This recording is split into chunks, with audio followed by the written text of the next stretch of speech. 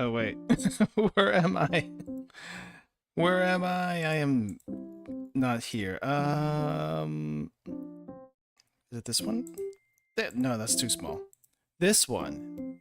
But we have a little issue with the mic detection. There we go. There we go. That just got fixed. Anyway, hello everyone. Welcome. Today is gonna be a very different stream from normal. Though I'm not exactly sure if this is the best way to do it. I did want to do this particular stream as a video instead, but all the times I've been meaning to make a video of this instead, I just couldn't get myself to. So this is gonna be interesting. Hello, welcome. Sill lover? Sill lover? Still in love. I see the icon. The still in love. Man, I wish she was an Uma sooner. Otherwise, so that, well, I mean, if she wasn't Uma sooner, maybe I would still be playing right now, but it's she's not. She's gonna be there for a very she's gonna take a while. But yeah. Anyway, I hope you guys are doing well today. I don't know how long this is gonna take to read through, if I'm being perfectly honest. But according to the PDF I'm looking at right now, it's just 54 pages. 54 pages, and honestly, the amount of text here isn't really too bad for 54 pages. Like, it's about roughly what I expect from, you know, just reading one intervalo's worth in Limbus Company, and you know, that's probably saying a lot. There's probably saying a lot of how much text there is here. But yeah. Anyway, this is not the screen we're gonna be in. I just had to start here. But let me see if we can go to the screen that we're supposed to be at. Okay. And chat is down there, meaning I have to move chat up somewhere. We also do not have background music. How about this one? There we go. We're gonna have this background music throughout the entire stream, so get used to it. Even when reading the Stranger, we're gonna be listening to this. So the vibe's definitely not gonna be super serious, but kind of don't want that to be super serious anyway. Then again, it is a Stranger. Then again, I don't know anything about the Stranger. All I know about the Stranger is the one little synopsis video that I listened to. I guess I don't know if it's really watching, but definitely listened to. And it was all right. It did its job, basically. Basically did its job. Okay, we're gonna put you guys right here. So the plan for this thing is we're going to read through The Stranger, and I'm going to try to take notes as I go along, because I mean, this is just words. Lots and lots of words. I will be putting the text on screen. Oh, vector, okay. Gotcha. But yeah, I'm going to be putting the text on screen. And there are multiple translations of The Stranger, but I'm going to be using this translation that most people have been using on, what do you call this? On audiobook style videos on YouTube, and they seem to be doing okay. Translations are copyrighted, as far as I understand. So you can't use just any one of them, but this one should be fine. It should be fine, I say. But we're also doing something a little transformative here, trying to discuss this, trying to see how this is gonna work. Okay, I guess let's Let's write the goals down. Let's write the goals down. Goals. That's not how you spell goals. Goals.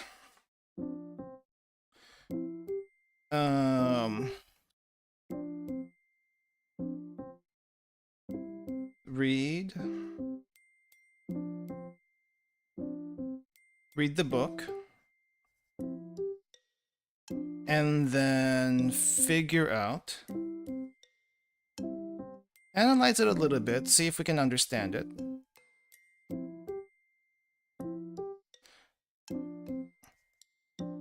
And then see what may or may not make it into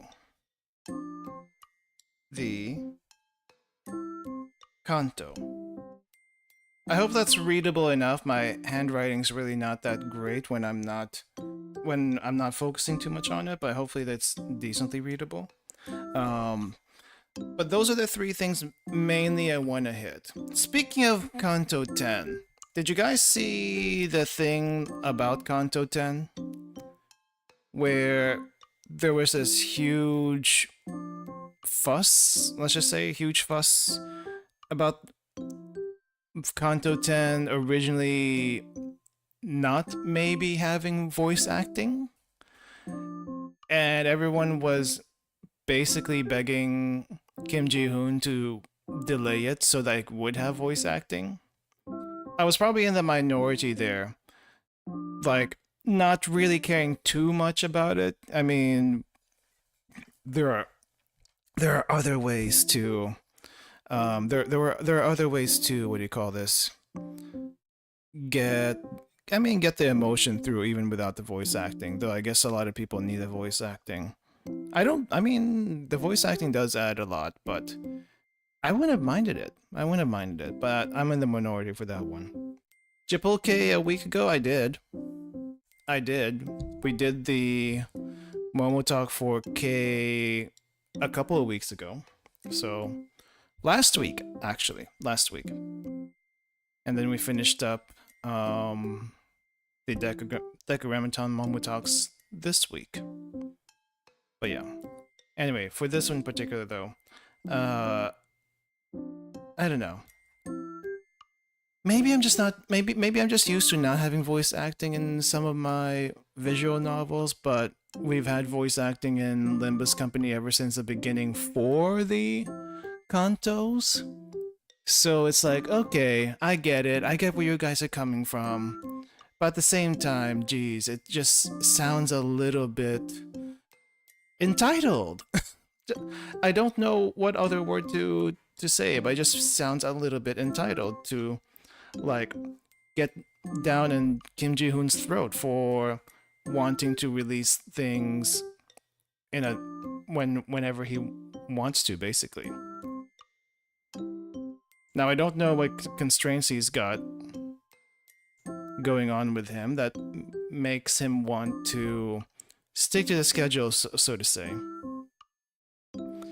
But I don't know. Like I said, I'm in the minority in that one. But I think most people have said delay it to add the voice acting. And so he is actually going to delay it. How much of a delay? I have no freaking clue. I guess we won't see Canto 10 next month like most people expected. We'll probably get a month or two of delay. I don't know what that's gonna mean for content though. Content within the game, because what's probably gonna happen, since that's going to be delayed, is that we're gonna have that much longer in no new IDs, no new, I guess, mini events, mini intervalos and whatnot to fill the time with. But then again, what else is there to do in Limbus Company except mirror dungeon? Mirror dungeon, mirror dungeon, mirror dungeon, and then the occasional railway. And then we didn't even have a story for the Walpurgis that happened recently. So it's like, okay, it's just an Enkephalin, basically stamina event. Burn all the stamina. Which you could do in day 1. And I did in day 1. And I was left with 100 less modules because of that, but oh well, whatever. Whatever. I just needed the tickets to pull the gacha. And I got everything within 30, which is kind of crazy if you think about it. But yeah. Anyway, so let's go and get started with this. As I said, I'm going to be writing notes as we go along, but I think I'm going to be writing notes like maybe after every chapter, see if there's anything significant there. And if there isn't, then we just keep going. Just keep going. And if anyone has insights as we go through this, feel free to mention it in chat. If you read the Stranger before, if you read the Stranger before, I feel like not many people have read it. But if you have, great. Maybe you can help me figure some stuff out here. When was the Stranger written? Now that I think about it, the Stranger Camus. This was written by Albert Camus, translator. There are 2 translators actually. 2 different translators, the Stuart Gilbert translation and the Matthew Ward translation. I think we're doing the Stuart Gilbert translation. Matthew Ward is the updated one, I think. 1942. More than 80 years ago. That's kind of crazy to think about it. 159 pages in the physical book itself, but for some reason, PDF form, it's only 54.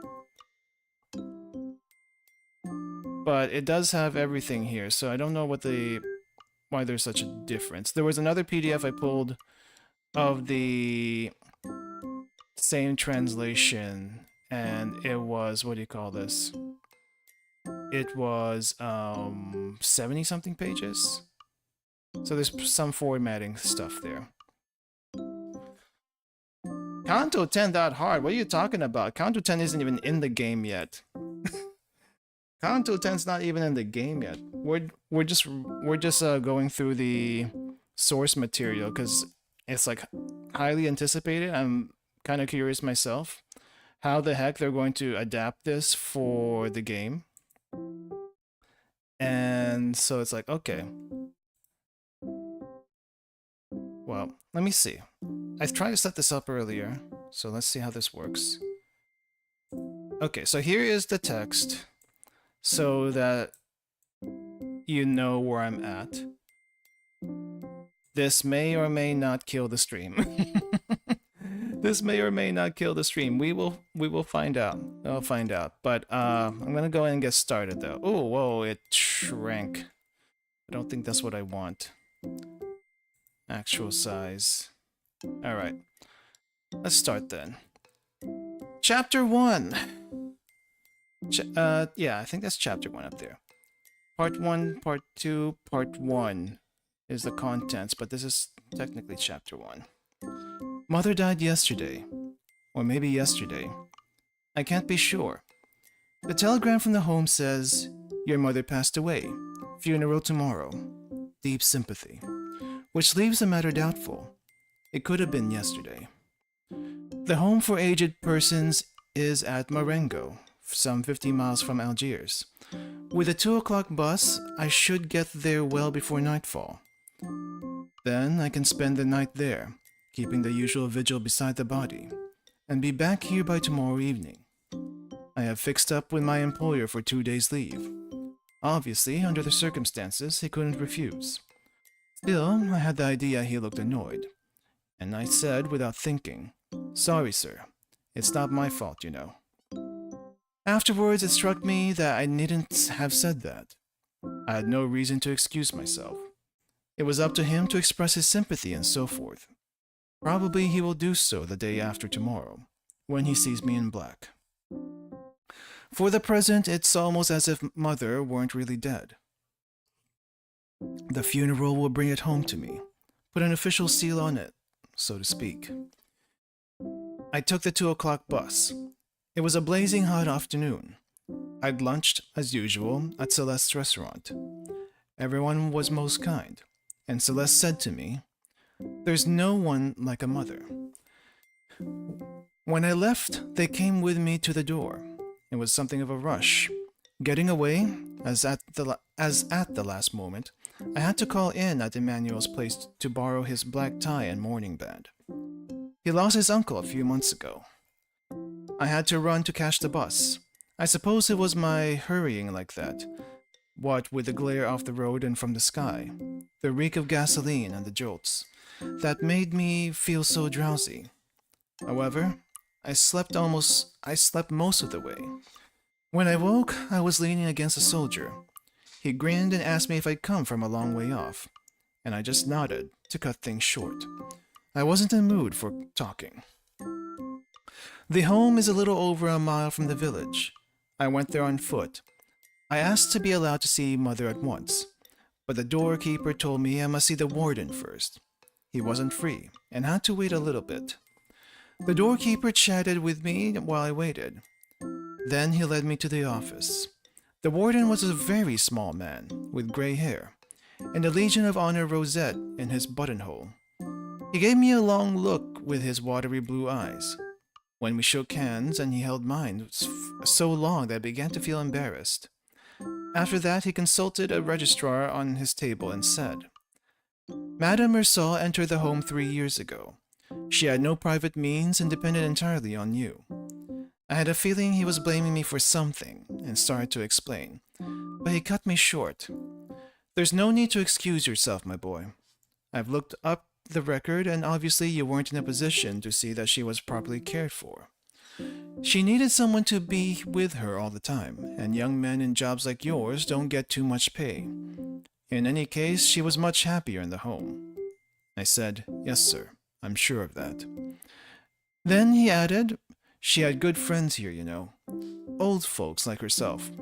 And one gets on better with people of one's own generation. You're much too young. You couldn't have been much of a companion to her." That was so. When we lived together, Mother was always watching me, but we hardly ever talked.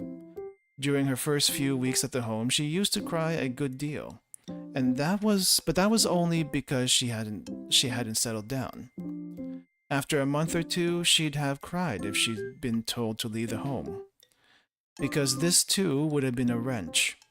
That was why, during the last year, I seldom went to see her. Also, it would have meant losing my Sunday not, to mention the trouble of going to the bus, getting my ticket and spending 2 hours on the journey each way. Wait. It would have meant losing my Sunday, not to mention the trouble of going to the bus, getting my ticket, spending 2 hours, right? It's a long way from where he is to visit parents. His mom, just for a weekend. The warden went on talking, but I didn't pay much attention.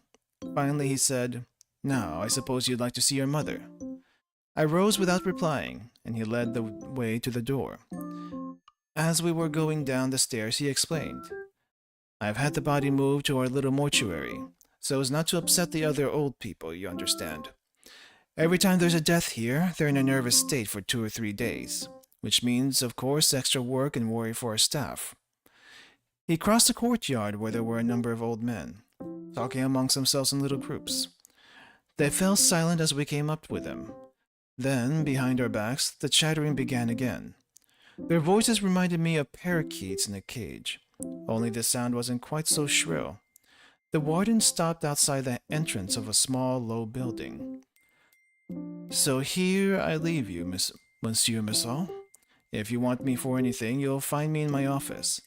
We propose you have the funeral tomorrow morning. That will enable you to spend the night beside your mother's coffin, as no doubt you would wish to do. Just one more thing. I gathered from your mother's friends that she wished to be buried with the rites of the church. I made arrangements for this, but I thought I should let you know. I thanked him.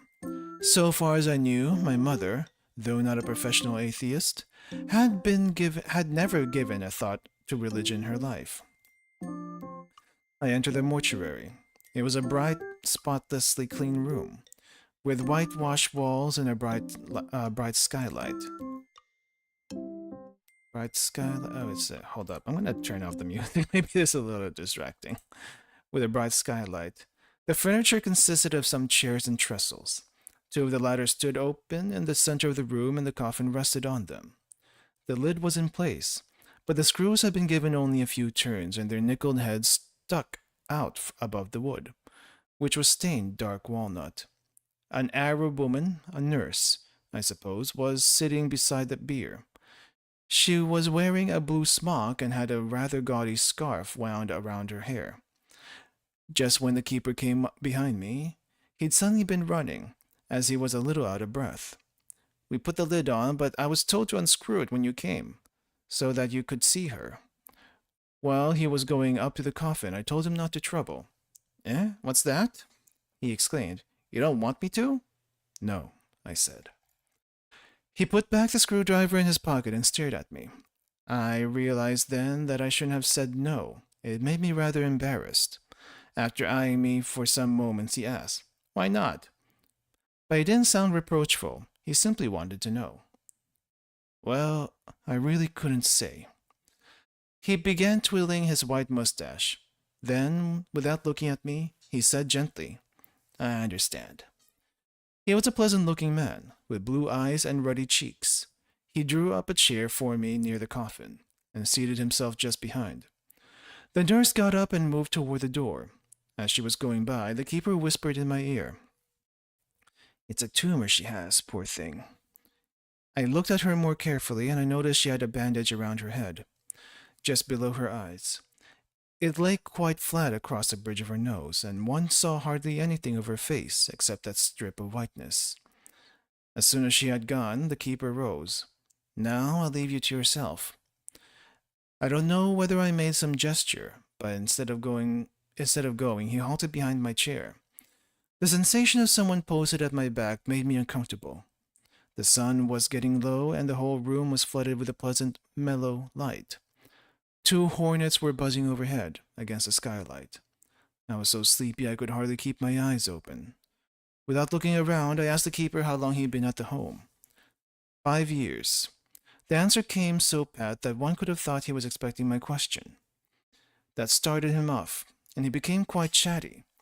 If anyone told him 10 years ago that he'd end his days as doorkeeper at a home at Marengo, he'd never have believed it. He was 64, he said, and hailed from Paris. Paris. When he said that, I broke in.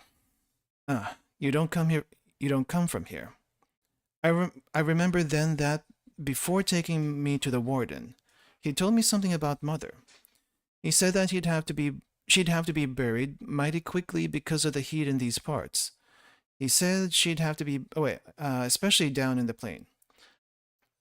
At Paris, they keep the body for 3 days, sometimes 4.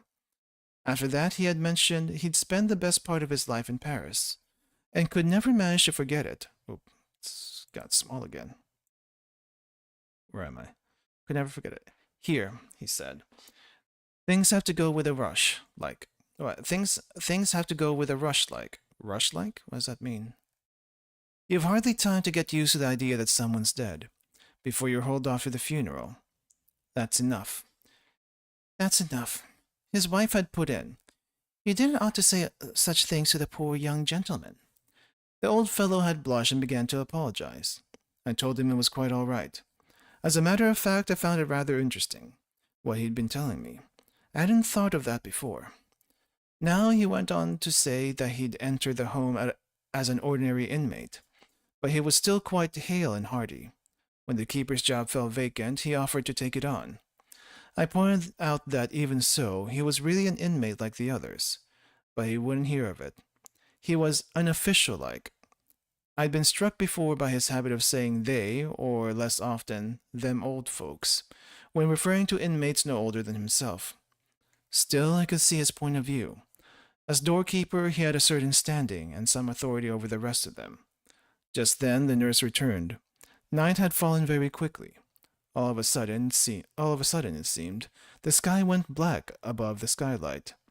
The keeper switched on the lamps, and I was almost blinded by the blaze of light. He suggested I should go to the refectory for dinner, but I wasn't hungry. Then he proposed bringing me a mug of café au lait. As I was very partial to café au lait, I said thanks, and a few minutes later he came back with a tray. I drank the coffee and then I wanted a cigarette, but I wasn't sure if I should smoke under the circumstances, in Mother's presence. I thought it over. Really, it didn't seem to matter, so I offered the keeper a cigarette, and we both smoked. After a while, he started talking again. You know, your mother's friends will be coming soon, to keep vigil with you besides the body. We always have a vigil here when anyone dies. I'd better go get some chairs and a pot of black coffee. The glare off the white walls was making my eyes smart, and I asked him if he couldn't turn off one of the lamps. Nothing doing, he said. They'd arranged the lights like that. Either one had them all on or none at all. Okay, so either all of them were on or either all of them were off. You can't turn just one off. After that, I didn't pay much more attention to him. He went out, brought some chairs and set them out round the coffin. On one he placed a coffee pot and 10 or a dozen cups. Then he sat down facing me, on the far side of Mother. The nurse was at the other end of the room with her back to me. I couldn't see what she was doing, but by the way her arms moved, I guess she was knitting. I was feeling very comfortable. The coffee had warmed me up, and through the open door came scents of flowers and breaths of cool night air. I think I dozed off for a while. I was wakened by an odd rustling in my ears. After having my eyes closed, I had a feeling that the light had grown even stronger than before. There wasn't a trace of shadow anywhere, and every object, every curve or angle, seemed to score its outline on one's eyes. The old people, Mother's friends, were coming in. I counted 10 in all, gliding almost soundlessly through the bleak white glare. None of the chairs creaked when they sat down. Never in my life had I seen anyone so clearly as I saw these people. Not a detail of their clothes or features escaped me, and yet I couldn't hear them, and it was hard to believe they really existed. Nearly all the women wore aprons, and the strings drawn tight around their waists made their stomachs bulge still more. I had never yet noticed what big paunches old women usually have. Most of the men, however, were as thin as rakes, and they all carried sticks. What struck me most about their faces was that one couldn't see their eyes, only a dull glow in a sort of nest of wrinkles. On sitting down, they looked at me, wagged their heads awkwardly, their lips sucked in between their toothless gums.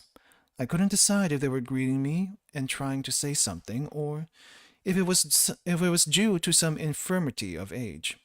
I inclined to think that they were greeting me, after their fashion, but it had a queer effect, seeing all those old fellows grouped round the keeper, solemnly eyeing and dandling their heads from side to side. For a moment I had an absurd impression that they had come to sit in judgment on me. A few minutes later, one of the women started weeping. She was in the second row, and I couldn't see her face because of another woman in front. At regular intervals, she emitted a little choking sob.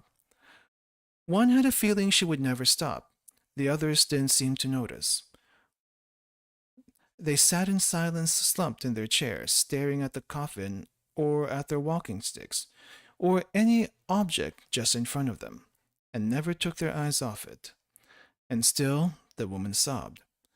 I was rather surprised, as I didn't know who she was. I wanted her to stop crying, but dared not speak to her. After a while, the keeper bent toward her and whispered in her ear, but she merely shook her head. mumbled something I couldn't catch, and went on sobbing as steadily as before. The keeper got up and moved his chair beside mine. At first he kept silent. Then, without looking at me, he explained. She was devoted to your mother. She says your mother was her only friend in the world, and now she's all alone. I had nothing to say, and the silence lasted quite a while. Presently the woman's sighs and sobs became less frequent, and, after blowing her nose and shuffling for some minutes, she too fell silent. I'd ceased feeling sleepy, but I was very tired and my legs were aching badly, and now I realized that the silence of these people was telling on my nerves. The only sound was a rather queer one.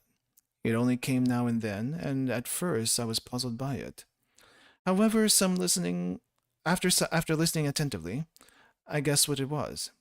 The old men were sucking at the insides of their cheeks, and this caused the odd wheezing noises that had mystified me. That's weird. They were so much absorbed in their thoughts that they didn't know what they were up to. Okay, so they didn't even know what they were doing. I even had an impression that the dead body in their midst meant nothing at all to them. But now I suspect that I was mistaken about this. We all drank the coffee, which the keeper handed round. After that, I can't remember much. Somehow the night went by. I can recall only one moment. I had opened my eyes and I saw the old men sleeping hunched up on their chairs, with one exception. Resting his chin on his hands clasped around his stick, he was staring hard at me, as if he had been waiting for me to wake. Then I fell asleep again. I woke up after a bit, because the ache in my legs had developed into a sort of cramp. There was a glimmer of dawn above the skylight. A minute or two later, one of the old men woke up and coughed repeatedly. He spat into a big check handkerchief. Checkered? And each time he spat, it sounded as if he were retching. This woke the others, and the keeper told them it was time to make a move. They all got up at once. Their faces were ashen gray after the long, uneasy vigil. To my surprise, each of them shook hands with me, as though this night together, in which we hadn't exchanged a word, had created a kind of intimacy between us. I was quite done in. The keeper took me to his room, and I tidied myself up a bit. He gave me some white coffee, and it seemed to do me good. When I went out, the sun was up, and the sky mottled red up above the hills between Marengo and the sea. The morning breeze was blowing, and it had a pleasantly salty tang. There was a promise of a very fine day. I hadn't been in the country for ages, and I caught myself thinking what an agreeable walk I could have had, if it hadn't been for Mother. As it was, I waited in the courtyard, under a plane tree. I sniffed the smells of the cool earth, and found I wasn't sleepy anymore. Then I thought of the other fellows in the office. At this hour, they'd be getting up, preparing to go to work. For me, this was always the worst hour of the day. I went on thinking like this for 10 minutes or so. Then the sound of a bell inside the building attracted my attention. I could see movements behind the windows. Then all was calm again. And why does it keep doing that? All was calm again. The sun had risen a little higher and was beginning to warm my feet. The keeper came across the yard and said the warden wished to see me. I went to his office and he got me to sign some document. I noticed that he was in black, with pinstripe trousers. He picked up the telephone receiver and looked at me. The undertaker's men arrived some moments ago, and they will be going to the mortuary to screw down the coffin. Shall I tell them to wait for you to have a last glimpse of your mother? No, I said. He spoke into the receiver, lowering his voice. That's all right, Figyek. Tell the men to go there now. He then informed me that he was still going to attend the funeral, and I thanked him. Sitting down behind his desk, he crossed his short legs and leaned back. Besides a nurse on duty, he told me, he and I would be the only mourners at the funeral. It was a rule of the home that inmates shouldn't attend funerals, though there was no objection to letting some of them sit up beside the coffin the night before. It's for their own sakes, he explained. to spare their feelings. But in this particular instance, I've given permission to an old friend of your mother to come with us. His name is Thomas Perez. The warden smiled. It's a rather touching little story in its way. He and your mother had become almost inseparable. The other old people used to tease Perez about having a fiancée. When are you going to marry her? They'd ask. He turned it with a laugh. It was a standing joke, in fact. So, as you can guess, he feels very badly about your mother's death. I thought I couldn't decently refuse his permission to attend the funeral. But on our medical officer's advice, I forbade him to sit beside the body last night. For some time we sat there without speaking. Then the warden got up and went to the window. Presently he said, "Ah, there's the padre from Marengo. He's a bit ahead of time." He warned me that it would take a good 3/4 of an hour, walking to the church, which was in the village. Then we went downstairs. The priest was waiting just outside the mortuary door. With him were 2 acolytes, one of whom had a censer. The priest was stooping over him, adjusting the length of the silver chain on which it hung. When he saw us, he straightened up and said a few words to me, addressing me as my son. Then he led the way into the mortuary. I noticed at once that 4 men in black were standing behind the coffin, and the screws in the lid had been driven home. At the same moment, I heard the warden remark that the hearse had arrived, and the priest starting his prayers. Then everybody made a move. Holding a strip of black cloth, the 4 men approached the coffin, while the priest, the boys, and myself filed out. A lady I hadn't seen before was standing by the door. "This is Monsieur Massot," the warden said to her. I didn't catch her name, but I gathered she was a nursing sister attached to the home. When I was introduced, she bowed, without the trace of a smile on her long, gaunt face. We stood aside from the doorway to let the coffin by. Then, following the bearers down the corridor, we came to the front entrance, where a hearse was waiting. Oblong, glossy, varnished black all over. It vaguely reminded me of the pen trays in the office. Beside the hearse stood a quaintly dressed little man, whose duty it was, understood, to supervise the funeral, as a sort of master of ceremonies. Near him, looking constrained, almost bashful, was old Monsieur Perez, my mother's special friend. He wore a soft felt hat with a pudding basin crown, and a very wide brim. He whisked it off the moment the coffin emerged from the doorway. Trousers that corsetinaed? Well, I don't think I've seen that word before. Corsetinaed on his shoes. A black tie much too small for his high white double collar. Under a bulbous pimply nose, his lips were trembling. But what caught my attention most was his ears. Pendulous, scarlet ears that showed up like blobs of sealing wax on the parlor of his cheeks, and were framed in wisps of silky white hair. The undertaker's factotum shepherded us to our places, with a priest in front of the hearse and the 4 men in black on each side of it. The warden and myself came next, and bringing up the rear, old Perez and the nurse. The sky was already a blaze of light, and the air stoking up rapidly. I felt the first waves of heat lapping my back, and my dark suit made things worse. I couldn't imagine why we waited so long for getting underway. Old Perez, who had put on his hat, took it off again. I had turned slightly in his direction. He was looking at him, when the warden started telling me more about him. I remember his saying that old Perez and my mother used to often have a longish stroll together in the cool of the evening. Sometimes they went as far as the village, accompanied by a nurse, of course. I looked at the countryside, at the long lines of cypresses sloping up toward the skyline and the hills. The hot red soil dappled with vivid green, and here and there a lonely house sharply outlined against the light. And I could understand Mother's feelings. Evenings in these parts must be a sort of mournful solace. Now, in the full glare of the morning sun, with everything shimmering in the heat haze, there was something inhuman, discouraging about this landscape. At last we made a move. Only then I noticed that Perez had a slight limp. The old chap steadily lost ground as the hearse gained speed. One of the men beside it, too, fell back and drew level with me. I was surprised to see how quickly the sun was climbing up in the sky, and just then it struck me for quite a while. The air had been throbbing with the hum of insects and the rustle of grass warming up. Sweat was running down my face. As I had no hat, I tried to fan myself with my handkerchief. The undertaker's man turned to me and said something that I didn't catch.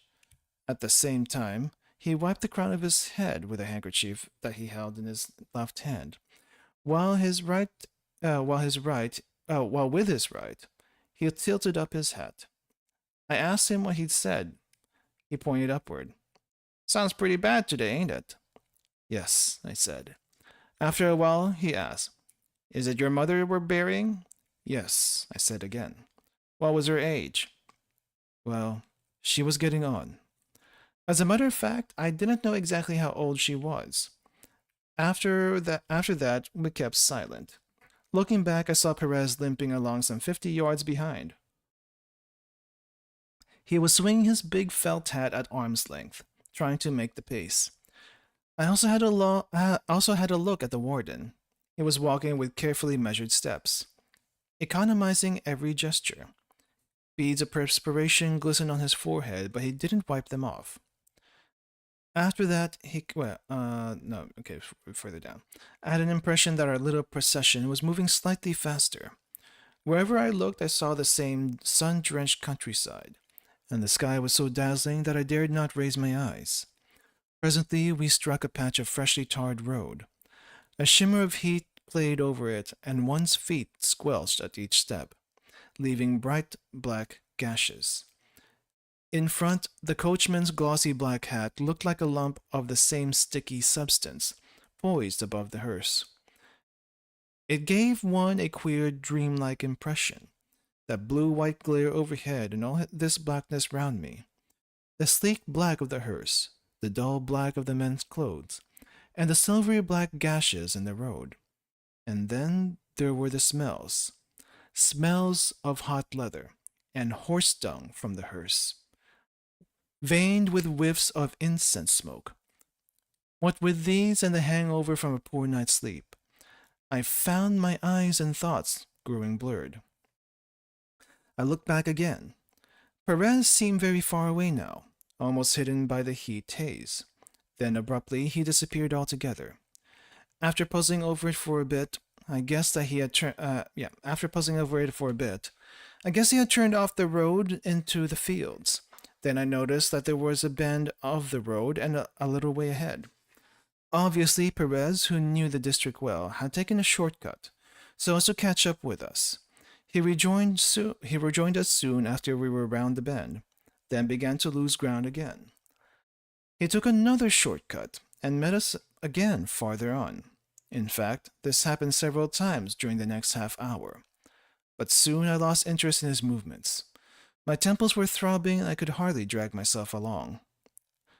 After that, everything went with a rush, and also with such precision and matter-of-factness that I remember hardly any details. Except that when we were on the outskirts of the village, a nurse said something to me. Her voice took me by surprise. It didn't match her face at all. It was musical and slightly tremulous.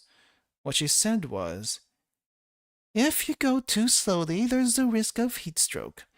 But if you go too fast, you perspire, and the cold air in the church gives you a chill." I saw her point. Either way, one was in for it. Some other memories of the funeral have stuck in my mind. The old boy's face, for instance, when he caught up with us for the last time, just outside the village. His eyes were streaming with tears, of exhaustion or distress, or both together. But because of the wrinkles, they couldn't flow down. They spread out, crisscrossed, and formed a smooth gloss on the old worn face. And I can remember the look of the church, the villagers in the street, the red geraniums on the graves, Perez's fainting fit. Heat stroke, I guess. He crumpled up like a rag doll. the tawny red earth pattering on mother's coffin, the bits of white roots mixed up with it. Then more people, voices, the wait outside the cafe for the bus, the rumble of the engine, my little thrill of pleasure when we entered the first brightly lit streets of Algiers, and I pictured myself going straight to bed and sleeping 12 hours at a stretch. Okay, that is the first chapter, which is quite a bit. Let's see if we can get anything from that. Let me get this thing off here so that we can see the notes. But basically, what just happened here? Chapter 1, what just happened? Mom died. Or, well, she was already dead. She was already dead at the start of it. Mersal comes to the nursing home. Let's see. Mersal to nursing home. Apparently, Mom had a bunch of friends at the nursing home. I mean, that makes sense. And he couldn't really visit her that often. Makes sense also. Also takes a while to get from where he is to where she is. 2 hours one way. And then the whole round trip is like basically half a day of traveling. Quite a bit. I'm trying to get a read on Mersal's character, and I really don't feel like he is unfeeling. He seemed to have fairly normal reactions and emotions from what I can tell. Mersal seems normal? Seems normal, maybe a little bit socially awkward. Well, or socially reserved. Maybe not awkward, but socially reserved. And I don't know exactly what the culture is around this time in this time period with the French and whatnot, but to me, nothing really seemed to be out of place. He's just kind of doing his thing, but I don't know. So far, a lot of this doesn't seem to match with the Mersal we know in Limbus Company. In Limbus Company is well. Then again, the Mersal in Limbus Company is very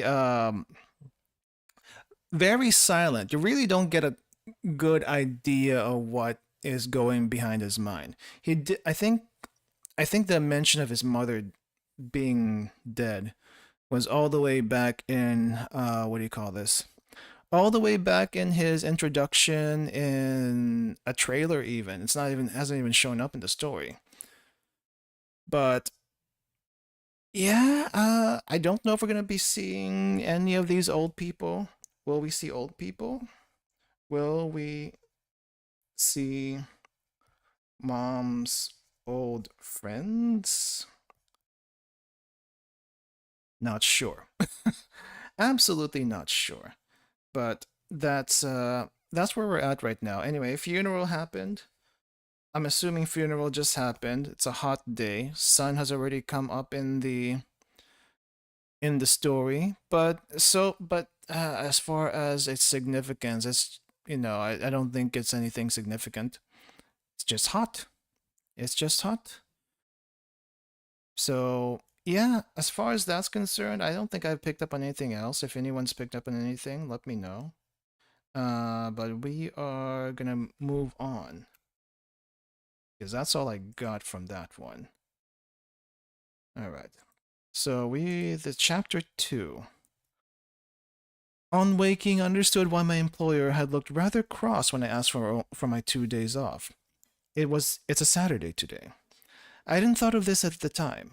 It only struck me when I was getting out of bed. Obviously, he had seen that it would mean my getting 4 days holiday straight off, and one couldn't expect him to like that. Still, for one thing, it wasn't my fault.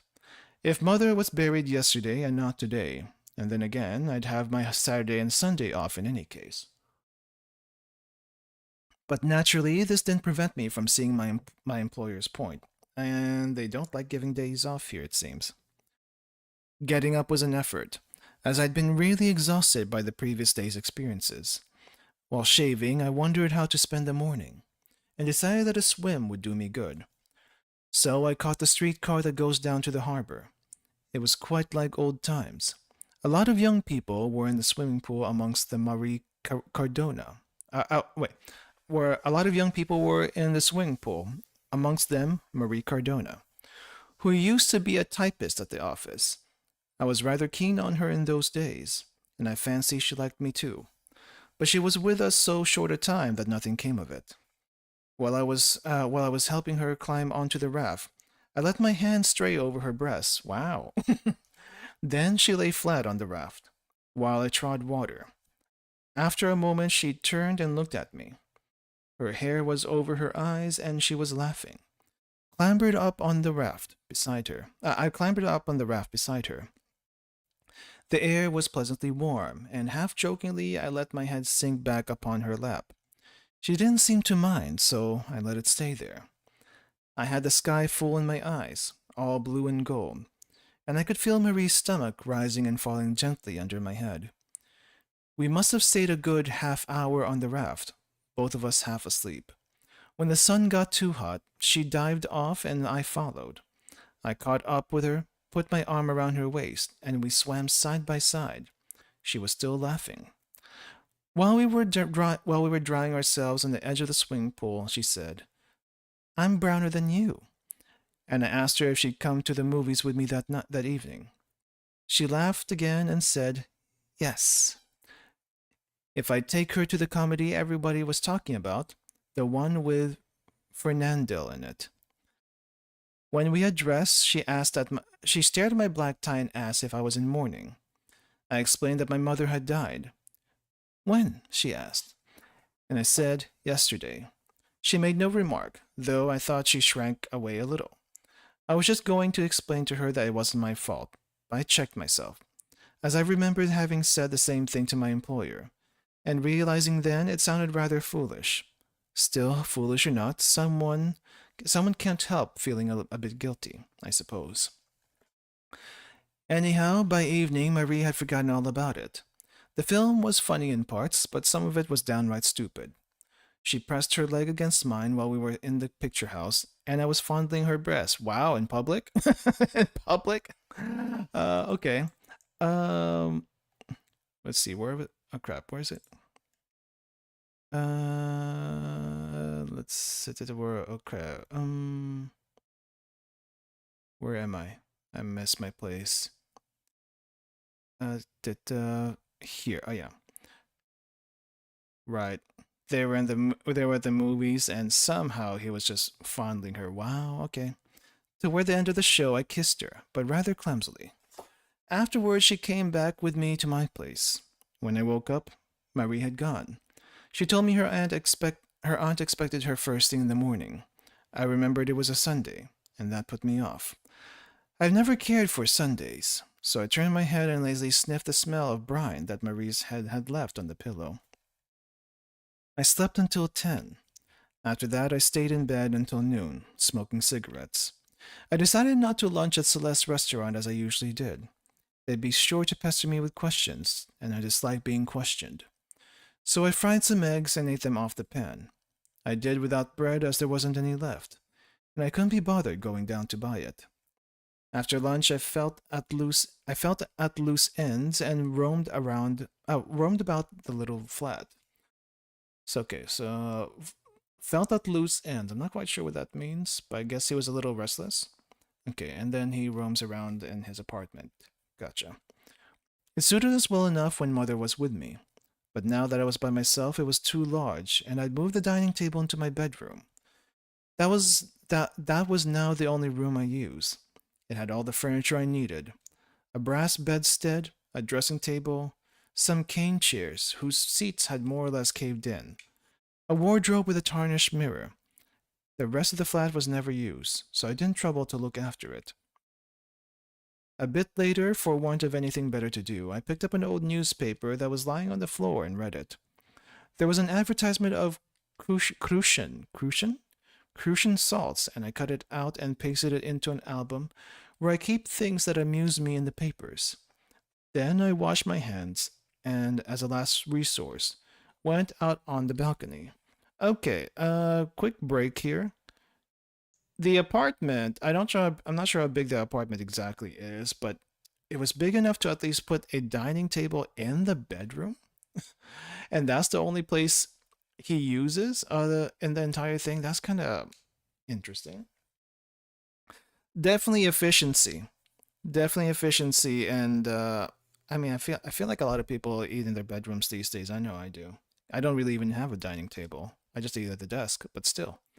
Um, this is what do you call this? An interesting setup he's got. And I'm not quite sure what the thought process there is other than efficiency. And like, I can't be bothered to do anything else but look after this one little room kind of thing. Anyway, where are we now? Balcony. My bedroom overlooks the main street of our district. Though it was a fine afternoon, the paving blocks were black and glistening. What few people were about seemed in an absurd hurry. What few people were about seemed in an absurd hurry. Okay. First of all, there came a family, going for their Sunday afternoon walk.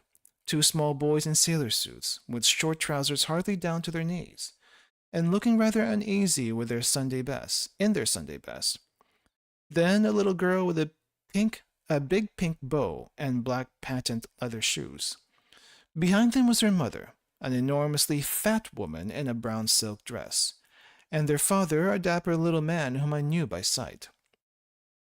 He had a straw hat, a walking stick, and a butterfly tie. Seeing him beside his wife, I understood why people said he came of a good family and had married beneath him. Next came a group of young fellows, the local bloods, with sleek oiled hair, red ties, coats cut very tight to their waists, braided pockets, and square-toed shoes. I guess they were going to one of the big theaters in the center of the town. That was why they had started out so early and were hurrying to the streetcar stop, laughing and talking at the top of their voices. After they had passed, the street gradually emptied. By this time, all the madness must have begun. Only a few shopkeepers and cats remained about. Above the sycamores bordering the road, the sky was cloudless, but the light was soft. The tobacconist at the other side of the street brought a chair out onto the pavement in front of his door and sat astride it, resting his arms on the back. The streetcars, which a few minutes before were crowded, were now almost empty. In the little cafe Ches Periot, beside the tobacconist, the waiter was sweeping up the sawdust in the empty restaurant.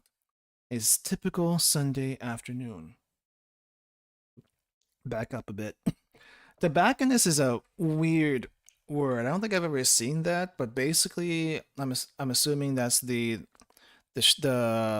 shopkeeper of a cigarette shop. I don't think those exist anymore, but cigarette shops were pretty huge. I guess the equivalent these days would be the vape shops. The vape and tobacco shops, I guess that kind of still exists. After smoking a couple of cigarettes, I went back to the room, got a tablet of chocolate, and returned to the window to eat it. Soon after, the sky clouded over, and I thought a summer storm was coming. However, the clouds gradually lifted, all darker. I stayed watching the sky for quite a while. At 5, there was a loud clanging of streetcars. They were coming from the stadium in our suburb where there had been a football match. Even the back platforms were crowded, and people were standing on the steps. Then another streetcar brought back the teams. I knew they were the players by the little suitcase each man carried. They were bawling out their team song. "Keep the ball rolling, boys." One of them looked up at me and shouted, "We licked them." Oh, they won. Okay, I see. I waved my hand and called back, "Good work." From now on, there was a steady stream of private cars. He seems fairly personable. Wonder why that hasn't shown up in the game. I waved my hand and called back. Oh yeah, we went that. The sky had changed again. A reddish glow was spreading up beyond the housetops. As dusk set in, the street grew more crowded. People were returning from their walks, and I noticed a dapper little man with a fat wife amongst the passersby. Children were whimpering and trailing wearily after their parents. After some minutes, the local picture houses disgorged their audiences. I noticed that the young fellows coming from them were taking longer strides and gesturing more vigorously than at ordinary times. Doubtless the picture they had been seeing was of the Wild West variety. Those who had been to the picture houses in the middle of the town came a little later. The looked more sedate, though a few were still laughing. On the whole, however, they seemed languid and exhausted.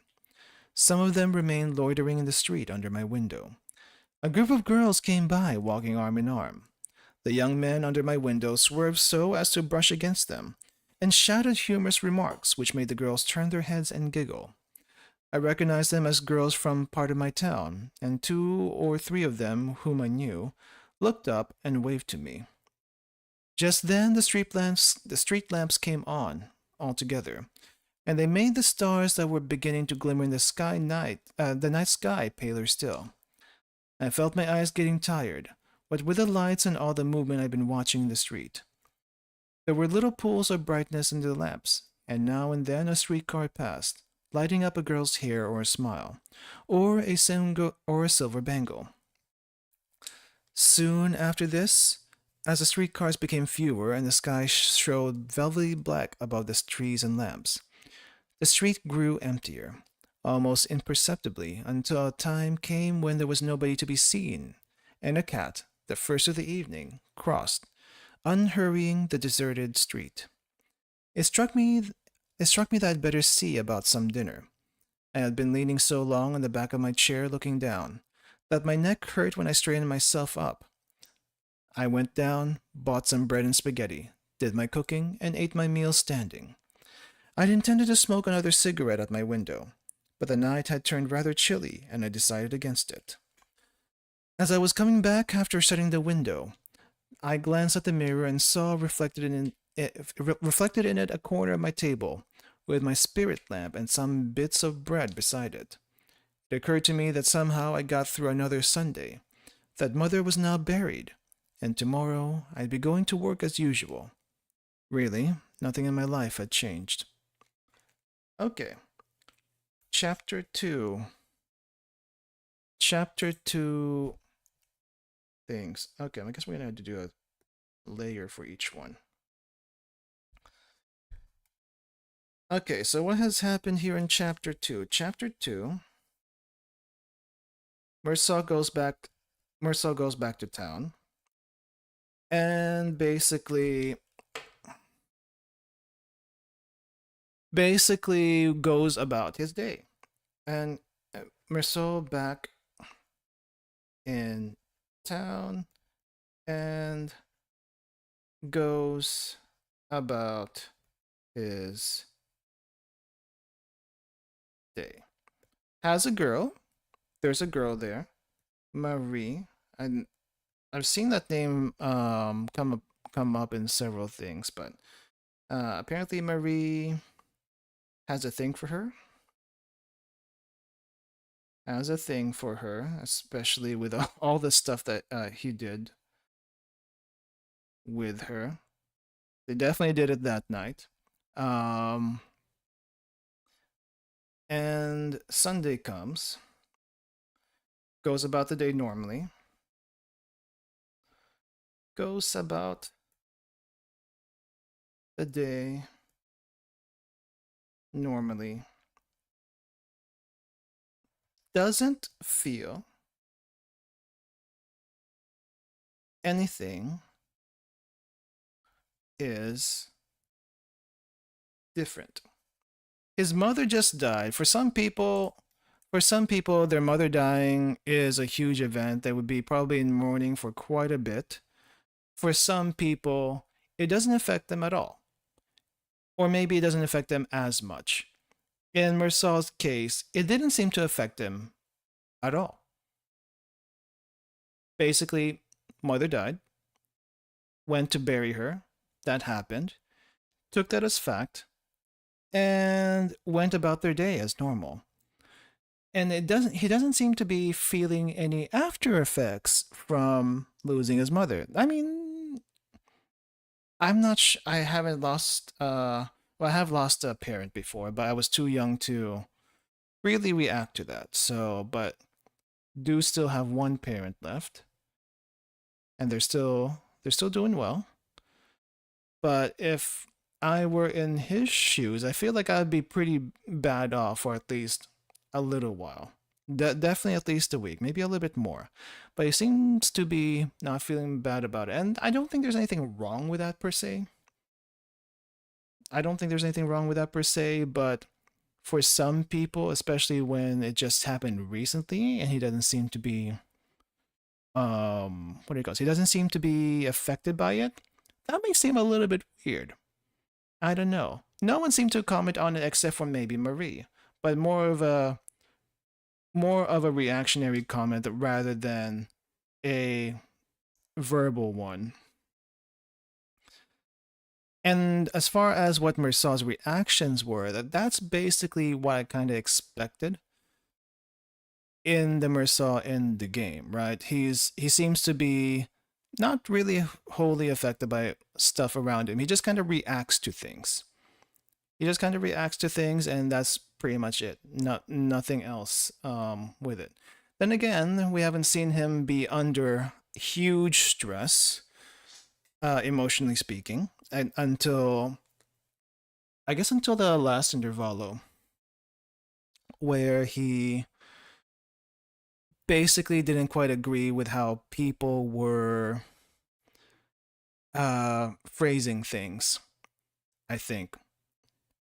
But other than that, he doesn't really react too harshly. I guess he doesn't what do you call it? He's not emotionally swayed by huge events, it seems. Whatever happens, he just goes along with the flow. He saw Marie, he spent time with Marie. That was nice. That was nice and all. And then when she left, it's like, okay, she left. Big deal. She'll probably come back, or I may not see her again. And then he spends the rest of the day doing stuff. And then it's like, okay. Just watching people. I guess he likes people watching. So that's where he gets his observation things that you see in the game. Like, he spends a lot of time watching people. He doesn't actually do things. He just watches people from above his balcony, which is a hobby for some people. People watching. And it gets a lot of observations because of it. And what else do we have? I guess we'll put that. Mersaw. People watching. People watching. Hobby. I guess smoking too, but he doesn't really. I think what this smoking is more like is it a concentration thing for some people? I guess smoking habit. That may not be a huge thing though. That may not be a huge thing. Other than that, it's like, okay, we went through the weekend. Mother died. It doesn't feel like anything has changed. I'm still doing the things I've done before. And that's okay. In his mind, that's okay. All right, big deal. Work tomorrow. And let's see how that affects his relationships in the next one. All right. I had quite a busy morning in the office. My employer was in good humor. He even inquired if I wasn't too tired, and followed it up by asking what mother's age was. Again, asking his mother's age. Which he doesn't know. I thought a bit and answered, around about 60. I think he made that up. I want to say he made that up. As I didn't want to make a blunder, at which he looked relieved. Why, I can't imagine, and seemed to think that closed the matter. There was a pile of bills of lading. What is lading? Pile of bills of lading waiting on my desk, and I had to go through them all day. Before leaving for lunch, I washed my hands. I always enjoyed doing this at midday. Interesting, why? And in the evening, it was less pleasant. as the roller towel, after being used by so many people, was sopping wet. Oh, that's why, because the towel was dry earlier. You know, that makes sense. I once brought this to my employer's notice. It was quite regrettable, he agreed, but to his mind, a mere detail. I left the office building a little later than usual, at 12:30, with Emmanuel who works in the forwarding department. Our building overlooks the sea, and we paused for a moment on the steps to look at the shipping in the harbor. The sun was scorching hot. Just then, a big truck came up, with a din of chains and backfires from the engine, and Emmanuel suggested we should try to jump it. I started to run. The truck was well away, and we had to chase it for quite a distance. What with the heat and noise from the engine, I felt half dazed. All I was conscious of was our mad rush along the waterfront, amongst cranes and winches, with dark hulls of ships alongside and masts swaying in the offing. I was the first to catch up with the truck. I took a flying jump, landed safely, and helped Emmanuel to scramble in beside me. We were both of us out of breath, and bumps of the truck on the roughly laid cobbles made things worse. Emmanuel chuckled and panted in my ear. We made it. By this time, we reached Celeste's restaurant. We were dripping with sweat. Celeste was at his usual place beside the entrance, with his apron bulging on his pouch. Paunch. What's a paunch? What's a paunch? I need to double check that. I've seen that one twice. What the heck's a paunch? Paunch is a large protruding belly or pot belly. Okay, I mean, okay, that's basically okay. He's got a basically a round stomach. A round stomach, and the apron is on his stomach, basically. With his apron bulging on his paunch, his white mustache well to the fore. When he saw me, he was sympathetic and hoped I wasn't feeling too badly. I said no, but I was extremely hungry. I ate very quickly and had some coffee to finish up. Then I went to my place and took a short nap, as I drank a glass of wine too many. When I woke, I smoked a cigarette before getting off my bed. It was a bit late and had to run for the streetcar. The office was stifling, and I was kept hard at it all afternoon. So it came as a relief when we closed down. I was strolling slowly along the wharves in the coolness. The sky was green, and it was pleasant to be outdoors after the stuffy office. However, I went straight home, as I had to put some potatoes on to boil. The hall was dark, and I was staring up the stairs. I almost bumped into old Salamano, who lived on the same floor as I. Okay, it's a person.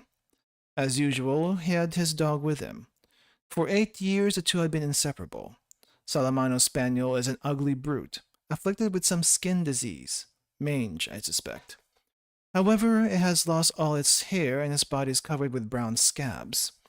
Perhaps through living in one small room, cooped up with his dog, Salamano has come to resemble it. His towy hair had gone very thin, and he has reddish blotches on his face. And the dog has developed something of its master's queer, hunched-up gait. It oddly has its muzzle stretched far forward, and its nose to the ground. But oddly enough, though so much alike, they detest each other. Twice a day at 11 and 6, the old fellow takes his dog for a walk, and for 8 years that walk was never varied.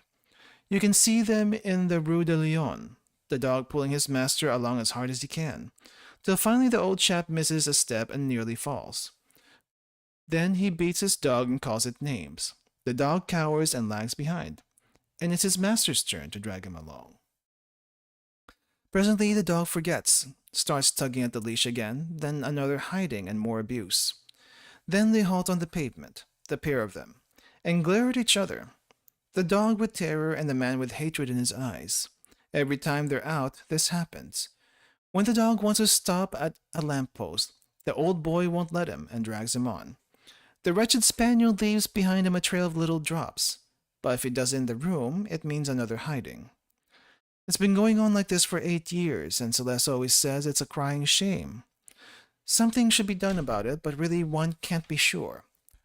When I met him in the hall, Salamano was bawling at his dog. When I met him in the hall, Salamano was bawling at his dog, calling him a bastard, a lousy mongrel, and so forth. The dog was whining. I said, "Good evening," but the old fellow took no notice and went on cursing, so I thought I'd ask him what the dog had done. Again he didn't answer, but he went on shouting, "You bloody cur," and the rest of it. I couldn't see very clearly, but he seemed to be fixing something on the dog's collar. I raised my voice a little. Without looking round, he mumbled in a sort of suppressed fury. "He's always in the way, blast him." Then he started up the stairs, but the dog tried to resist and flattened itself out on the floor, so he had to haul it up on the leash step by step. Just then, another man who lives on my floor came in from the street. The general idea hereabouts is that he's a pimp, but if you ask him what his job is, he says he's a warehouse man. One thing's for sure, he isn't popular in our street. Still, he often has a word for me, and drops in sometimes for a short talk in my room, because I listen to him. As a matter of fact, I find what he says quite interesting. So, really, I've no reason for freezing him off. His name is Sintes, Raymond Sintes. He's short and thick-set, has a nose like a boxer's, and always dresses very sprucely. He too once said to me, referring to Salamano, that it was a damn shame, and asked me if I wasn't disgusted by the way the old man served his dog. I answered no. We went up the stairs together, and Sintes and I, and when I was turning in at my door, he said, "Look here, how about having some grub with me? I've a black pudding and some wine." It struck me that this would save my having to cook my dinner, so I said, "Thanks very much." He too has only one room, and a little kitchen without a window. I saw a pink and white plaster angel above his bed, and some photos of sporting champions and naked girls pinned to the opposite wall.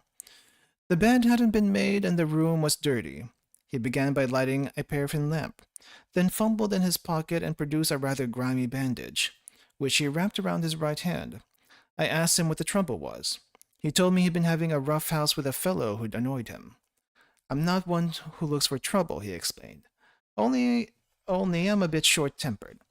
That fellow said to me, challenging like, "Come down off that streetcar if you're a man." I says, "You keep quiet. I ain't done nothing to you." Then he said, I hadn't any guts. Well, that settled it.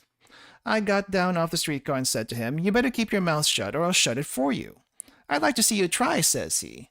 Then I gave him one across the face and laid him out good and proper. After a bit I started to help him get up, but all he did was to kick me where he lay, so I gave him one with my knee and a couple more swipes. He was bleeding like a pig when I'd done with him. I asked him if he had enough, and he said yes. Sintes was busy fixing his bandage while he talked. I was sitting on the bed. "So you see," he said, "it wasn't my fault. He was asking for it, wasn't he?" I nodded, and he added, "As a matter of fact, I wanted to ask your advice about something. It's connected with this business. You've knocked about the world a bit, and I dare say you can help me. And then I'll be your pal for life. I never forget anyone who does me a good turn." When I made no comment, he asked me if I'd like us to be pals. I replied that I had no objection, and that appeared to satisfy him. He got out the black pudding, cooked it in a frying pan, and then laid the table, putting out 2 bottles of wine. While he was doing this, he didn't speak. We started dinner, and then he began telling me the whole story, hesitating a bit at first. "There's a girl behind it, as usual. We slept together pretty regular. I was keeping her, as a matter of fact, and she cost me a tidy sum. That fellow I knocked down is her brother." Noticing that I said nothing, he added that he knew what the neighbors said about him, but it was a filthy lie. He had his principles like everybody else and a job in a warehouse.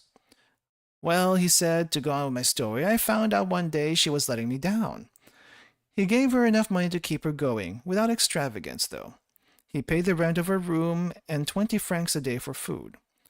300 francs for rent, and 600 for her grub, with a little present thrown in now and then, and a pair of stockings or what not. Say 1,000 francs a month.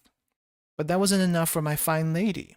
She was always grumbling that she couldn't make both ends meet with her, she couldn't make both ends meet with what I gave her. So one day I says to her, look here, why not get a job for a few hours a day?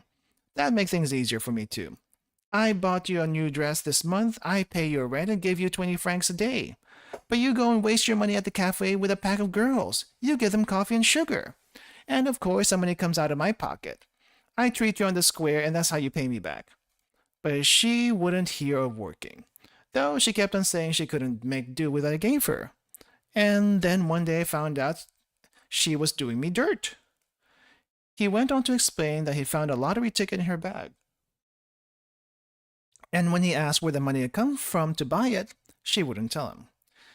Then another time he found a pawn ticket for 2 bracelets that he'd never set eyes on. So I knew where there was dirty work going on, and I told her I'd have nothing more to do with her. But first I gave her a good hiding, and told her some home truths.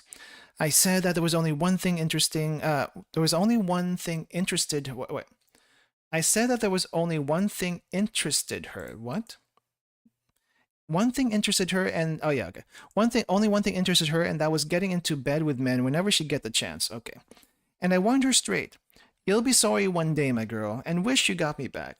All the girls in the street, they're jealous of your luck and having me keep to you, or having me to keep you. He'd beaten her till the blood came. Wow. Before that, he'd never beaten her. Well, not hard anyhow, only affectionately like. She'd howl a bit, and I had to shut the window. Then, of course, it ended as per usual. But this time I'm done with her. Only to my mind, I ain't punished her enough. See what I mean? He explained that it was about this he wanted my advice. The lamp was smoking, and he stopped pacing up and down the room to lower the wick. I just listened without speaking. I had a whole bottle of wine to myself, and my head was buzzing. As I used up my cigarettes, I was smoking Raymond's. Some late streetcars passed, and the last noises of the street died off with them. Raymond went on talking. What bored him was that he had a sort of lech on her, as he called it. But he was quite determined to teach her a lesson. His first idea, he said, had been to take her to a hotel, then call in the special police. He'd persuade them to put her on the register as a common prostitute, and that would make her wild. Then he'd look up some friends of his in the underworld, fellows who kept tarts for what they could make out of them, but they had practically nothing to suggest. Still, as he pointed out, that sort of thing would have been right up their street. What's the good of being in the line if you don't know how to treat a girl who's let you down? When he told them that, they suggested he should brand her. But that wasn't what he wanted either. It would need a lot of thinking out. But first, he'd like to ask me something. Before he asked it, though, he'd like to have my opinion on the story he'd been telling, in a general way. I said I hadn't any, but I found it interesting. Did I think she really had done him dirt?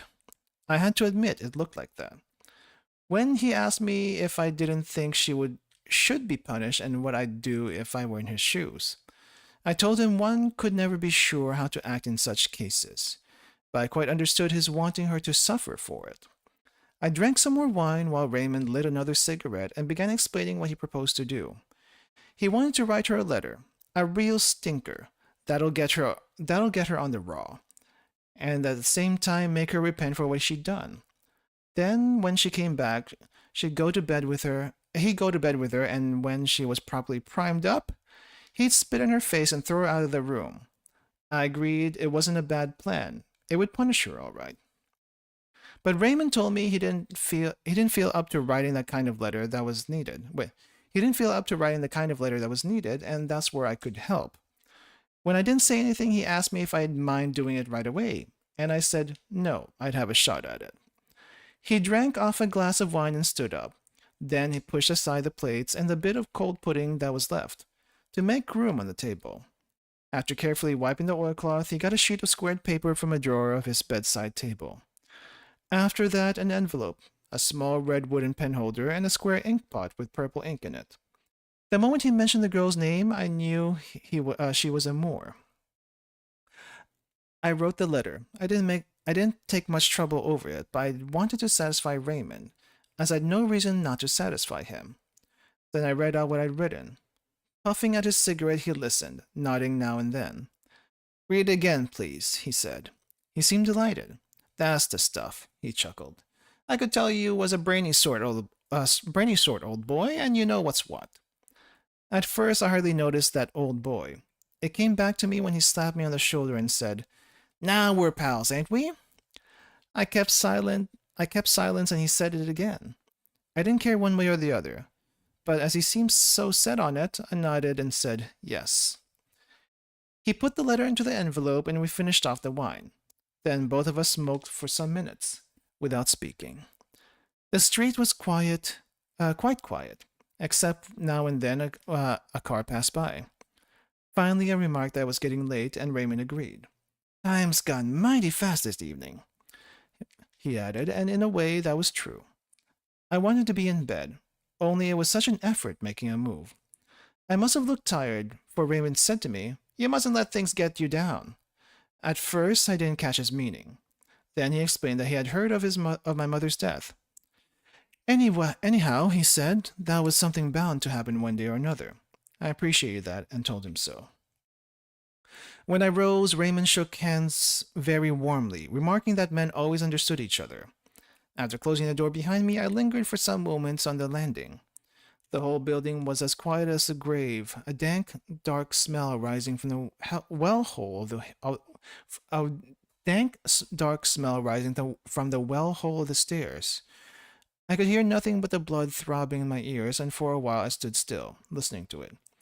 Then the dog began to moan in old Salamano's room, and through the sleep-bound house a little plaintive sound rose slowly, like a flower growing out of the silence and in the darkness.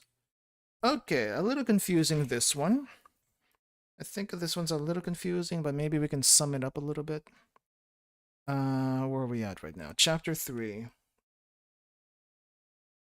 Chapter 3, main players here is Old Man with Dog.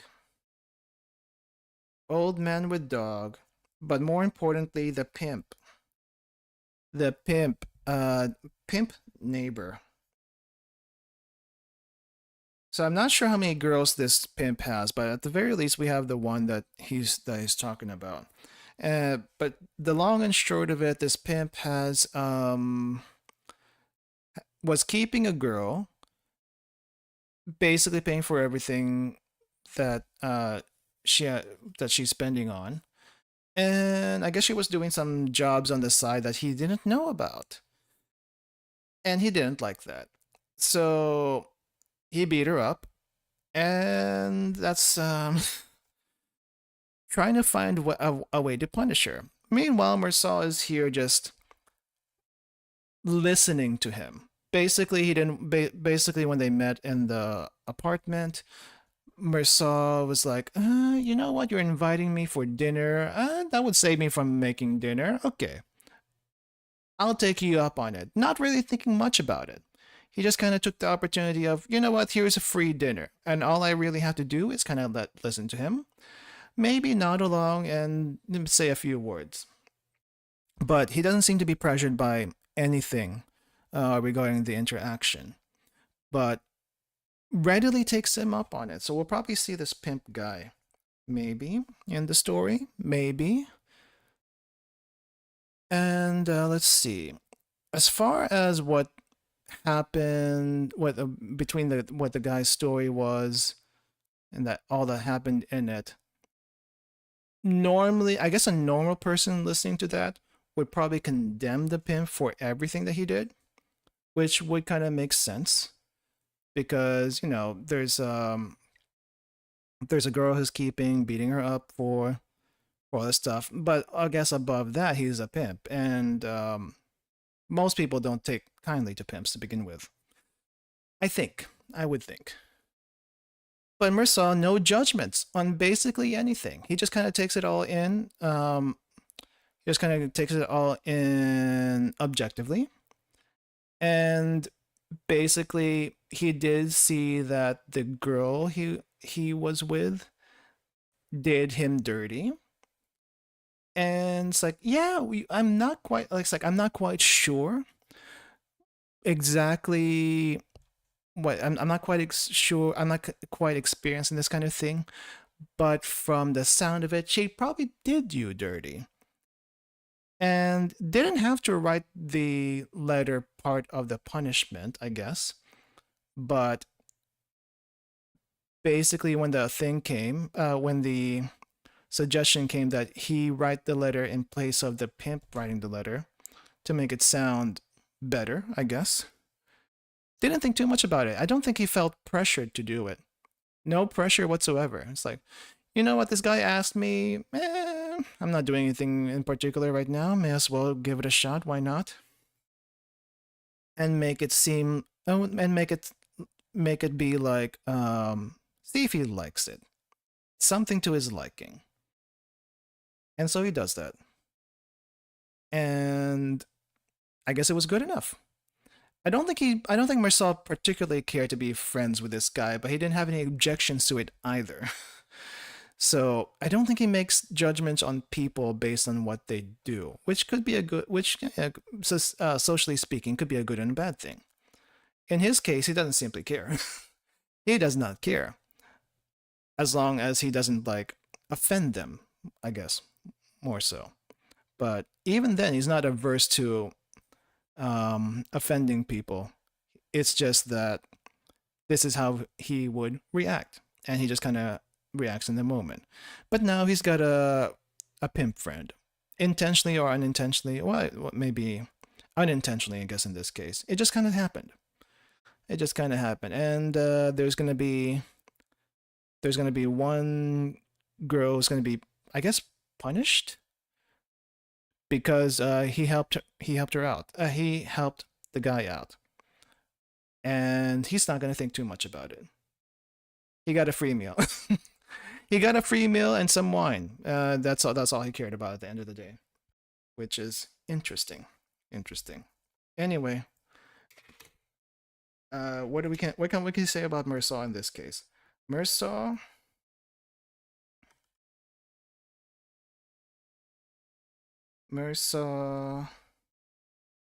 doesn't make a doesn't seem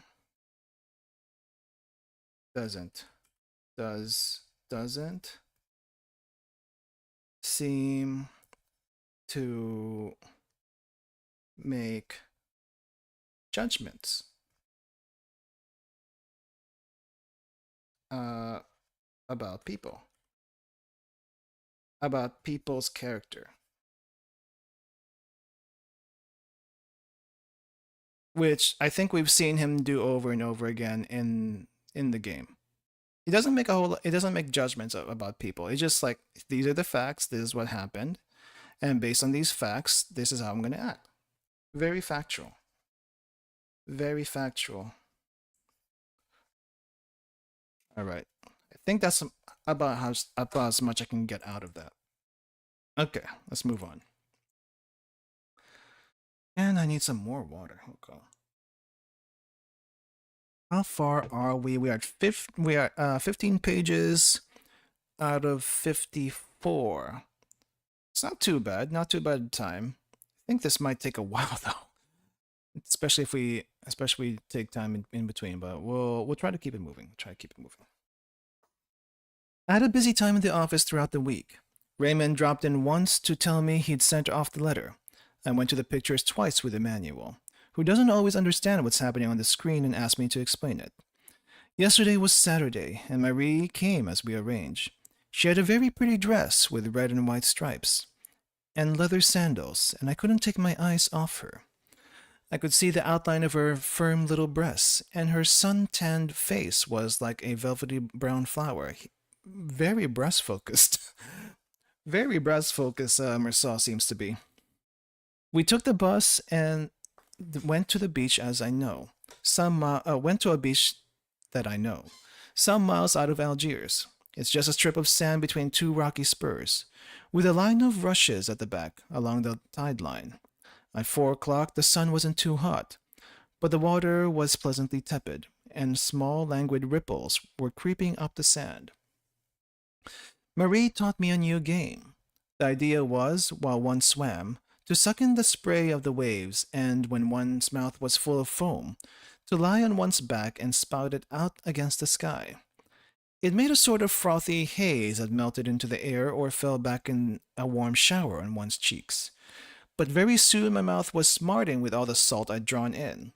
Then Marie came and hugged me in the water, and pressed her mouth to mine. Her tongue cooled my lips, and we let the waves roll us about for a minute or two before swimming back to the beach. When we had finished dressing, Marie looked hard at me. Her eyes were sparkling. I kissed her. After that, neither of us spoke for quite a while. I pressed her to my side as we scrambled up the foreshore. Both of us were in a hurry to catch the bus, get back to my place, and tumble onto the bed. I'd left my window open, and it was pleasant to feel the cool night air flowing over our sunburned bodies. Marie said she was free next morning, so I proposed that she should have luncheon with me. She agreed, and I went down to buy some meat. On my way back, I heard a woman's voice in Raymond's room. A little later, old Salamano started grumbling at his dog, and presently there was a sound of boots and paws on the wooden stairs. Then, filthy brute, get on, you cur. And two of them went out into the street. I told Marie about the old man's habits, and it made her laugh. She was wearing one of my pajama suits and had the sleeves rolled up. When she laughed, I wanted her again. A moment later, she asked me if I loved her. I said that sort of question had no meaning, really.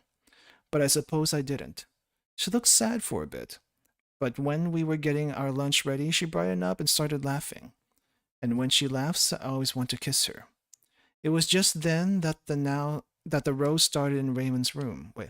It was just then that the rose started in Raymond's room. First, we heard a woman saying something in a high-pitched voice. Then Raymond bawling at her, "You let me down, you bitch! I'll learn you to let me down." Yeah, people speak like that. Hey, Troll Jinx, welcome. I've been reading. We're up to chapter 4 right now in The Stranger. I've been taking notes as we go. So after every chapter, I do a quick recap on what's been happening and make a few notes regarding Mirsaw. So right now we are seeing his life time with what do you call this? With Marie, which is, I guess, his girlfriend.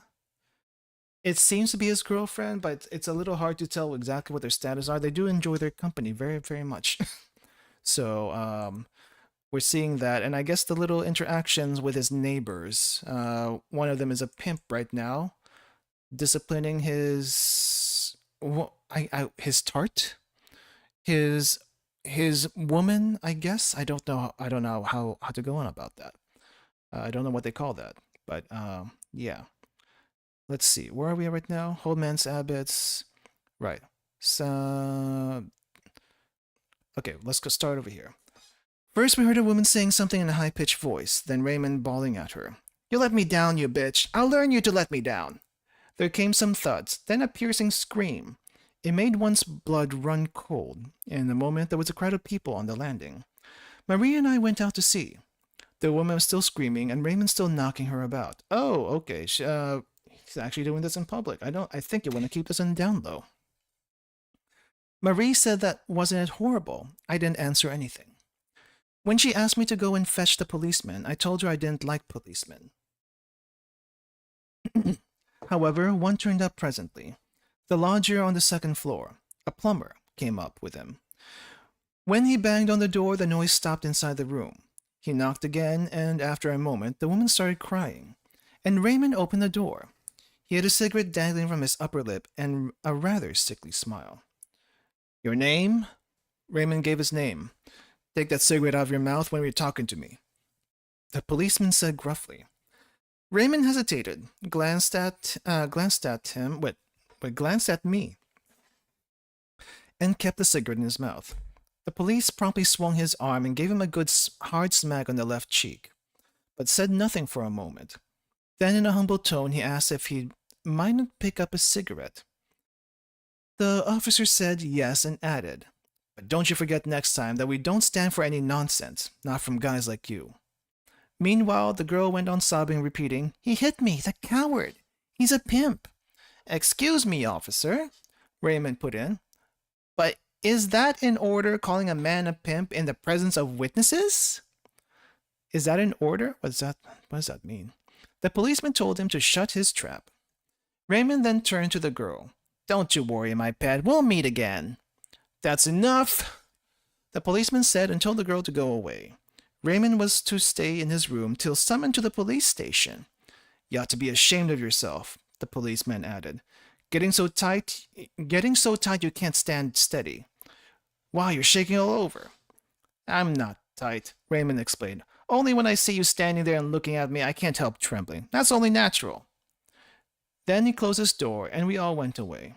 Maria and I finished getting our lunch ready, but she hadn't any appetite, and I ate nearly all. She left at 1, and then I had a nap. Toward 3, there was a knock on my door, and Raymond came in. He sat down on the edge of my bed, and for a minute or two said nothing. I asked him how it had gone off. He said it had gone off quite smoothly at first, as per program. Only then she slapped his face, he'd seen red, and started thrashing her. As for what happened after that, he didn't tell me, as I was there. "Well," I said, "you taught her a lesson all right, and that's what you wanted, isn't it?" He agreed and pointed out that whatever the police did, that wouldn't change the fact she'd had her punishment. As for the police, he knew exactly how to handle them, but he'd like to know if I'd expected him to return the blow when the policeman hit him. I told him I hadn't expected anything whatsoever, and anyhow, I had no use for the police. Raymond seemed pleased and asked if I'd like to come out for a stroll with him. I got up from the bed and started brushing my hair. Then Raymond said that what he really wanted was for me to act as his witness. I told him I had no objection, only I didn't know what he expected me to say. "It's quite simple," he replied. "You've only got to tell them that the girl had let me down." And so I agreed to be his witness. We went out together, and Raymond stood me a brandy in a cafe. When we had a game of billiards, it was a close game, and then we had a game of billiards. It was a close game, and I lost by only a few points. After that, he proposed going to a brothel, but I refused. I didn't feel like it. As we were walking slowly back, he told me how pleased he was at having paid out his mistress so satisfactorily. He made himself extremely amiable to me, and I quite enjoyed our walk. When we were nearly home, I saw old Salamano at the doorstep. He seemed very excited. I noticed that his dog wasn't with him. He was turning like a tirutum. Tirutum? What is a tirutum? Looking in all directions, and sometimes peering into the darkness of the hall with his little bloodshot eyes. Then he'd mutter something to himself and start gazing up and down the street again. Raymond asked him what was wrong, but he didn't answer at once. When I heard him grunt, "The bastard! The filthy cur!" Then I asked him where his dog was. He scowled at me and snapped out, "Gone!" A moment later, all of a sudden, he launched out into it. I'd taken him to the parade ground as usual.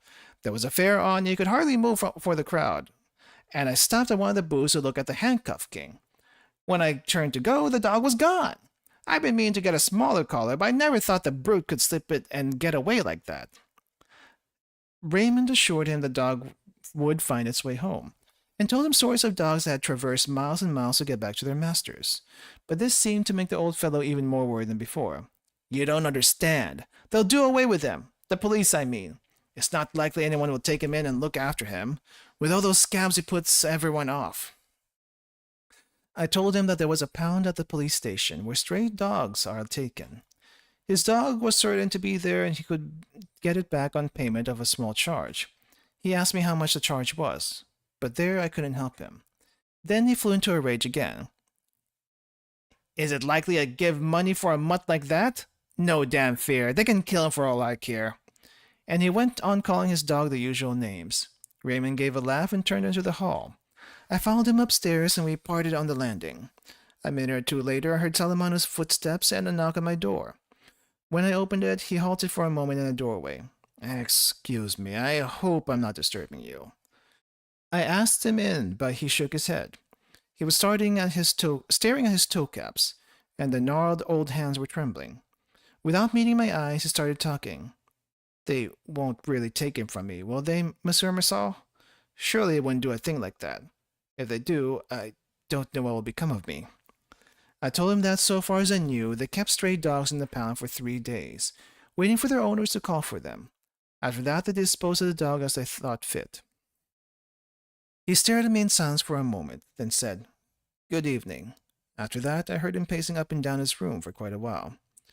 Then his bed creaked. Through the wall there came to me a little wheezing sound, and I guessed that he was weeping. For some reason, I don't know what, I began thinking of Mother. But I had to get up early next day, so as I wasn't feeling hungry, I did without supper, and went straight to bed. Okay, this one's a little confusing.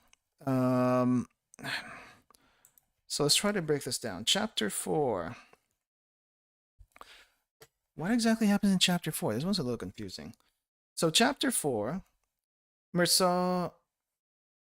We'll just do this for Mersaw. Because writing his name all the time is in the butt. Okay, so Mersaw spends some time with Marie. Spends time with Marie. Makes it really clear that they both really like each other. Both like each other. Because with all the physical affection and whatnot. Let's see, was there anything between his interaction with the neighbors and what he said? I guess she asked if he loved her. Asked if he loved her. And he wasn't quite sure, and he didn't really give anything about that. He didn't say yes or no to that. He just didn't think anything about love. Didn't think love was a thing. And that seemed to upset her a little bit, but I don't think that changed her opinion of him. They were still pretty good with each other. At the very least, I do feel like Marie wants to get closer to Mersaw. Mersaw definitely enjoys Marie's company and basically her body, for lack of a better word. And because of that, they get along very well. But she wants a little bit more from Mersaw, but Mersaw can't seem to. Mersaw, because of the way he is, doesn't really have any,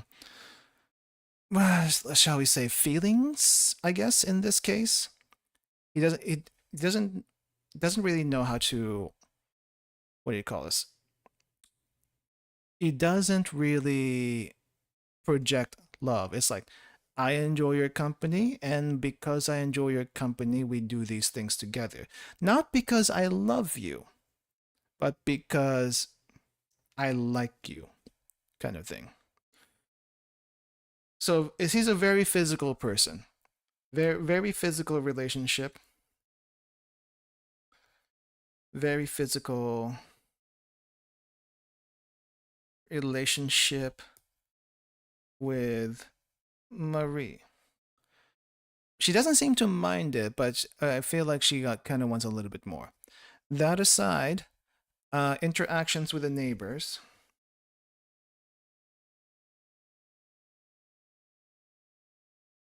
Interactions with the neighbors.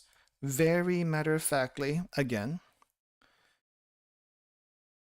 Very matter-of-factly with the pimp and with the old man. Now, he's not exactly trying to... Whenever the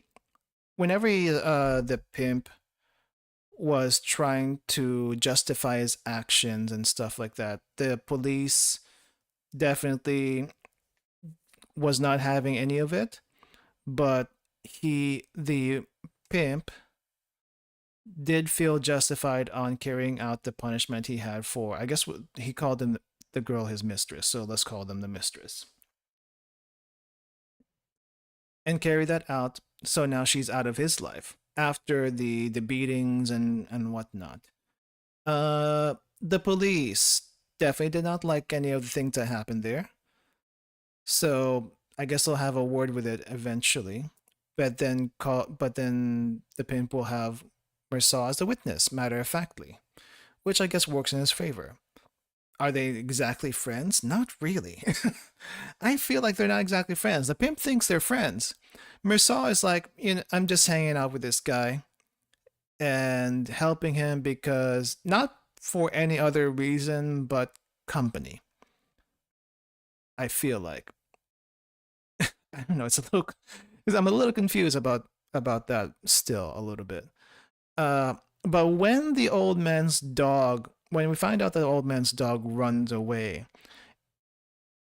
very matter of factly, again, the Mersal says you might find your dog at the police station's pound, which makes sense.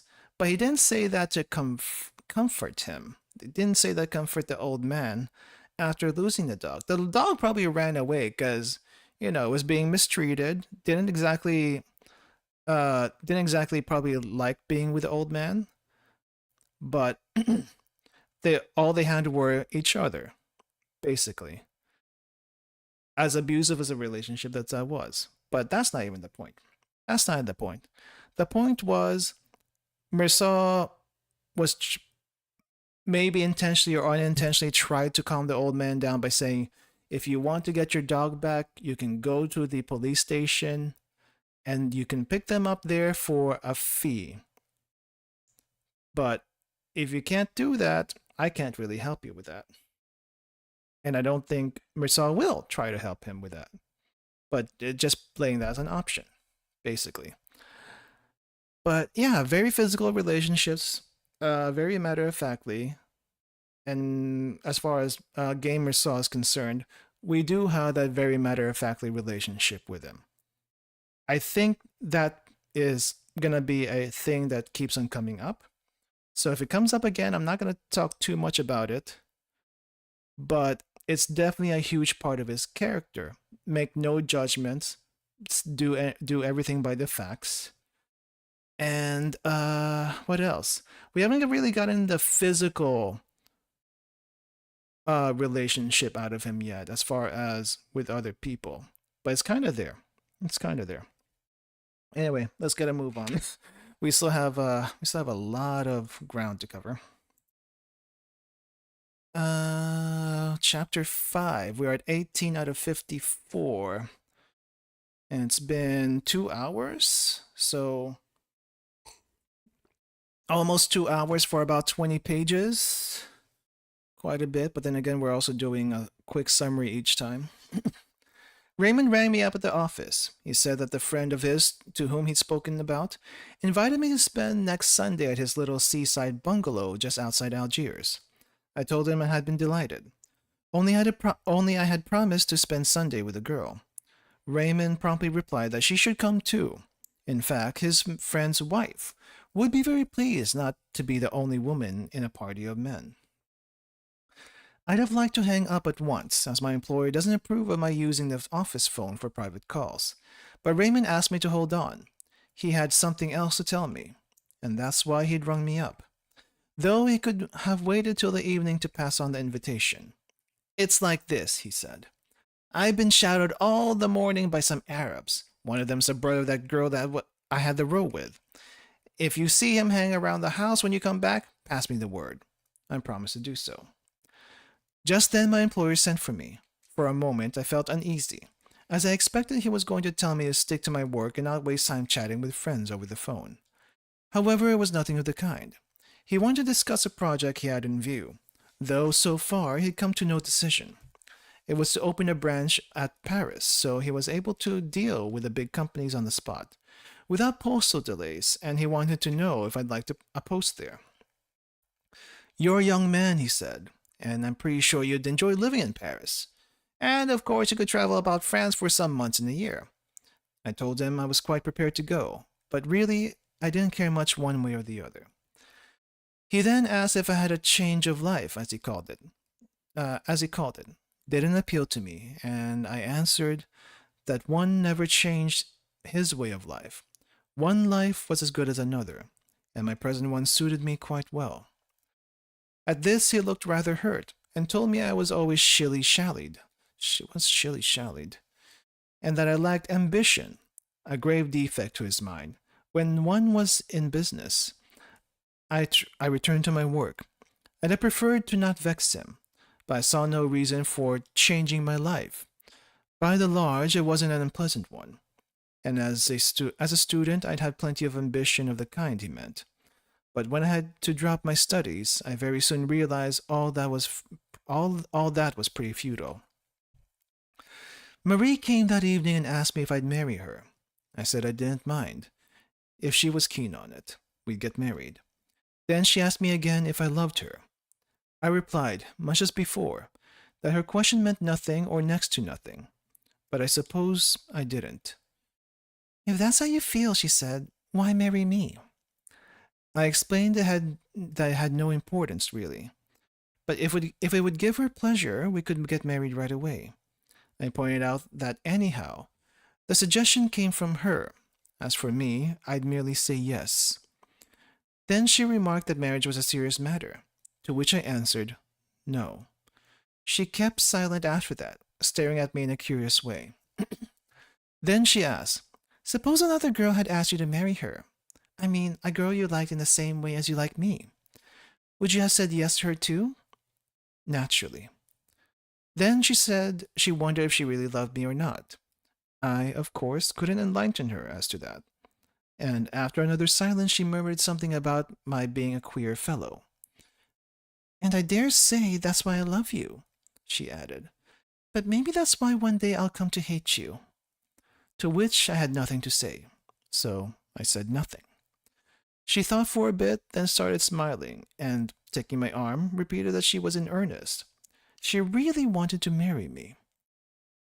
All right, I answered. We'll get married whenever you like. I then mentioned the proposal made by my employer, and Marie said she'd love to go to Paris.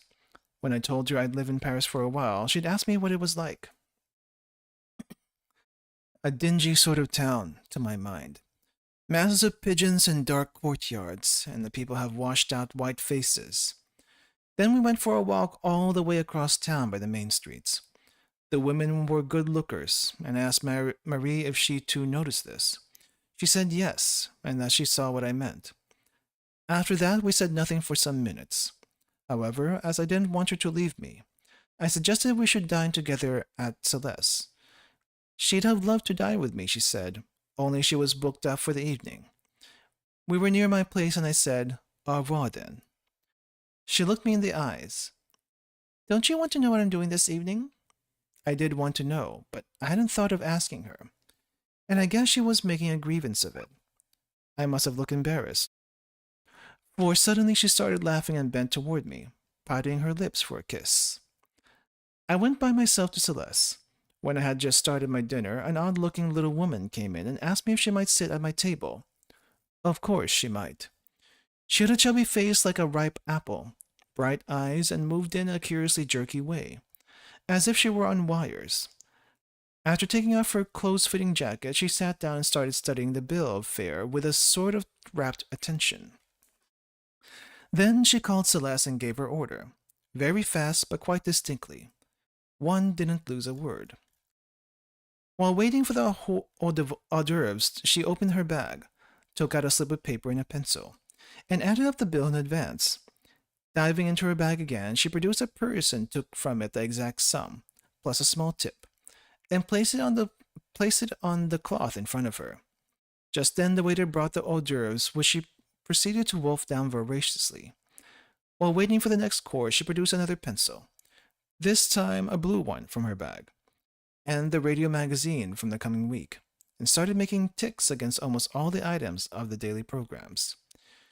There were a dozen pages in the magazine, and she continued studying them closely throughout the meal. When I'd finished mine, she was still ticking off items with the same meticulous attention. Then she rose, put on her jacket again with the same abrupt, robot-like gestures, and walked briskly out of the restaurant. Having nothing better to do, I followed her for a short distance, keeping on the curb of the pavement.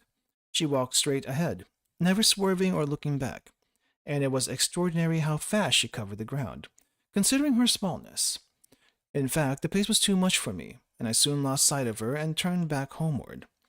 For a moment, the little robot, as I thought of her, had much impressed me, but I soon forgot about her.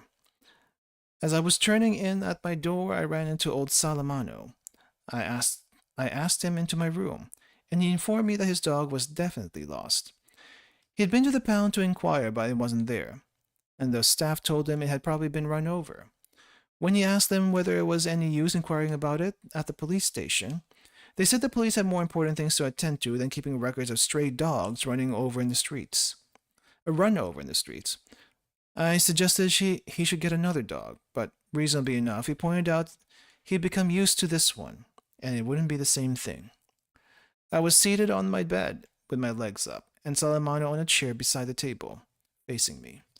His hands spread on his knees. He had kept on his battered felt hat and was mumbling away behind his dangled yellowish mustache. I found him rather boring, but had nothing to do and didn't feel sleepy. So, to keep the conversation going, I asked some questions about his dog, how long he had it, and so forth. He told me he had got it as soon as his wife's death. He'd married rather late in life. When a young man, he wanted to go on the stage during his military service. He'd often played in the regimental theatricals and acted rather well, so everybody said. However, finally, he had taken a job in the railway, and he didn't regret it, as now he had a small pension. He and his wife had never hit it off very well, but they got used to each other, and when she died, he felt lonely. None of his mates on the railway whose bitch had just had pups had wait. One of his mates on the railway whose bitch had just pups had offered him one, and he had taken it as a companion. He had had to feed it from the bottle at first, but as a dog's life is shorter than a man's, they grow old together, so to speak. He was a cantankerous brute, Salamano said. Now, and when he had some proper setos, he and I. Now and then we had some proper setos. What's a setos? Set twos, he and I. But it was a good mutt all the same. I said he looked well bred, and that evidently what pleased the well. Oh, what? I said he looked well bred, and that evidently pleased the old man. But you should have seen him before his illness, he said. He had a wonderful coat. In fact, that was his best point, really. I tried hard to cure him. Every mortal night after he got that skin disease, I rubbed an ointment in. But his real trouble was old age, and there was no curing that. Just then I yawned, and the old man said he'd better make a move. I told him he could stay, and that I was sorry about what happened to his dog. He thanked me and mentioned that my mother had been very fond of his dog. He referred to her as your poor mother, and was afraid I must be feeling her death terribly. When I said nothing, he added hastily with a rather embarrassed air that some of the people in the streets said nasty things about me, because I sent my mother to the home. But he, of course, knew better, and he knew how devoted to my mother I had always been. I answered, why, I still don't know. That it surprised me to learn I'd produced such a bad impression. As I couldn't afford to keep her here, it seemed the obvious thing to do to send her to a home. In any case, I added, for years she'd never have a word to say to me, and I could see she was moping with no one to talk to. Yes, he said, and at a home one makes friends anyhow. He got up, saying it was high time for him to be in bed, and added that life was going to be a bit of a problem for him under the new conditions. For the first time since I'd known him, he held out his hand to me, rather shyly, I thought, and I could feel the scales of his skin. Just as he was going out of the door, he turned and, smiling a little, said, let's hope the dogs won't bark again tonight. I always think it's mine I hear. Okay, Chapter 5. Chapter 5... I feel like this one...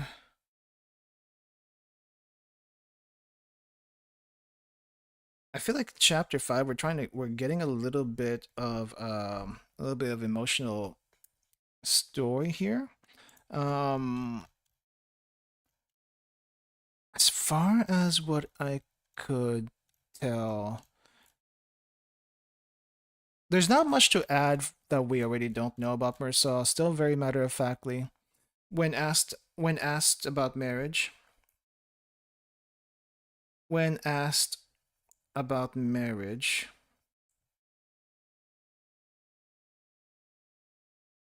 he would say yes. He would say yes to any girl that would bring that up.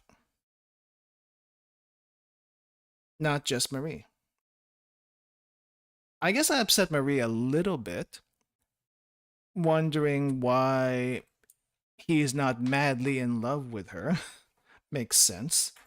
But to him, as long as it felt good being with someone, he didn't really care too much one way or the other.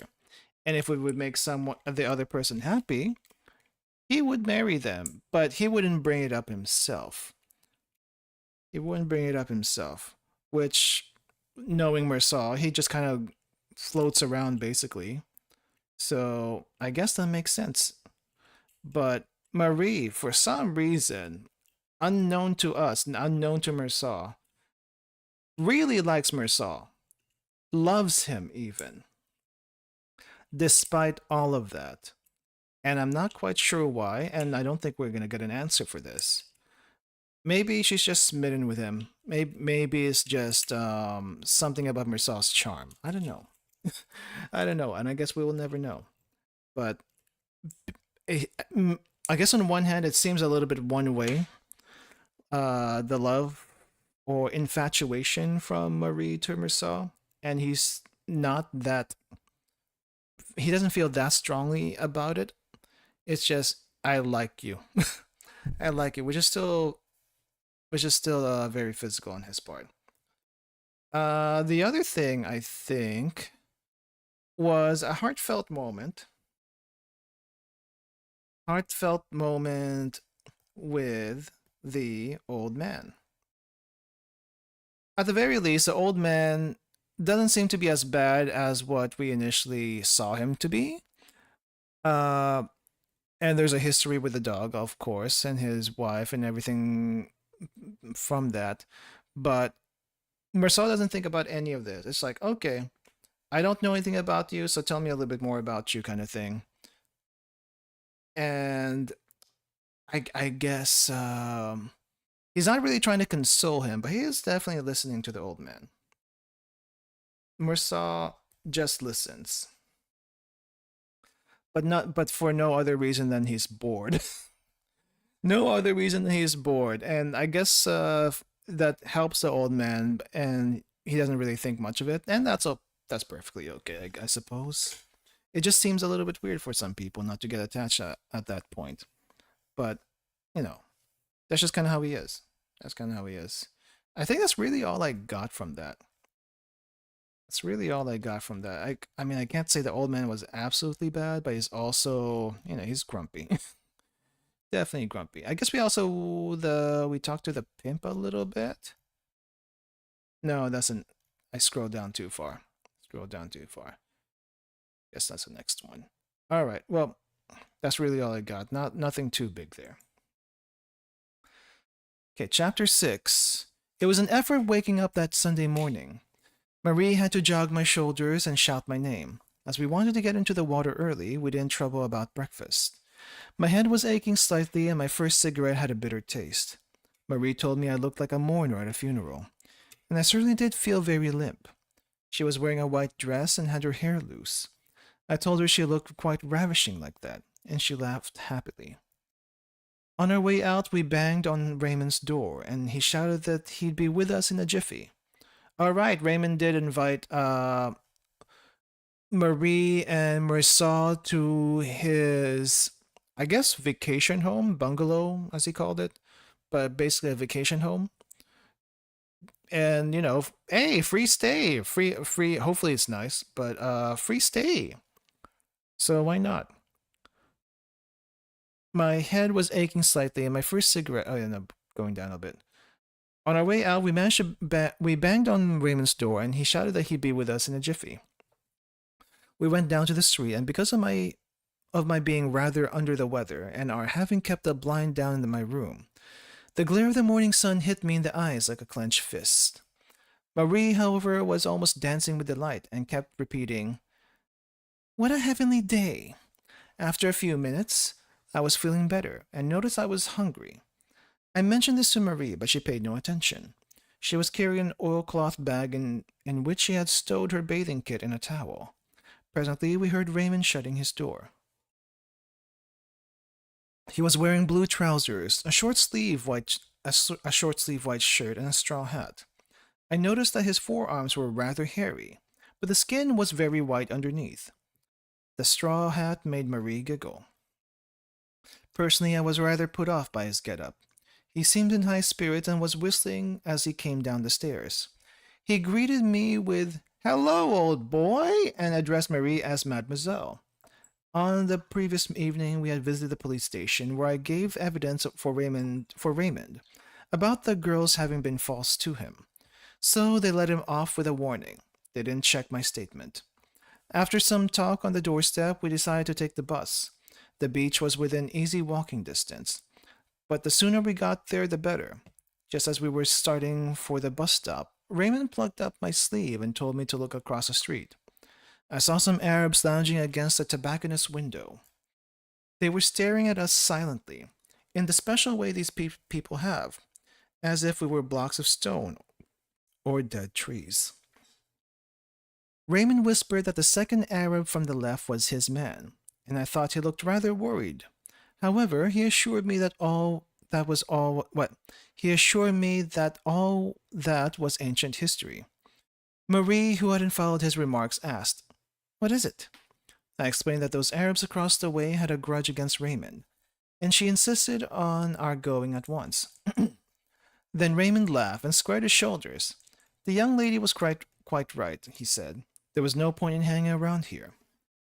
Halfway to the bus stop, he glanced back over his shoulder and said the Arabs weren't following. I, too, looked back. They were exactly as before, gazing the same vague way at the spot where we had been. When we were in the bus, Raymond, who now seemed quite at ease, kept making jokes to amuse Marie.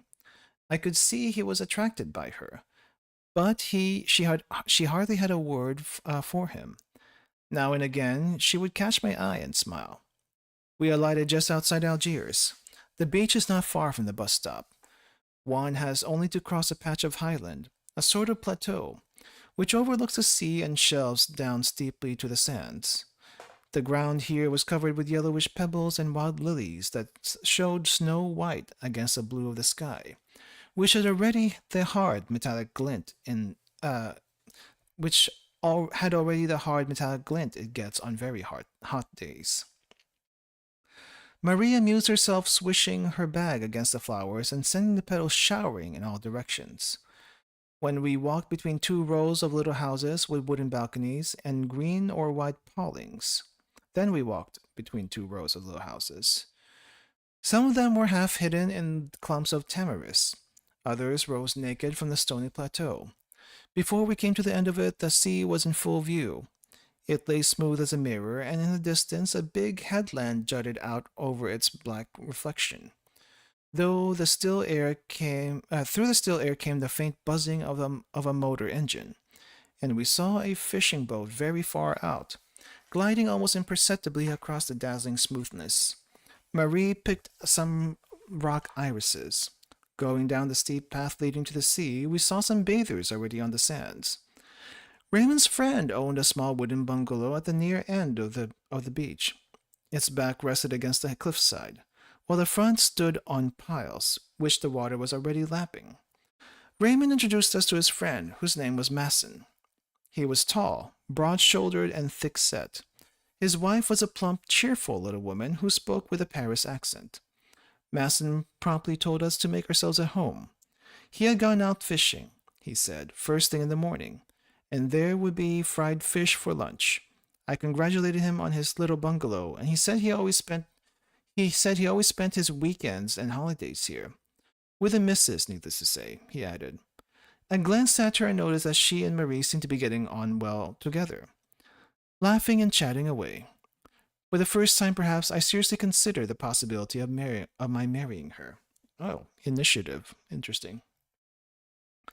Masson wanted to have a swim at once, but his wife and Raymond were disinclined to move. So only the three of us, Marie, Masson, and myself, went down to the beach. Marie promptly plunged in, but Masson and I waited for a bit. He was rather slow of speech and had, I noticed, a habit of saying, and what's more, between his phrases, even when the second added nothing really to the first. Talking of Marie, he said, "You're an awfully pretty girl, and what's more, charming." But I soon ceased paying attention to this trick of his. I was basking in the sunlight, which, I noticed, was making me feel much better. The sand was beginning to soak up underfoot, and though I was eager for a dip, I postponed it for a minute or two. At last I said to Masson, "Shall we go in now?" and plunged. Masson walked in gingerly and only began to swim when he was out of his depth. He swam hand over hand and made slow headway. So I left him behind and caught up with Marie. The water was cold, and I felt all the better for it. We swam a long way out, we swam a long way up, Marie and I, side by side, and it was pleasant feeling how our movements matched, hers and mine, and how we were both in the same mood, enjoying every moment. Once we were out in the open, we lay on our backs, and I gazed up at the sky. I could feel the sun drawing up the film of salt water on my lips and cheeks. We saw Masson swim back to the beach and slump down on the sand under the sun. In the distance, he looked enormous, like a stranded whale.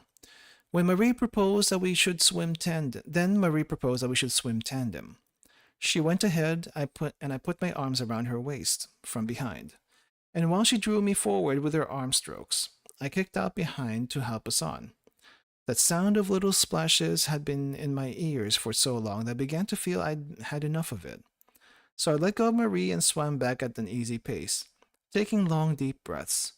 When I made the beach, I stretched myself belly downward beside Masson, resting my face on the sand.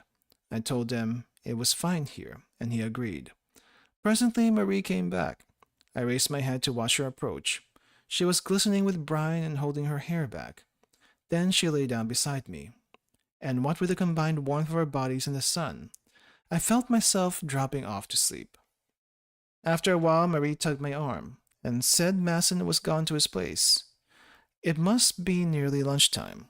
I rose at once, as I was feeling hungry, but Marie told me I hadn't kissed her once since the early morning. That was so, though I wanted to several times. "Let's go into the water again," she said. And we ran into the sea and lay flat among the ripples for a moment. Then we swam for a few strokes, and when we were almost out of our depth, she flung her arms around me and hugged me. I felt her legs twining around mine, and my senses tingled. When we got back, Masson was on the steps of his bungalow, shouting to us to come. I told him I was ravenously hungry, and he promptly turned to his wife and said he had taken quite a fancy to me. The bread was excellent. I had my full share of the fish. Then came some steak and potato chips. None of us spoke while eating. Masson drank a lot of wine and kept refilling my glass the moment it was empty. By the time coffee was handed out, I was feeling slightly muzzy, and I started smoking one cigarette after another. Masson, Raymond, and I discussed a plan of spending the whole of August on the beach together, sharing expenses. Suddenly Marie exclaimed, "I say, do you know the time? It's only 11:30. We were all surprised at that, and Masson remarked that we had a very early lunch. But really, lunch was a movable feast. You had it when you felt like it. This set Marie laughing. I don't know why. I suspect she's drunk a bit too much. Then Masson asked if I'd like to come with him for a stroll on the beach. "My wife always has a nap after lunch," he said. "Personally, I find it doesn't agree with me. What I need is a short walk. I'm always telling her it's much better for the health. But of course, she's entitled to her own opinion." Marie proposed to stay and help with the washing up. Madame Masson smiled and said that in that case, the first thing was to get the men out of the way. So we went out together, the three of us. The light was almost vertical, and the glare from the water seared one's eyes. The beach was quite deserted now. One could hear a faint tinkle of knives and forks and crockery in the shacks and bungalows lining the foreshore. Heat was welling up from the rocks, and one could hardly breathe. At first, Raymond and Masson talked of things and people I didn't know. I gathered they'd been acquainted for some time and had even lived together for a while. We went down to the water's edge and walked along it. Now and then a longer wave wet our canvas shoes. I wasn't thinking of anything, as all that sunlight beating down on my bare head, made me feel half asleep. Just then, Raymond said something to Masson that I didn't quite catch. But at the same moment, I noticed two Arabs in blue dungarees. Dungarees? What's a dungaree? I noticed two Arabs in blue dungarees a long way down the beach, coming in our direction. I gave Raymond a look and he nodded, saying, "That's him." We walked steadily on. Masson wondered how they'd managed to track us here. My impression was that they had seen us taking the bus and noticed Marie's oilcloth bathing bag, but I didn't say anything. Though the Arabs walked quite slowly, they were much nearer already. We didn't change our pace, but Raymond said, "Listen, if there's a rough house, you, Masson, take on the second one. I'll tackle the fellow who's after me. And you, Mersal, stand by to help if another comes up, and lay him out." I said, "Right." And Masson put his hand in his pocket.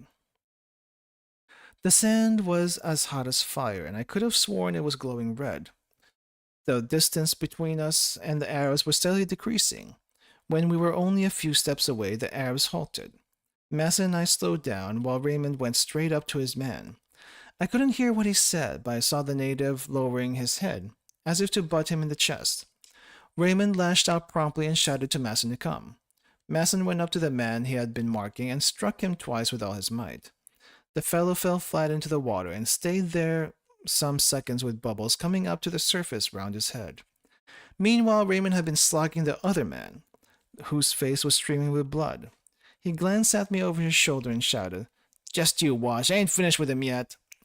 "Look out," I cried. "He's got a knife." I spoke too late. The man had gashed Raymond's arm and his mouth as well. Masson sprang forward. The other Arab got up from the water and placed himself behind the fellow with a knife. We didn't dare to move. The two natives backed away slowly, keeping us at bay with a knife and never taking their eyes off of us. When they were at a safe distance, they swung round and took to their heels. We stood stock still, with the sunlight beating down on us. Blood was dripping from Raymond's wounded arm, which he was squeezing hard above the elbow. Masson remarked that there was a doctor who'd always spend his Sundays here, and Raymond said, "Good, let's go to him at once." He could barely get the words out, as the blood from his other wound made bubbles in his mouth. We each gave him an arm and helped him back to the bungalow. Once we were there, he told us the wounds weren't so deep, and he could walk there to where the doctor was. Marie had gone quite pale, and Madame Masson was in tears. Masson and Raymond went off to the doctor's, while I was left behind at the bungalow to explain matters to the women. I didn't much relish the task and soon dried up and started smoking, staring at the sea. Raymond came back at about 1:30, accompanied by Masson. He had his arm bandaged and a strip of sticking plaster on the corner of his mouth. The doctor had assured him it was nothing serious, but he was looking very glum. Masson tried to make him laugh, but without success. Presently, Raymond said he was going for a stroll on the beach. I asked him where he proposed to go, and he mumbled something about wanting to take the air. We, Masson and I, then said we'd go with him, but he flew into a rage and told us to mind our own business. Masson said we mustn't insist, seeing the state he was in. However, when he went out, I followed him. It was like a furnace outside, with the sunlight splintering into flakes of fire on the sand and sea. We walked for quite a while and had an idea that Raymond had a definite idea where he was going. But probably I was mistaken about this. At the end of the beach, we came to a small stream that had cut a channel in the sand, after coming from behind a biggish rock. Then we found our two Arabs again, lying on the sand in their blue dungarees. They looked harmless enough, as if they didn't bear any malice, and neither made any move when we approached. The man who had slashed Raymond stared at him without speaking, and the other man was blowing down a little reed and extracting from it 3 notes of the scale, which he played over and over again, while he watched us from the corner of an eye. For a while nobody moved. It was all sunlight and silence except for the tinkle of the stream and those three little lonely sounds. Then Raymond put his hand to his revolver pocket, but the Arab still didn't move. I noticed the man playing on the reed had his big toes splayed out almost at right angles to his feet. Still keeping his eyes on his man, Raymond said to me, "Shall I plug him one?" I thought very quickly. If I told him not to, considering the mood he was in, he might very well fly into a temper and use his gun. So I said the first thing that came to my mind. "He hasn't spoken to you yet. It would be a low-down trick to shoot him like that, in cold blood." Again, for some moments, one heard nothing but the tinkle of the stream and the flute notes weaving through the hot, still air. "Well," Raymond said, "that's how you feel. I better say something insulting, and if he answers back, I'll loose off." "Right," I said. "Only if he doesn't get out his knife, you've no business to fire." Raymond was beginning to fidget. The Arab with the reed went on playing, and both of them watched all our movements. "Listen," I said to Raymond. "You take on the fellow on the right. Give me your revolver. I'll shoot if the other one starts making trouble or gets out his knife, I'll shoot." The sun glinted on Raymond's revolver as he handed it to me, but nobody made a move yet. It was just as if everything had closed in on us so that we couldn't stir. We could only watch each other, never lowering our eyes. The whole world seemed to have come to a standstill on this little strip of sand between the sunlight and the sea. The twofold silence of the reed and the stream. And just then it crossed my mind that one might fire, or not fire, and it would come to absolutely the same thing. Then all of a sudden the Arabs vanished. They slipped like lizards under cover of the rock. So Raymond and I turned and walked back. He seemed happier, and began talking about the bus to catch for our return. When we reached a bungalow, Raymond promptly went up to the wooden steps, but I halted to the bottom one. The light seemed thudding in my head, and I couldn't face the effort needed to go up the steps and make myself amiable to the women. But the heat was so great that it was just as bad staying where I was under the flood of the blinding light falling from the sky. To stay or to make a move, it came too much the same. After a moment, I returned to the beach and started walking. There was the same red glare as far as the eye could reach, and small waves were lapping the hot sand in little flurried gas. As I slowly walked toward the boulders at the end of the beach, I could feel my temples swelling under the impact of the light. It pressed itself on me, trying to check my progress. At each time, I felt a hot blast strike my forehead. I gritted my teeth. I clenched my fists in my trouser pockets and keyed up every nerve to fend off the sun and the dark befuddlement it was pouring into me. Whenever a blade of vivid light shot upward from a bit of shell or broken glass lying on the sand, my jaws set hard. I wasn't going to be beaten, and I walked steadily on. The small black hump of rock came into view far down the beach. It was rimmed by a dazzling sheen of light and feathery spray, but I was thinking of the cold, clear stream behind it, and longing to hear again the tinkle of rotting water. Anything to be rid of the glare, the sight of women in tears, the strain and effort, and to retrieve the pool of shadow by the rock and its cool silence. But when I came nearer, I saw Raymond's Arab had returned. He was by himself this time, lying on his back, his hands behind his head, his face shaded by the rock while the sun beat on the rest of his body. One could see his dungarees streaming in the heat. I was rather taken aback. My impression had been that the incident was closed, and I hadn't given a thought to it on my way here. On seeing me, the Arab raised himself a little, and his hand went to his pocket. Naturally, I gripped Raymond's revolver in the pocket of my coat. When the Arab let himself sink back again, but without taking his hand from his pocket. It was some distance off, at least 10 yards, and most of the time I saw him as a blurred dark form wobbling in the heat haze. Sometimes, however, I had glimpses of his eyes glowing between the half-closed lids. The sound of the waves was even lazier, feebler, than at noon. But the light hadn't changed. It was pounding as fiercely as ever on the long stretch of the sand and ended at the rock. For 2 hours the sun seemed to have made no progress, becalmed in a sea of molten steel. Far out on the horizon a steamer was passing. I could just make out from the corner of an eye the small black moving patch, while I kept my gaze fixed on the Arab. It struck me that all I had to do was to turn, walk away, and think no more about it. But the whole beach, pulsing with heat, was pressing on my back. I took some steps toward the stream. The Arab didn't move. After all, there was still some distance between us. Perhaps because of the shadow on his face, he seemed to be grinning at me. I waited. The heat was beginning to scorch my cheeks. Beads of sweat were gathering in my eyebrows. It was just the same sort of heat as my mother's funeral, and I had the same disagreeable sensations, especially in my forehead, where all the veins seemed to be bursting through the skin. I couldn't stand it any longer and took another step forward. I knew it was a fool thing to do. I wouldn't get out of the sun by moving on a yard or so, but I took that step, just one step forward, and then the Arab drew his knife and held it up toward me, athwart the sunlight. The shaft of light shot upward from the steel, and I felt as if a long, thin blade transfixed my forehead. At the same moment, all the sweat had accumulated in my eyebrows splashed down on my eyelids, covering them with a warm film of moisture. Beneath a veil of brine and tears, my eyes were blinded.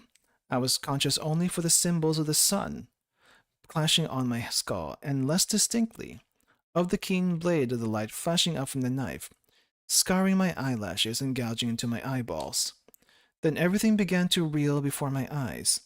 A fiery gust came from the sea, while the sky cracked in two, from end to end, and a great sheet of flame poured down through the rift. Every nerve in my body was a steel spring, and my grip closed on the revolver. The trigger gave, and the smooth underbelly of the butt jogged my palm. And so, with a crisp whip-crack sound, it all began. I shook off my sweat and the clinging veil of light. I knew I'd shattered the balance of the day, the spacious calm of this beach on which I had been happy. But I fired four shots more into the inert body, at which they left no visible trace, and each successive shot was another loud, fateful rap on the door of my undoing. Okay. Huge thing for this part. I guess part 1, chapter 6. Let's go here. Part 1, chapter 6. The biggest thing here, other than going to the beach and having basically a day out with quote-unquote friends, quote-unquote friends, dubious friends, but friends nonetheless, I suppose. Mirza shoots an Arab. An Arab they had basically no grudge against, I guess. An Arab that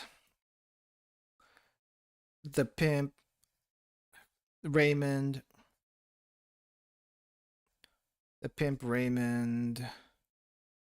was marking.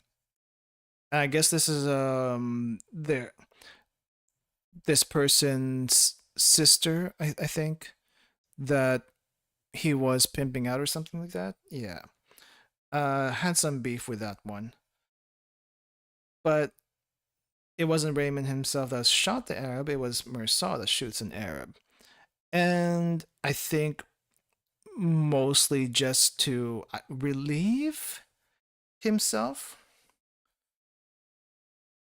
of the heat. But I think there's the big scene here that changes everything, because he specifically says at the end here, each successive shot was another loud, fateful rap on the door of my undoing. Meaning, this is what changes everything. Everything. This is where the sun memes come from. The sun. 5 shots. 1 killed the guy. 1 killed. 4 was just because. I guess part of it was self-defense, but the other part of it was like, um, it seems a little excessive. Seems a little excessive. So yeah, I think that's really about that. I don't think there's so as far as Limbus Company is concerned, right? If you played the Intervalo or you read anything about the Intervalo, you would have found out that Mersaw was exiled from M Corp for something he did. Not exactly sure what he did in story, but in here in The Stranger, we have the thing with shooting the Arab. Now, there's probably not going to be any Arab literal person um in Limbus Company, so there's probably going to be an Arab stand-in or something similar, maybe. So shooting him might have been the reason why he got kicked out, but as far as the reasons in the game, we won't know until we actually get to it. But this is something to keep an eye on why he got kicked out. Uh, at the end of the intervallo, though, he gets taken in to be sent to jail and tried for whatever the heck he did.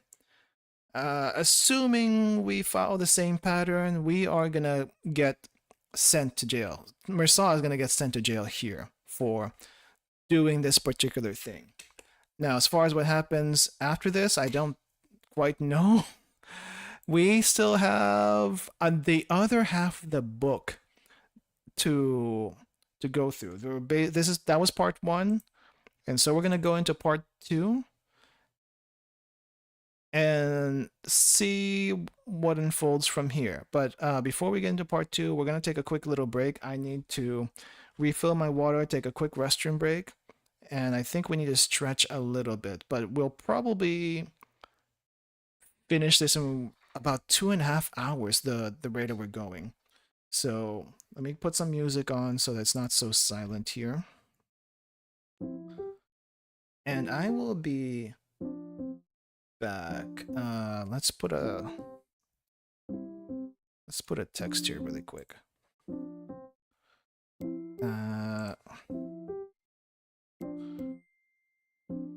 Quick. Oh, geez, you can't even read that.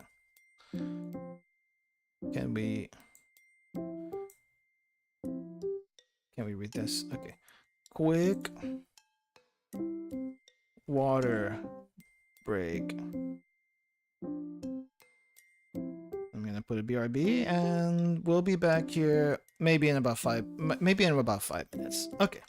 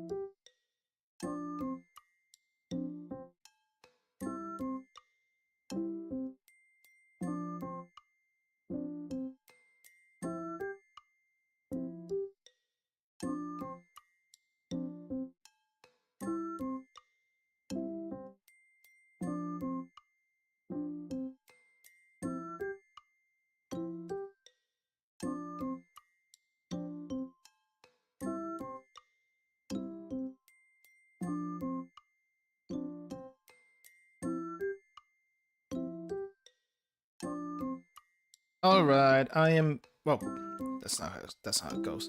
I am back. Let's put this off. It hasn't been quite 5 minutes yet, but I feel like so far the story's been fairly straightforward. Not a whole lot of. Well, I guess we did a lot of setting up Mersaw's character and his interactions at the beginning of the story before this thing. I don't know, it feels like so far, at least in the first half, it's very slice of lifey. Very slice of lifey and maybe a little bit I mean it's not too dramatic. It's not too dramatic. It's more like this happened, this happened, this happened. And Mersaw, I guess if you I'm not sure how people read this back in the day. Like what their thought process was reading into it. It seemed fairly normal. Fairly normal. Definitely an easier read than some of the other things I've read before, Catching the Rye, and geez, some of the older ones that seem to be very verbose. This is like very straightforward as far as stories go. Um, but yeah, I guess it's like maybe people looking in would see Mersal as a little bit weird, but nothing too off. Just some of his decisions and some of the things that he thinks about doesn't seem to be quite in line with people of the time. It seems. I don't know. Maybe people these days aren't quite as maybe people these days aren't quite as judgy, or maybe they are. I have no clue. I have no clue. But let's go into part two and see where this shooting of the Arab gets us. But basically, huge things so far that a lot of people keep memeing for Limbus Company: the sun, the gun, those main two things, and probably an Arab, though Arabs probably don't exist in Limbus Company. So we'll see how that's gonna shape up. But those we got the setting for where that's coming from. All right, music comes off, and we're now into part two. I was questioned several times immediately after my arrest, and he got arrested for shooting the guy, understandably so. But they were all formal examinations as to my identity and so forth. At the first of these, which took place at the police station, nobody seemed to have much interest in the case. However, when I was brought before the examining magistrate a week later, I noticed that he eyed me with distinct curiosity. Like the others, he began by asking my name, address, and occupation, and date and place of birth. When he inquired if I had chosen a lawyer to defend me, I answered no. I hadn't thought about it, and asked him if it was really necessary for me to have one. "Why do you ask that?" he said. I replied that I regarded my case as very simple. He smiled. "Well, it may seem to you, but we got to abide by the law, and if you don't engage a lawyer, the court will have to appoint one for you." It struck me as an excellent arrangement that authorities would see to details of this kind, and I told him so. He nodded and agreed that the code was all that could be desired. At first, I didn't take him quite seriously. The room in which he interviewed me was much like an ordinary sitting room, with curtained windows, and a single lamp standing on my desk. Its light fell on the armchair in which he had me sit, while his own face stayed in the shadow. I had read descriptions of such scenes in books, and at first it all seemed kind of like a game. After our conversation, however, I had a good look at him. He was a tall man with clean-cut features, deep-set blue eyes, a big gray mustache, and abundant, almost snow-white hair. He gave me the impression of being highly intelligent and, on the whole, likable enough. There was only one thing that put one off. His mouth had now and then a rather ugly twist. It seemed to be only a sort of nervous tick. When leaving, I very nearly held out my hand and said, "Goodbye." Just in time, I remembered that I'd killed a man. Next day, a lawyer came to my cell. A small, plump, youngish man with sleek black hair. In spite of the heat, I was in my shirt sleeves. He was wearing a dark suit, stiff collar, and a rather showy tie. His broad black and with broad black and white stripes. After depositing his briefcase on my bed, he introduced himself and added that he perused the record of my case with utmost care. His opinion was that it would need cautious handling, but there was every prospect of my getting off, provided I followed his advice. I thanked him and he said, "Good. Now let's get down to it."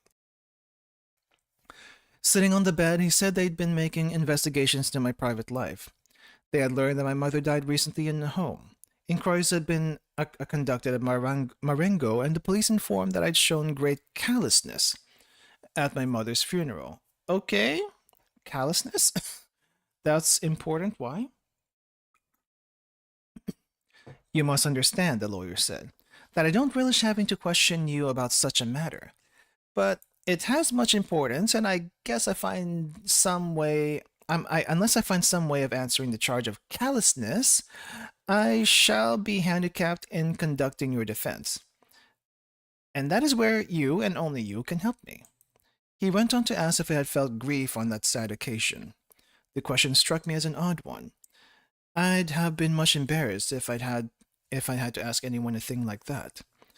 I answered that of recent years I'd rather lost the habit of noting my feelings, and hardly knew what to answer. I could truthfully say I'd been quite fond of mother, but really that didn't mean much. All normal people, I added as an afterthought, had more or less desired the death of those they loved at some time or another. Here, the lawyer interrupted me, looking greatly perturbed. You must promise me not to say anything of that sort at the trial, or to the examining magistrate. I promised to satisfy him, but I explained that my physical condition at any given moment often influenced my feelings.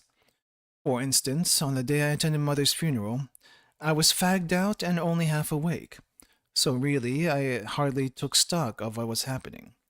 Anyhow, I could assure him of one thing, that I'd rather Mother hadn't died. The lawyer, however, looked displeased. "That's not enough," he said curtly. And after considering for a bit, he asked me if I could say that on the day I had kept my feelings under control. Well, asked me if I could say that on the day I had kept my feelings under control? No, I said. That wouldn't be true. He gave me a queer look, as if I slightly revolted him, then informed me in an almost hostile tone that in any case the head of the home and some of the staff would be cited as witnesses, and that might do you a very nasty turn, he concluded. When I suggested that Mother's death had no connection with the charge against me, he merely replied that his remarks showed I'd never had any dealings with the law. Soon after this, he left, looking quite vexed. I wish he had stayed longer and I could have explained that I desired his sympathy. Not for him to make a better job of my defense, but, if I might put it so spontaneously. I could see that I got on his nerves. He couldn't make me out, and naturally enough, this irritated him. Once or twice I had mind to assure him that I was just like everybody else. Quiet, like quite an ordinary person. But really, that would have served no great purpose, and I let it go out of laziness as much as anything else. Later in the day, I was taken again to the examining magistrate's office. It was 2 in the afternoon, and this time the room was flooded with light. There was only a thin curtain on the window and extremely hot. After inviting me to sit down, the magistrate informed me in a very polite tone that, owing to unforeseen circumstances, my lawyer was unable to be present. I should be quite entitled, he added, to reserve my answers to his questions until my lawyer could attend. To this I replied that I could answer for myself. He pressed a bell push on his desk, and a young clerk came in and seated himself behind me. Then I and the magistrate settled back in our chairs and the examination began. He led off by remarking that I had the reputation of being a taciturn, rather self-centered person, and I'd like to know what I had to say to that. I answered, "Well, I rarely had anything much to say, so naturally I keep to my mouth shut." He smiled as on the previous occasion and agreed that was the best of the reasons. In any case, he added, it has little or no importance.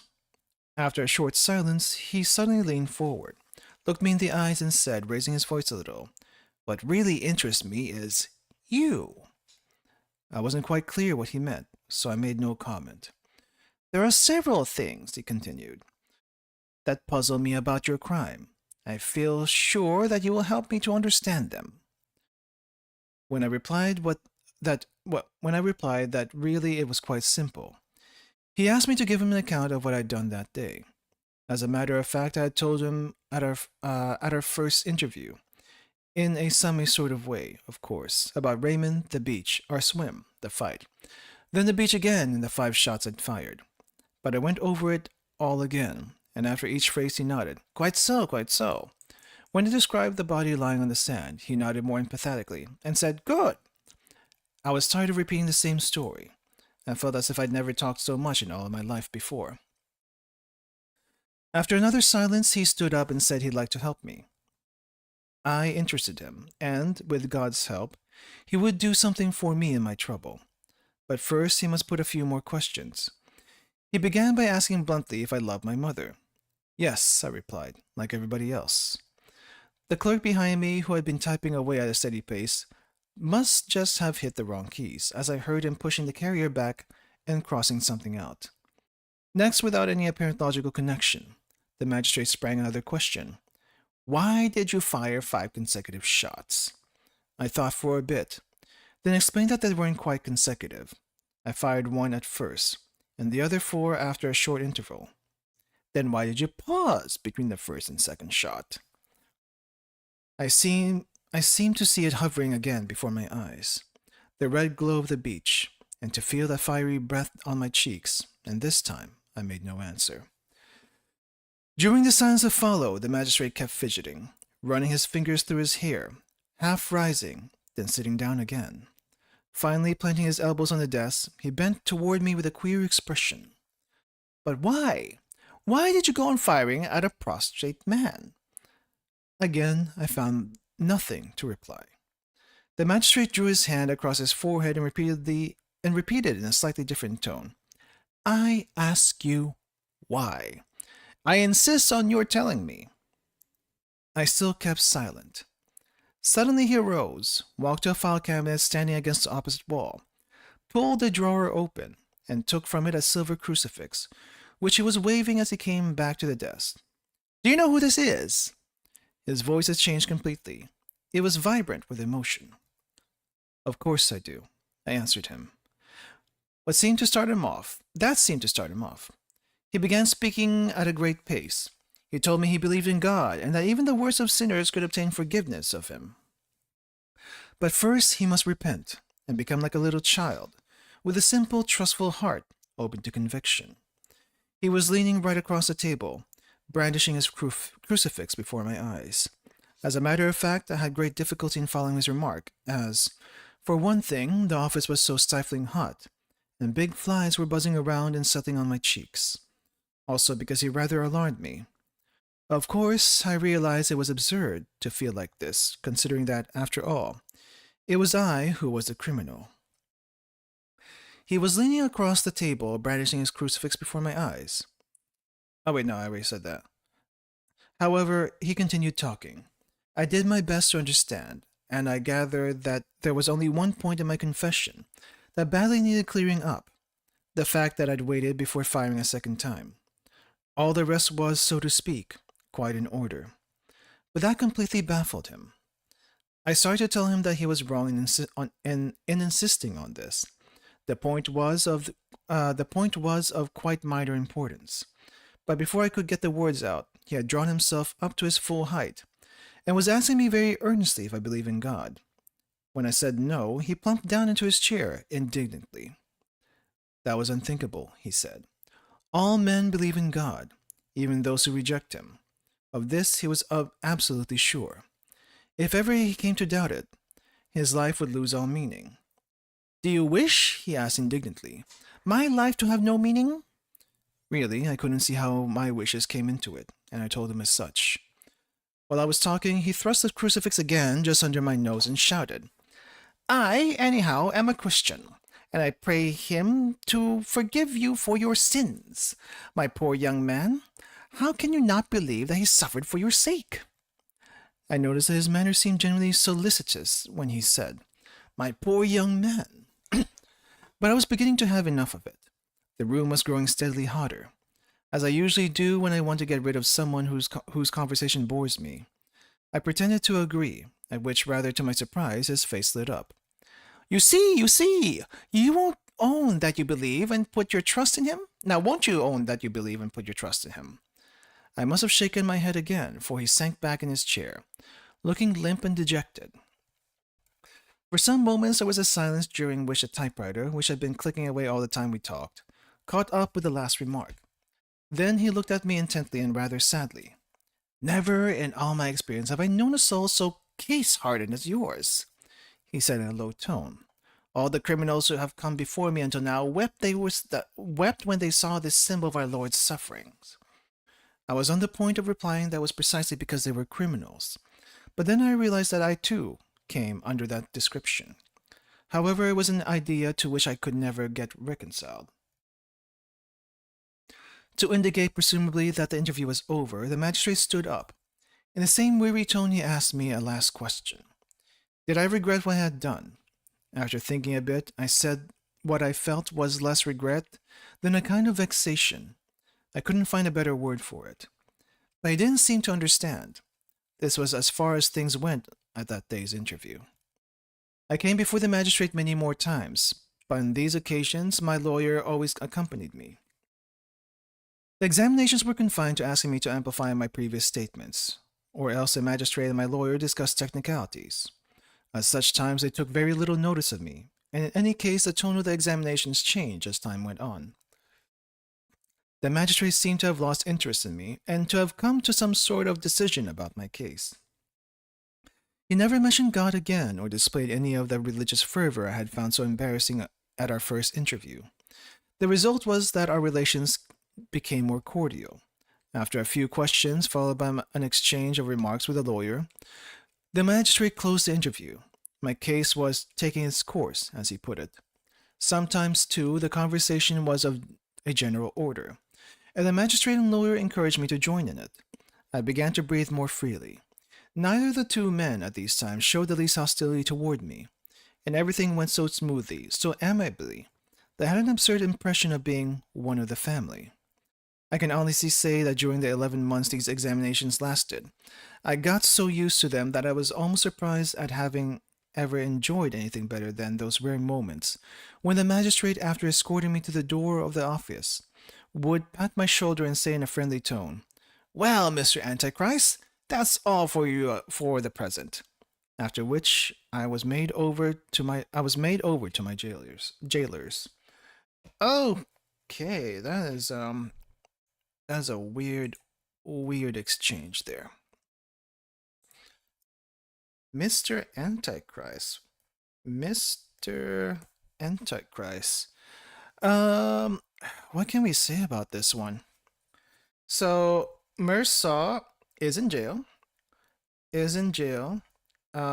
For almost a year. By the end of that thing.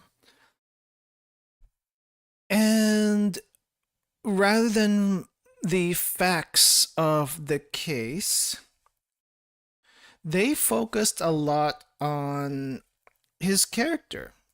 Focused a lot on Mersaw's character rather than the facts of the case. Now, I'm not exactly sure why they did that, but I think it's probably also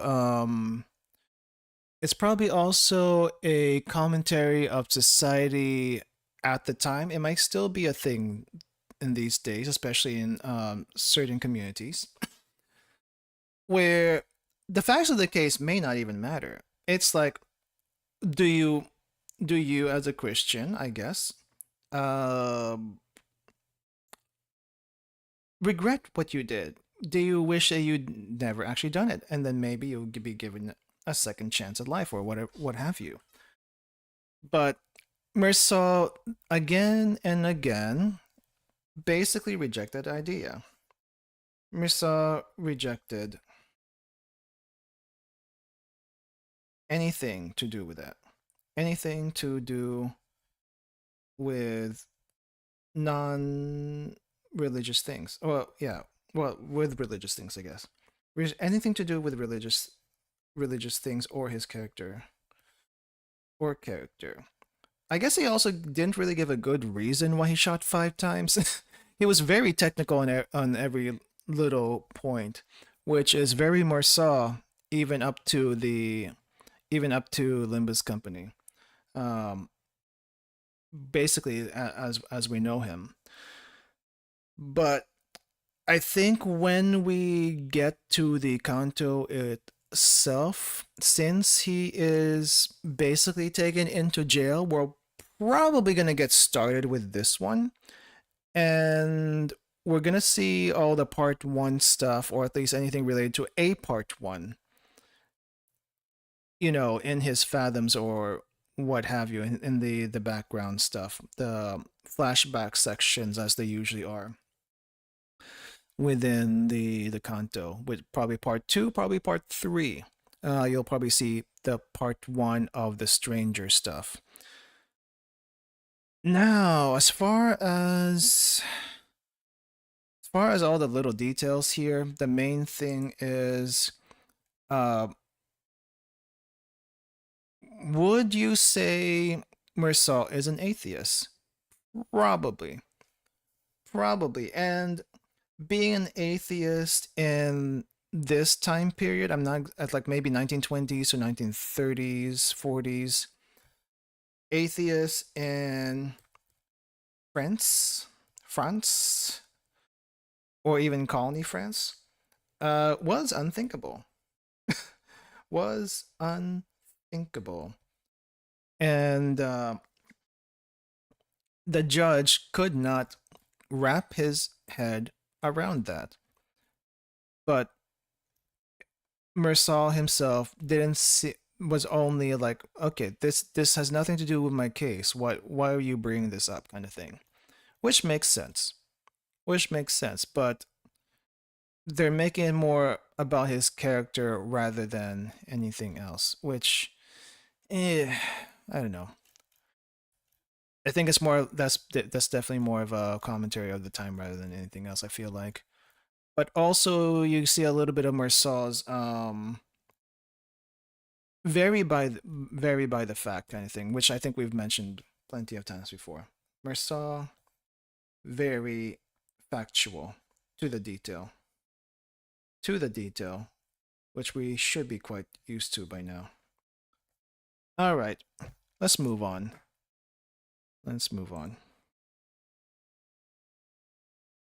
There are some things of which I've never cared to talk. And a few days after I'd been sent to prison, I decided that this phase of my life was one of them. However, as time went by, I came to feel that this aversion had no real substance. In point of fact, during those early days, I was hardly conscious of being in prison. I had always a vague hope that something would turn up, some agreeable surprise. The change came soon after Marie's first and only visit. From the day when I got her letter telling me they wouldn't let her come to see me anymore, because she wasn't my wife. It was from that day that I realized that this cell was my last home, a dead end, so to speak. On the day of my arrest, they put me in the biggest room with several other prisoners, mostly Arabs. They grinned when they saw me enter and asked me what I'd done. I told them I killed an Arab, and they kept mum for a while. But presently, night began to fall, and one of them explained to me how to lay out my sleeping mat. By rolling up one end, one makes a sort of bolster. All night I felt bugs crawling over my face. Some days later I was put by myself in a cell, where I slept on a plank bed hinged toward the wall. The only other furniture was a latrine bucket and a tin basin. The prison stands on rising ground, and through my little window I had glimpses of the sea. One day when I was hanging on the bars, I straining my eyes toward the sunlight playing on the waves. A jailer entered and said I had a visitor. I thought it must be Marie, and so it was. To go to the visitor's room, I was taken along a corridor, then up a flight of steps, then along another corridor. It was a very large room, lit by a big bow window, and divided into 3 compartments by high iron grills running traversally. Between the 2 grills was a gap of some 30 feet, a sort of no man's land between the prisoners and their friends. I was led to a point exactly opposite Marie, who was wearing her striped dress. On my side of the rails were about a dozen other prisoners, Arabs for the most part. On Marie's side were mostly Moorish women. She was wedged between a small old woman with tight-set lips and a fat matron without a hat, who was talking shrilly and gesticulated all the time. Because of the distance between the visitors and the prisoners, I found I, too, had to raise my voice. Then I came into the room, the babble of voices echoing on the bare walls, and the sunlight streaming in, flooding everything in a harsh white glare, made me feel quite dizzy. After the relative darkness and the silence of my cell, it took me some moments to get used to these conditions.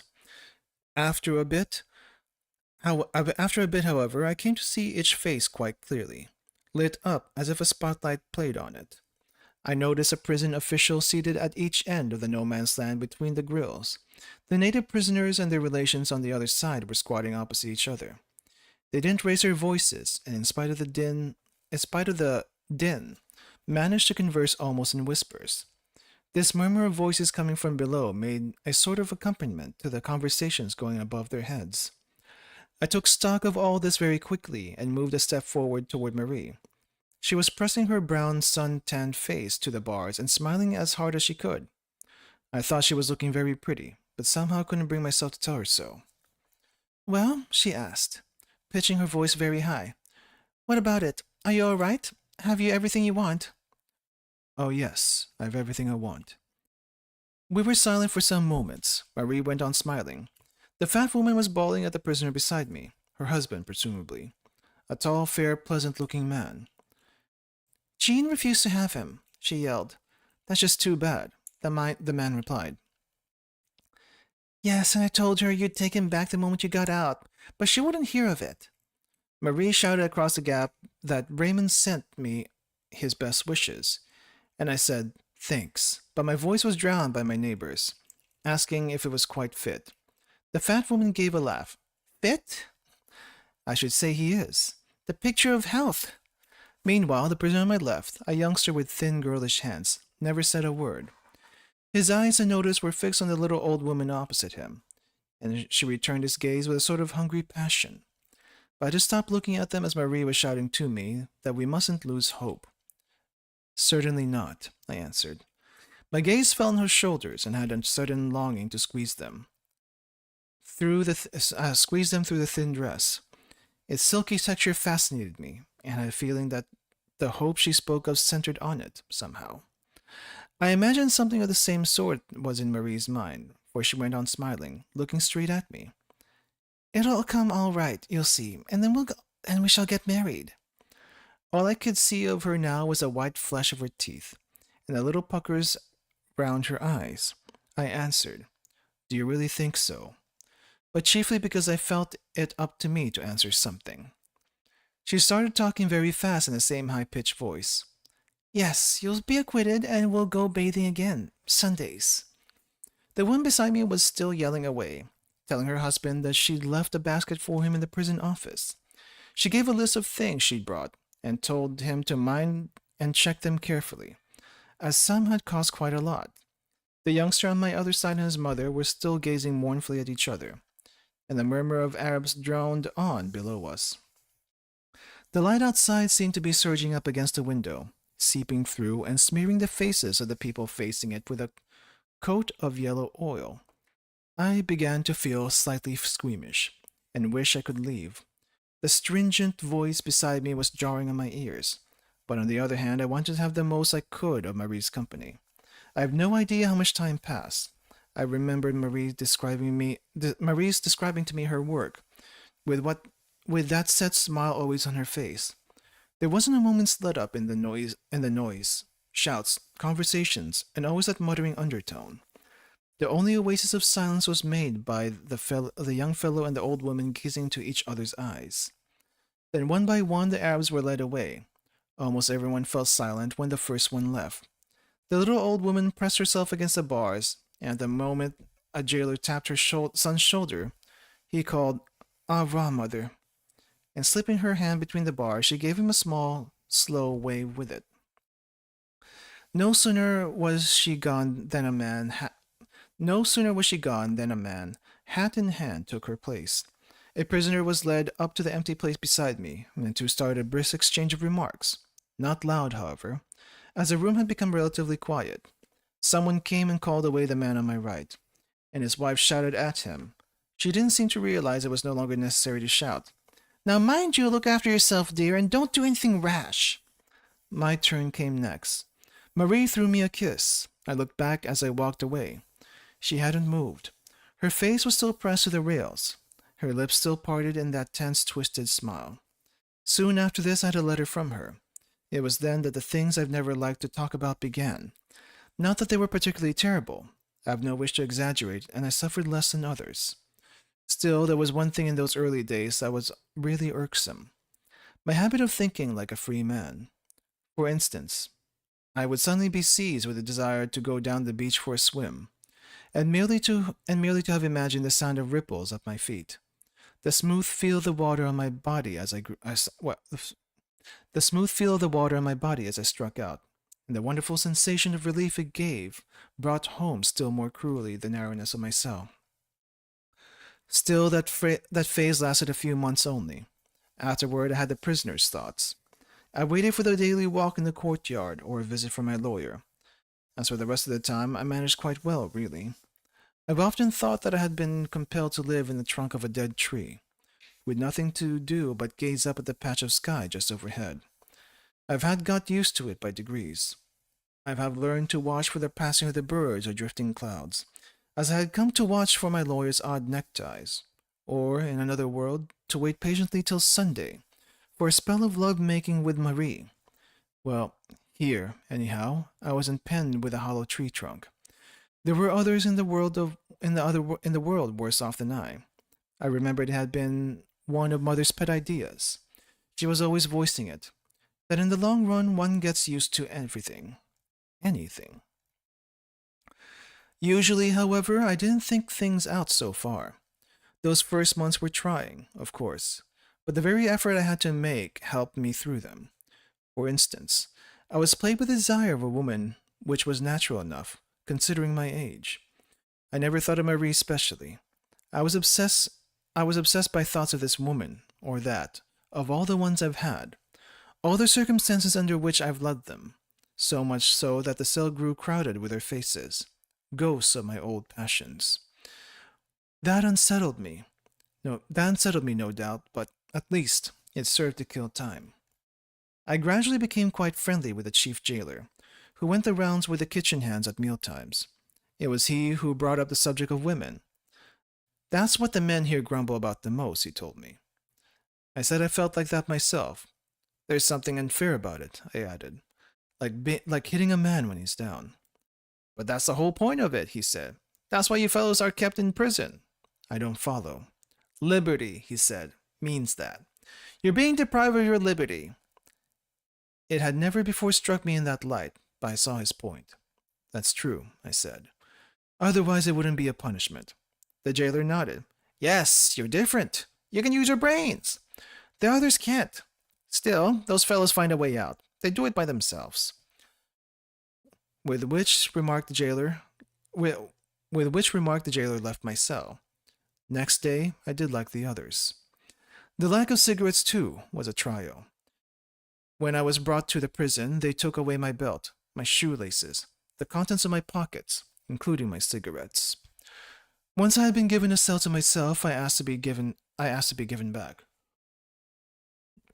Once I'd been given a cell to myself, I asked to be given back, anyhow, the cigarettes. Smoking was forbidden, they informed me.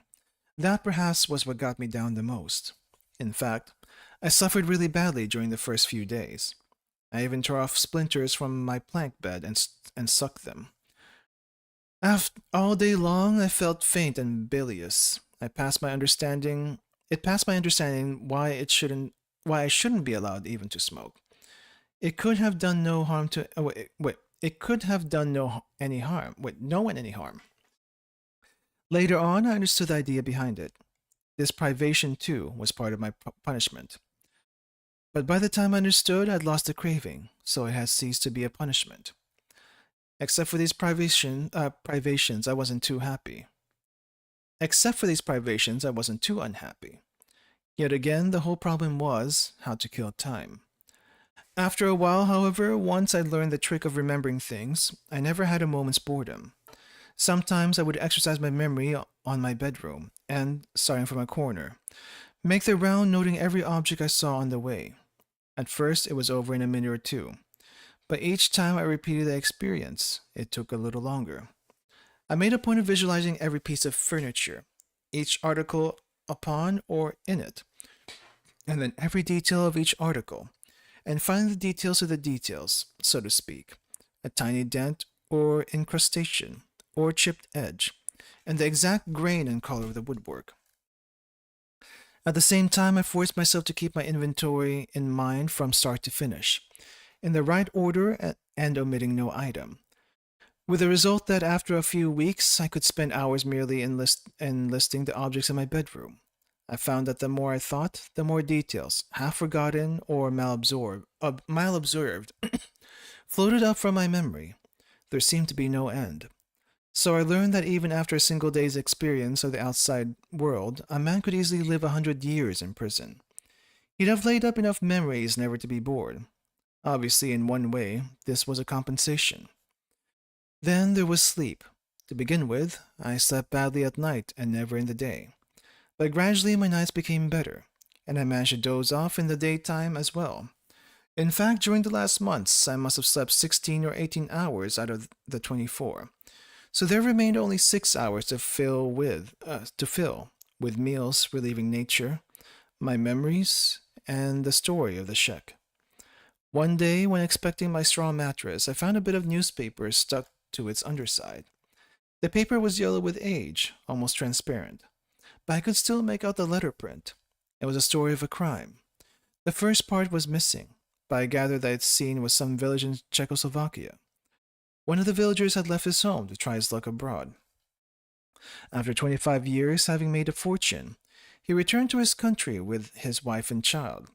Meanwhile, his mother and his sister had been running a small hotel in the village where he was born.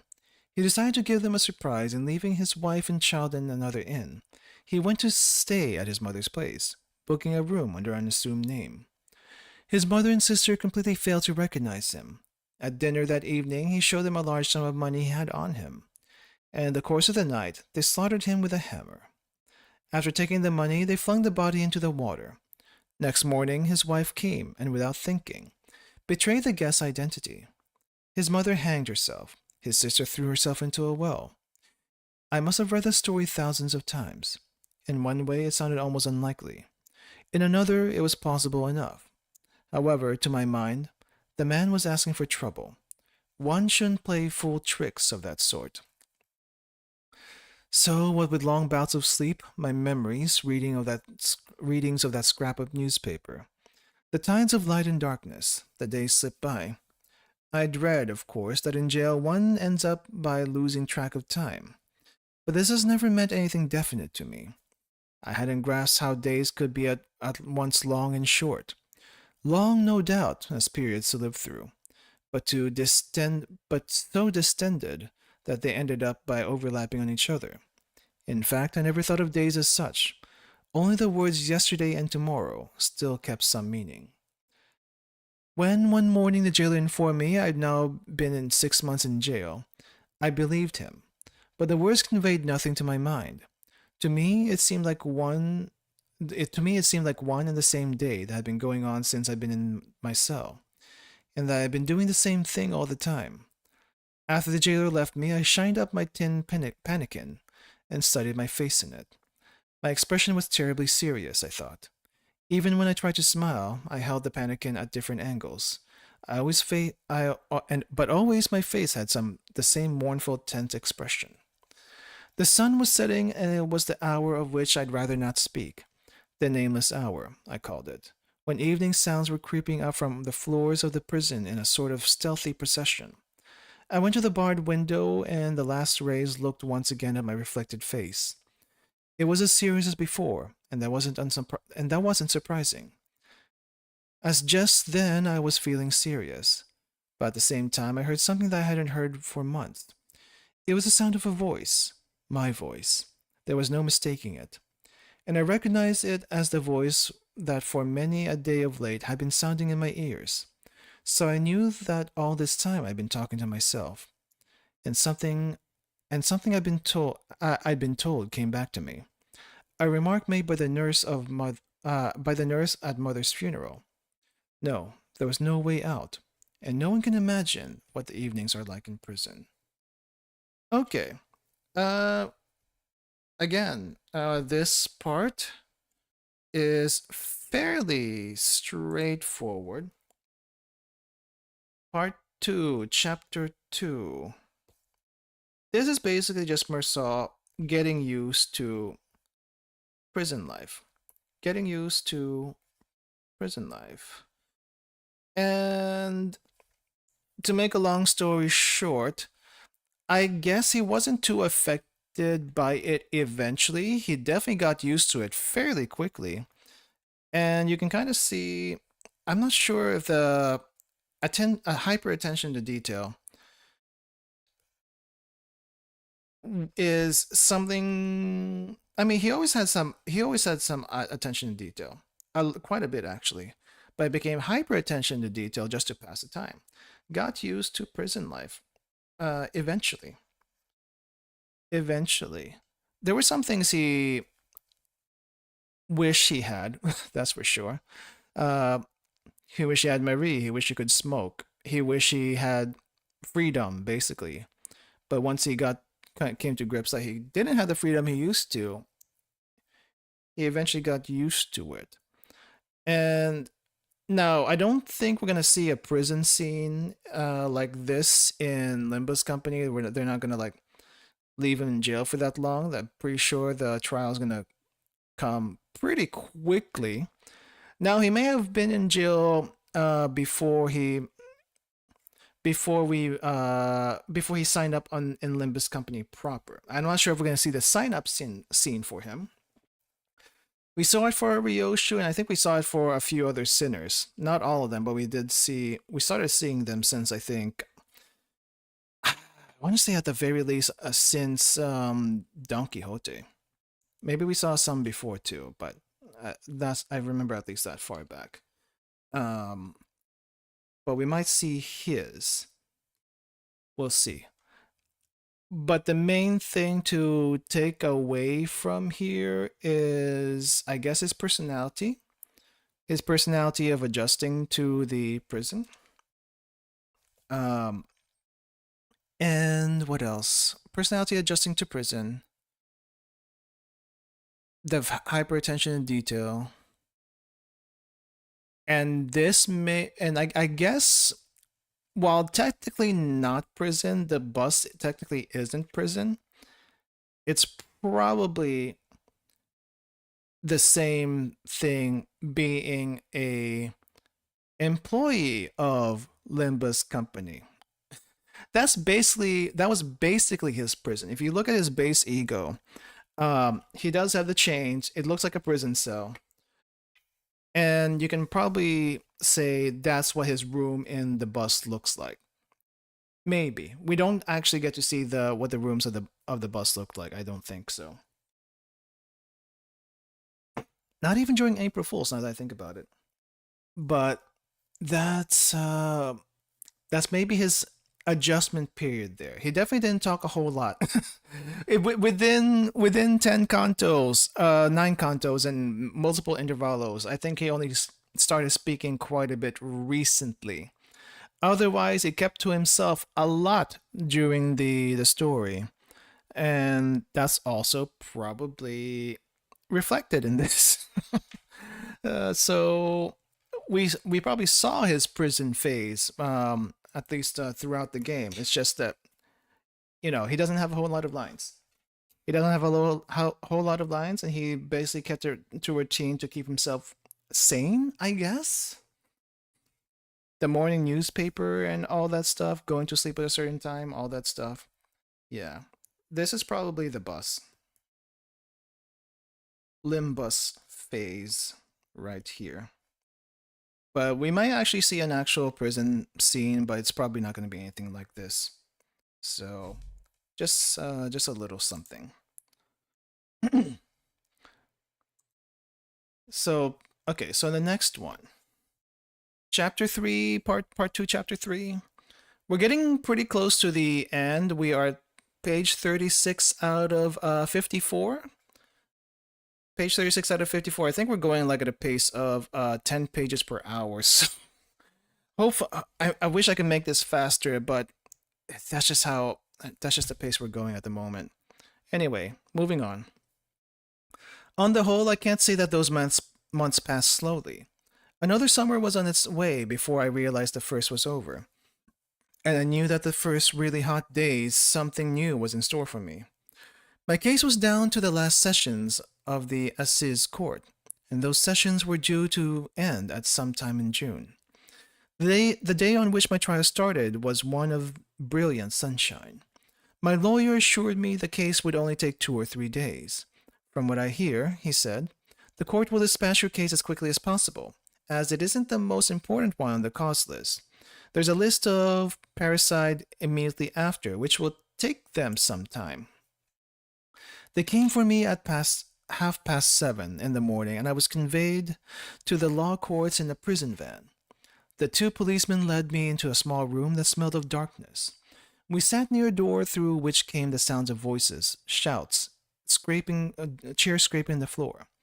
A vague hubbub which reminded me of one of those small town socials, when, after the concert's over, the hall is cleared for dancing. One of my policemen told me the judges hadn't arrived yet and offered me a cigarette, which I declined. After a bit, he asked me if I was feeling nervous. I said no, and that the prospect of witnessing a trial rather interested me. I never had occasion to attend one before.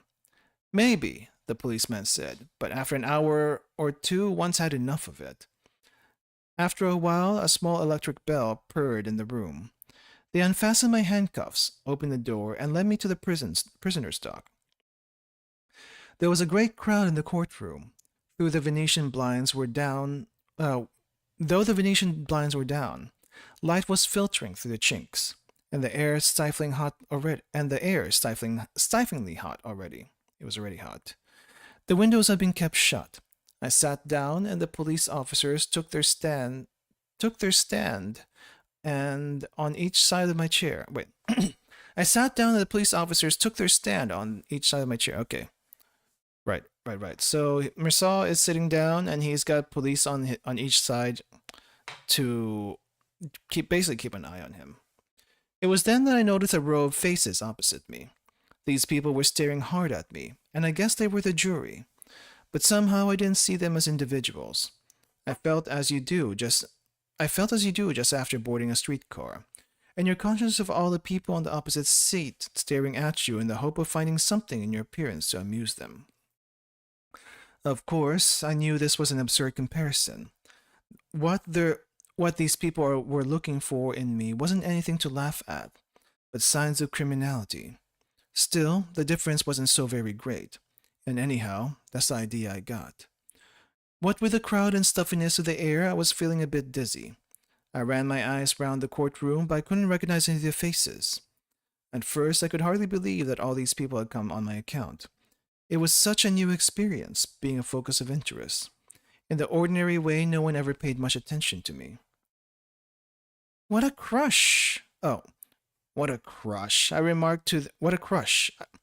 Wait, who's saying this? Oh, Mirsaw's saying this. What a crush! I remarked to the policeman on my left, and he explained that the newspapers were responsible for it.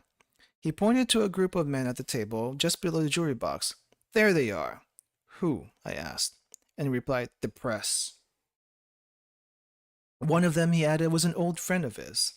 A moment later, the man he'd mentioned looked our way and coming to the dock, shook hands warmly with the policeman. The journalist was an elderly man with a rather grim expression, but his manner was quite pleasant. Just then I noticed that almost all the people in the courtroom were greeting each other, exchanging remarks and forming groups, behaving in fact as in a club where the company of others of one's own taste, and standing makes one feel at ease. That no doubt explained the odd impression I had of being to the trope. What the heck is the trope? Of being the trope here, a sort of gate crasher. However, the journalist addressed me quite amiably and said he hoped all would go well for me. I thanked him and he added with a smile, "You know, we've been featuring you a bit. We're always rather short of copy in the summer, and there's been precious little to write about except your case and the one that's coming after it. I expect you've heard about it. It's a case of patricide." He drew my attention to one of the group at the press table, a plump small man with huge black-rimmed glasses, who made me think of an overfed weasel. That fellow's the special correspondent of one of the Paris's dailies. As a matter of fact, he didn't come on your account. He was sent for the patricide case, but they've asked him to cover yours as well. It was on the tip of my tongue to say that was very kind of them, but then I thought it would sound silly. With a friendly wave of his hand, he left us, and for some minutes nothing happened. Then, accompanied by some colleagues, my lawyer bustled in his gown. He then went up to the press table and shook hands with the journalist. They remained laughing and chatting together, all seemingly very much at home here, until a bell rang shrilly and everyone went to this place. My lawyer came up to me, shook hands, and advised me to answer all the questions as briefly as possible, not to volunteer information, and to rely on him to see me through. I heard a chair scrape on my left, and a tall, thin man wearing Prince Nez settled the folds of his red gown, and he took his seat. Prince Nez, the really small glasses. The public prosecutor, I gathered. A clerk of the court announced that their honors were entering, and the same moment, two big electric fans started buzzing overhead. 3 judges, 2 in black and the third in scarlet, with briefcases were under their arms, entered and walked briskly to the bench, which was several feet above the level of the courtroom. The man in scarlet took the central high back-end chair, placed his cap of office on the table, ran a handkerchief over his small bald crown, and announced that the hearing would now begin. The journalists had their fountain pens ready. They all wore the same expression of slightly ironical indifference, with the exception of one, a much younger man than his colleagues, in gray flannels with a blue tie, who, leaving his pen on the table, was gazing hard at me. He had a plain, rather chunky face. What held my attention were his eyes. Very pale, clear eyes riveted on me, though not betraying any definite emotion. For a moment I had an odd impression, as if I were being scrutinized by myself. That, and the fact that I was unfamiliar with the court procedure, may explain why I didn't follow very well the opening phases. The drawing of lots for the jury, the various questions put by the presiding judge to the prosecutor, the foreman of the jury and my counsel. Each time he spoke, all the jurymen's heads swung round together toward the bench. The hurried reading of the charge sheet, in the course of which I recognized some familiar names of people and places. Then some supplementary questions put to my lawyer. Next, the judge announced that the court would call over the witness list. Some of the names read out by the clerk rather surprised me. From amongst the crowd, which until now had seen the mere blur of faces, rose one after the other: Raymond, Masson, Salamano, the doorkeeper from the home, old Perez, and Marie, who gave me a little nervous wave of her hand before following the others out by a side door. I was thinking how strange it was I hadn't noticed any of them before I heard the last name called. That was Celeste. As he rose, I noticed beside him the quaint little woman with a mannish coat and brisk, decided air, who had shared my table at the restaurant. She had her eyes fixed on me, I noticed, but hadn't the time to wonder about her. The judge had started speaking again. He said the trial proper was about to begin, and he needed hardly to say that he expected the public to refrain from any demonstration whatsoever. He explained that he was there to supervise the proceedings, as a sort of umpire, and he would take a scrupulous, impartial view of the case. The verdict of the jury would be interpreted by him in a spirit of justice. Finally, at the least sign of disturbance, he would have the court cleared. The day was stoking up. Some of the public were fanning themselves with newspapers, and there was a constant rustle of crumpled paper. On a sign from the presiding judge, the clerk of the court brought 3 fans of plaited straw, which the 3 judges promptly put in action. My examination began at once. The judge questioned me quite calmly and even thought. The judge questioned me quite calmly and even thought, with a hint of cordiality. For the nth time, I was asked to give particulars of my identity. Though heartily sick of this formality, I realized that it was natural enough. After all, it would be a shocking thing for the court to be trying the wrong man. The judge then launched into an account of what I've done, stopping after every 2 or 3 sentences to ask me if is that correct, to which I always replied, yes, sir, as my lawyer had advised me. It was a long business, as the judge lingered on each detail.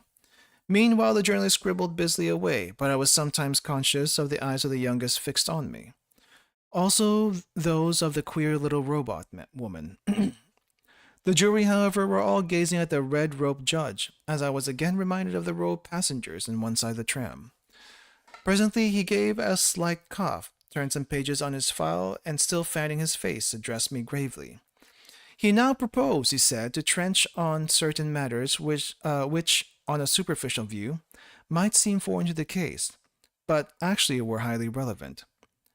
I guessed that he was going to talk about Mother, and at the same moment realized how odious I would find this. His first question was, why had I sent my mother to an institution? I replied that the reason was simple. I had enough money to see that she was properly looked after at home. Then he asked if the parting hadn't caused me distress.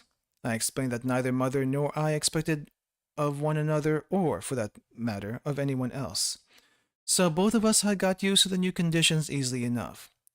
The judge then said that he had no wish to press the point, and asked the prosecutor if he could think of any more questions that should be put to me at this stage.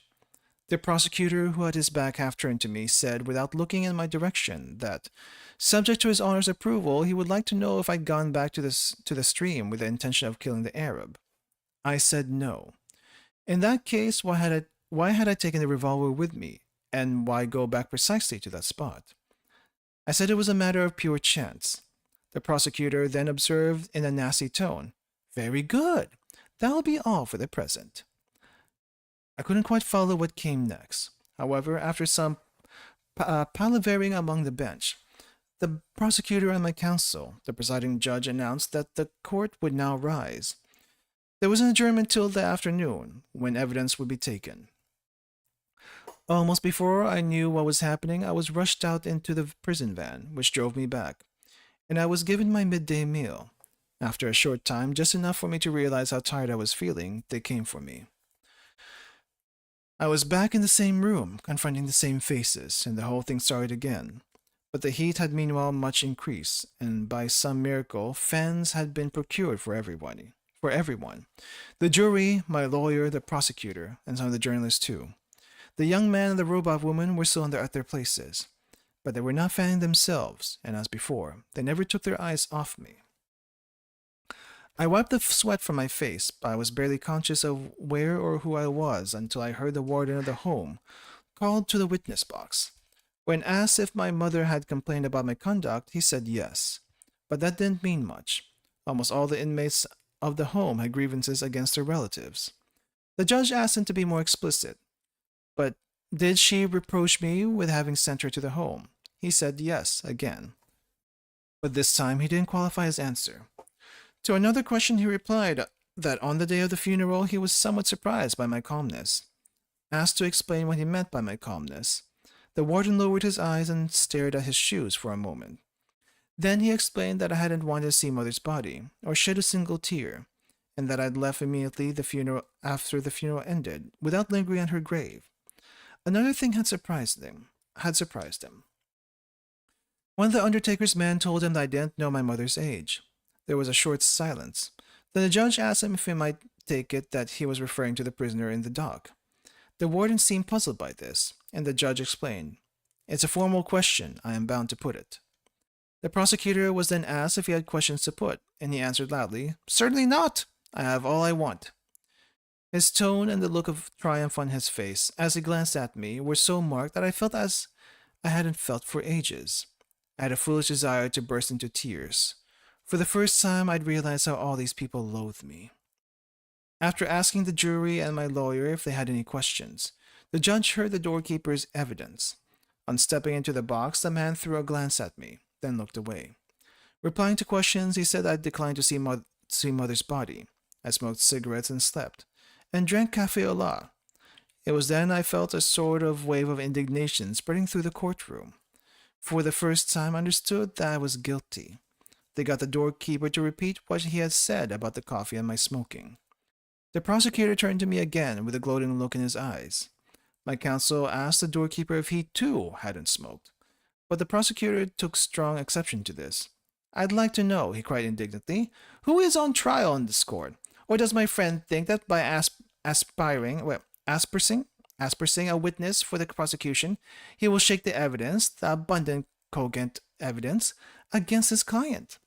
Nonetheless, the judge told the doorkeeper to answer the question. The old fellow fidgeted a bit. Then, "Well, I know I didn't ought to have done it," he mumbled, "but I did take a cigarette from the young gentleman when you offered it, just out of politeness." The judge asked me if I had any comment to make. "None," I said, "except that the witness is quite right. It's true I offered him a cigarette." The doorkeeper looked at me with surprise and a sort of gratitude. Then, after hemming and hawing for a bit, he volunteered the statement that it was he who suggested I should have some coffee. The lawyer was exultant. "The jury will appreciate," he said, "the importance of this admission." The prosecutor, however, was promptly on his feet again. "Quite so," he boomed above our heads. "The jury will appreciate it, and they will draw the conclusion that, though a third party might inadvertently offer him a cup of coffee, the prisoner, in common decency, should have refused it, if only out of respect for the dead body of the poor woman who had brought him into this world." After which the doorkeeper went back to his seat. When Thomas Perez was called, a court officer had dot, and then the rest of the sentence, to help him to the box. Perez stated that though he had been a great friend of my mother, he had met me once only, on the day of the funeral. Asked how I behaved that day, he said, "Well, I was most upset, you know, far too much upset to notice things. My grief sort of blinded me, I think.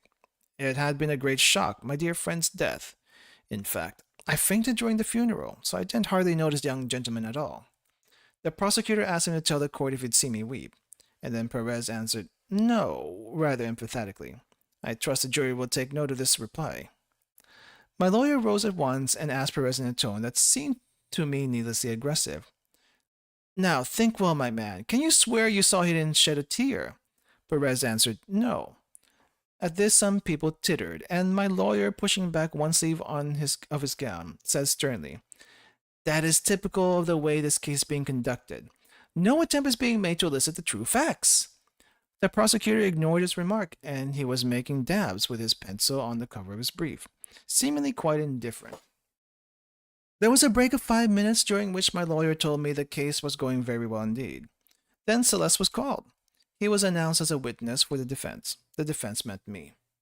Now and again Celeste threw me a glance. He kept squeezing his Panama hat between his hands as he gave evidence. He was in his best suit, the one he wore sometimes of a Sunday he went with me to the races. But evidently he hadn't been able to get his collar on. The top of his shirt, I noticed, was secured only by a brass stud. Asked if I was one of his customers, he said yes, and a friend as well. Asked to state his opinion of me, he said that I was all right, and when told to explain what he meant by that, he replied that everyone knew what that meant. Was I a secretive sort of man? No, he answered. I shouldn't call him that. But he isn't one to waste his breath, like a lot of folks. The prosecutor asked him if I always settled my monthly bill at this restaurant when he presented it. Celeste laughed. Oh, he paid on the nail, all right, but the bills were just details, like between him and me. Then he was asked to say that what he thought about the crime. He placed his hand on the rail of the box and one could see he had a speech all ready. To my mind, it was just an accident, or a stroke of bad luck if you prefer. And a thing like that takes you off guard. He wanted to continue, but the judge cut him short. Quite so, that's all, thank you. But for a bit, Celeb seemed flabbergasted. Then he explained that he hadn't finished what he wanted to say. They told him to continue, but to make it brief. He only repeated that it was just an accident. That's as it may be, the judge observed, but what we are here for is to try such accidents according to law. You can stand down. Celeste turned and gazed at me. His eyes were moist and his lips trembling. It was exactly as if he had said, "Well, I've done the best for you, old man. I'm afraid I can't help much. Sorry." I didn't say anything or make any movement, but for the first time in my life, I wanted to kiss a man. The judge repeated his order to stand down, and Celeste returned to his place amongst the crowd. During the rest of the hearing, he remained there, leaning forward, elbows on knees and his Panama behind his hands, not missing a word of the proceedings. It was Marie's turn next. She had a hat on and still looked quite pretty, though I much preferred her with her face free. From where I was, I had glimpses of the soft curve of her breasts, and her under lip had the little pout that always fascinated me. She appeared very nervous. The first question was, how long had she known me? Since the time she was in our office, she replied. Then the judge asked her what were the relations between us, and she said that she was my girlfriend.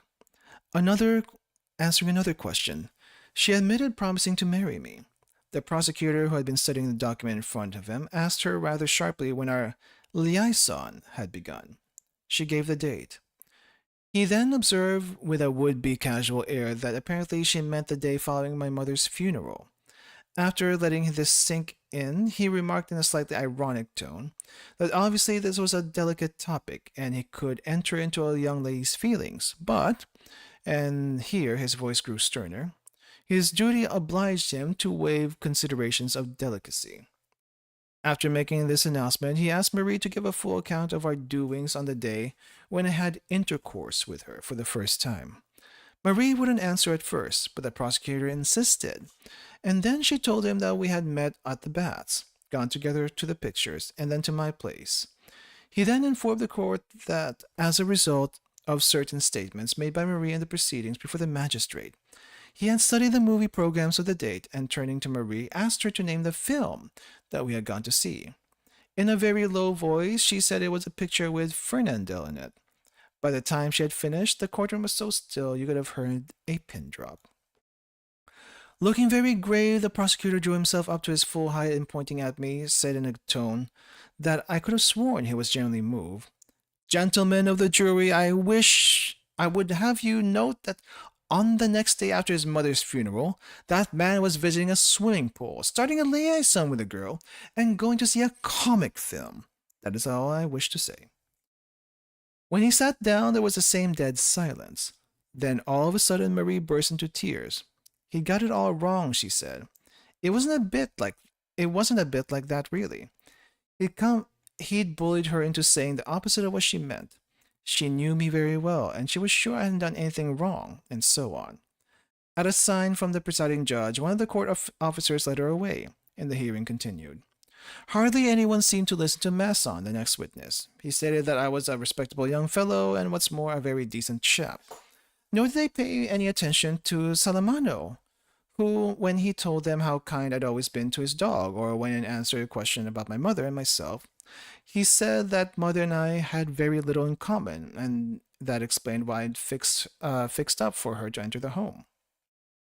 "You got to understand," he added. "You got to understand." But no one seemed to understand. He was told to stand down. Raymond was the next and last witness.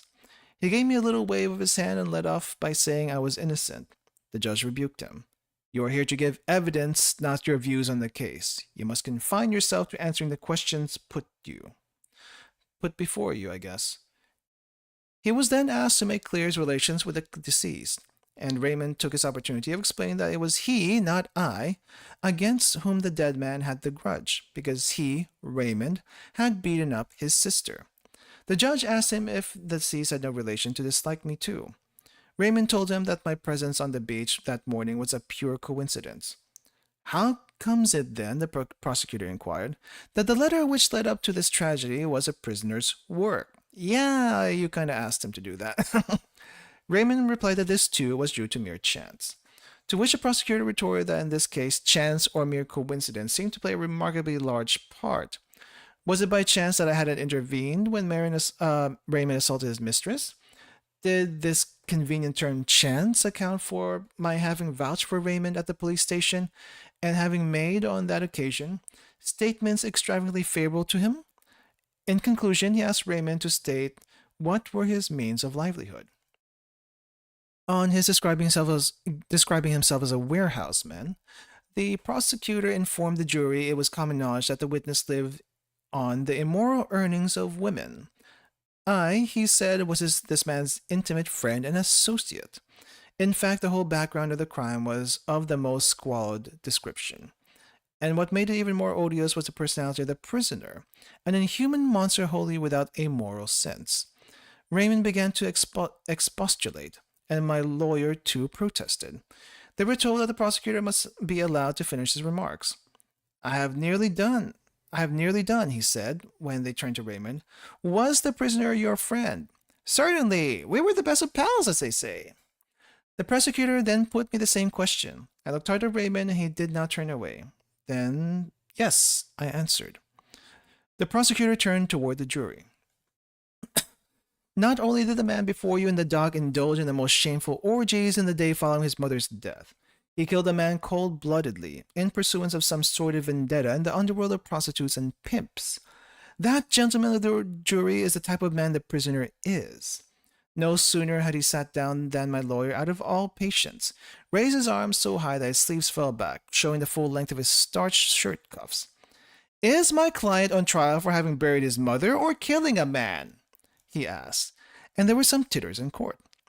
But then the prosecutor sprang up to his feet and, draping his gown around him, said he was amazed at his friend's ingenuousness in failing to see that between these two elements of the case there was a vital link.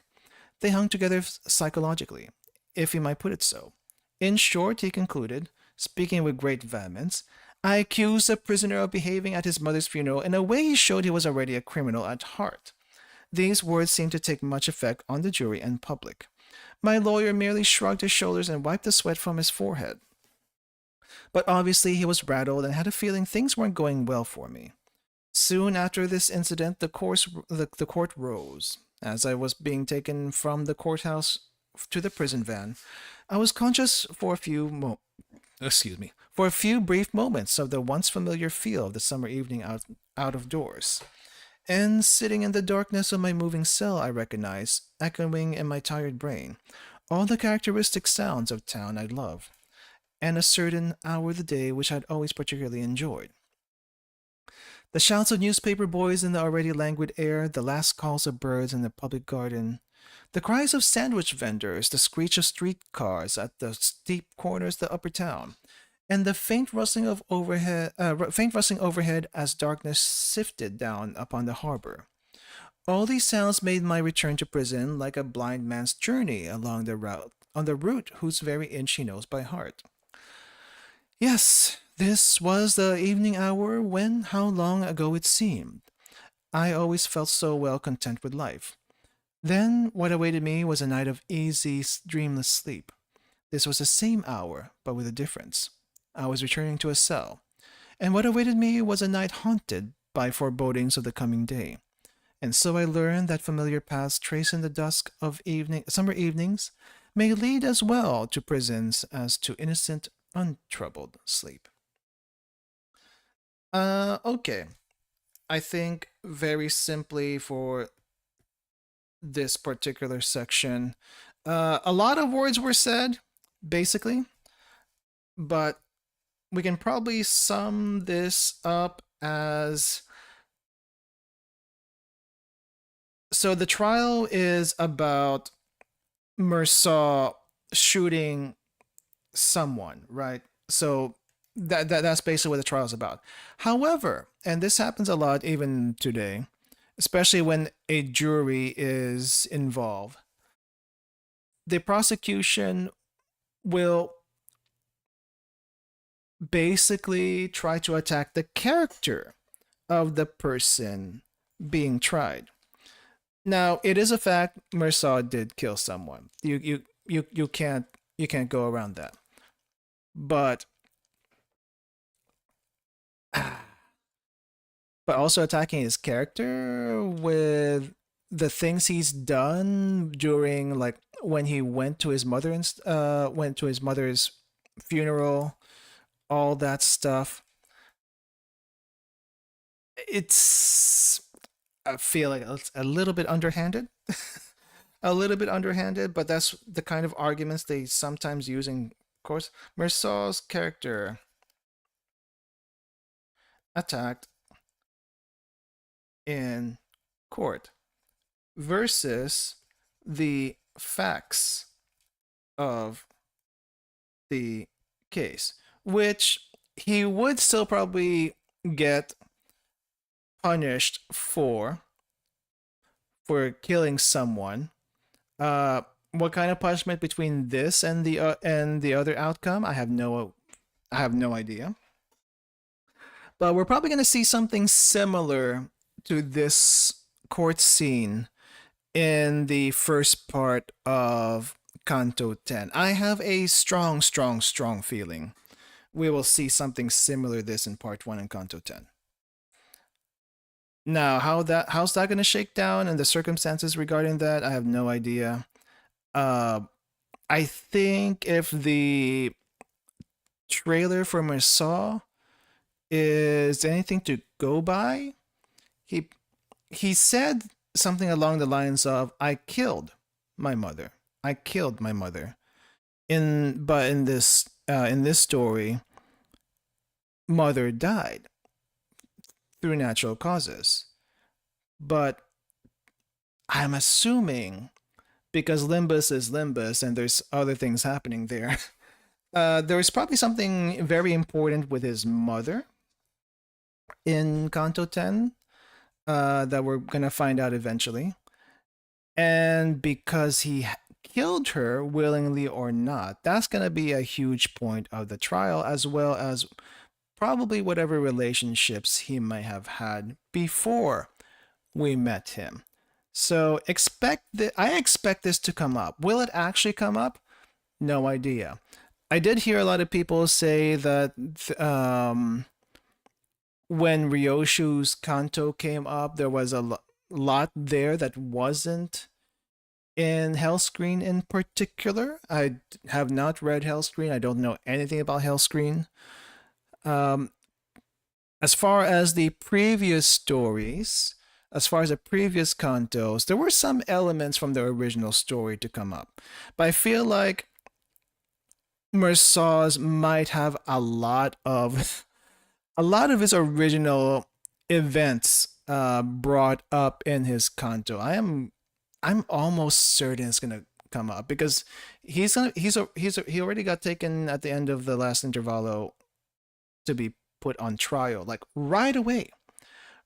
So we're probably gonna see that, and the circumstances on why he's on trial. Like, why did you get exiled from N Corp?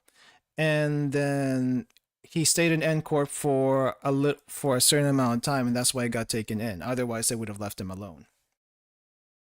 So there's also that. And what else is there? But yeah, they're probably gonna attack his character. Also in the story, like they did here.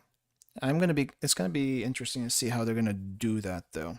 But definitely, there's gonna be a lot of eyes on him. The eyes of the multitude, as they say. So, how far are we? Dang, 4 hours. 4 hours, and we are page 43 of 54. We're getting close. We'll probably about have an hour left of this. But we're getting close to the end. Oh. Okay, part 2, chapter 4. It is always interesting, even the prisoner's dock, to hear oneself being talked about. and certainly in the speeches of my lawyer and the prosecuting counsel, a great deal was said about me. More, in fact, about me personally than about my crime. Really, there wasn't any great difference between the two speeches. Counsel for the defense raised their arms to heaven and pleaded guilty, but with extenuating circumstances. The prosecutor made similar gestures. He agreed that I was guilty, but denied extenuating circumstances. One thing about this phase of the trial was rather irksome. Quite often, interested as I was in what they had to say, I was tempted to put in a word myself, but my lawyer had advised me not to. You won't do your case any good by talking, he had warned me. In fact, there seemed to be a conspiracy to exclude me from the proceedings. I wasn't to have any say, and my fate is to be decided out of hand. It was quite an effort at times for me to refrain from cutting them all short, and saying, "But damn it all, who's on trial in this court? I'd like to know. It's a serious matter for a man being accused of murder. And I've something really important to tell you." But on second thoughts, I found I had nothing to say. In any case, I must admit that hearing oneself talked about loses its interest very soon. The prosecutor's speech especially began to bore me before he was halfway through it, because the prosecutor likes to pound on the same points over and over again, as they would anyway in court. The only things that really caught my attention were occasional phrases, his gestures, and some elaborate tirades, but these were isolated patches. What he was aiming at, I gathered, was to show that my crime was premeditated. I remember his saying at one moment, "I can prove this, gentlemen of the jury, to the hilt. First, you have the facts of the crime, which are as clear as daylight. And then you have what I may call the night side of this case, the dark workings of a criminal mentality." He began by summing up the facts, from my mother's death onward. He stressed my heartlessness, my inability to state mother's age, my visit to the swimming pool where I met Marie, our matinee at the pictures where Fernandel's film was showing, and finally my return with Marie to my rooms. I didn't quite follow his remarks at first, as he kept on mentioning the prisoner's mistress, whereas for me, she was just Marie. Then he came to the subject of Raymond. It seemed to me that his way of treating the facts showed a certain shrewdness. All he said sounded quite plausible. It was written. All he said sounded quite plausible. I'd written the letter in collusion with Raymond so as to entice his mistress to his room, and subject her to ill treatment by a man of more than dubious reputation. Then, on the beach, I provoked a brawl with Raymond's friends, in the course of which Raymond was wounded. I'd asked him for his revolver and gone back by myself with the intention of using it. Then I'd shot the Arab. After the first shot, I waited. Then, to be certain of making good of it, I fired 4 more shots deliberately, point blank and in cold blood, at my victim. "That is my case," he said. "I have described to you the series of events which led to this man to kill the deceased, fully aware of what he was doing. I emphasize this point. We're not concerned with an act of homicide committed on a sudden impulse, which might have served an extenuation. I ask you to note, gentlemen of the jury, that the prisoner is an educated man. You will have observed the way in which he answered my questions. He is intelligent, and he knows the value of words.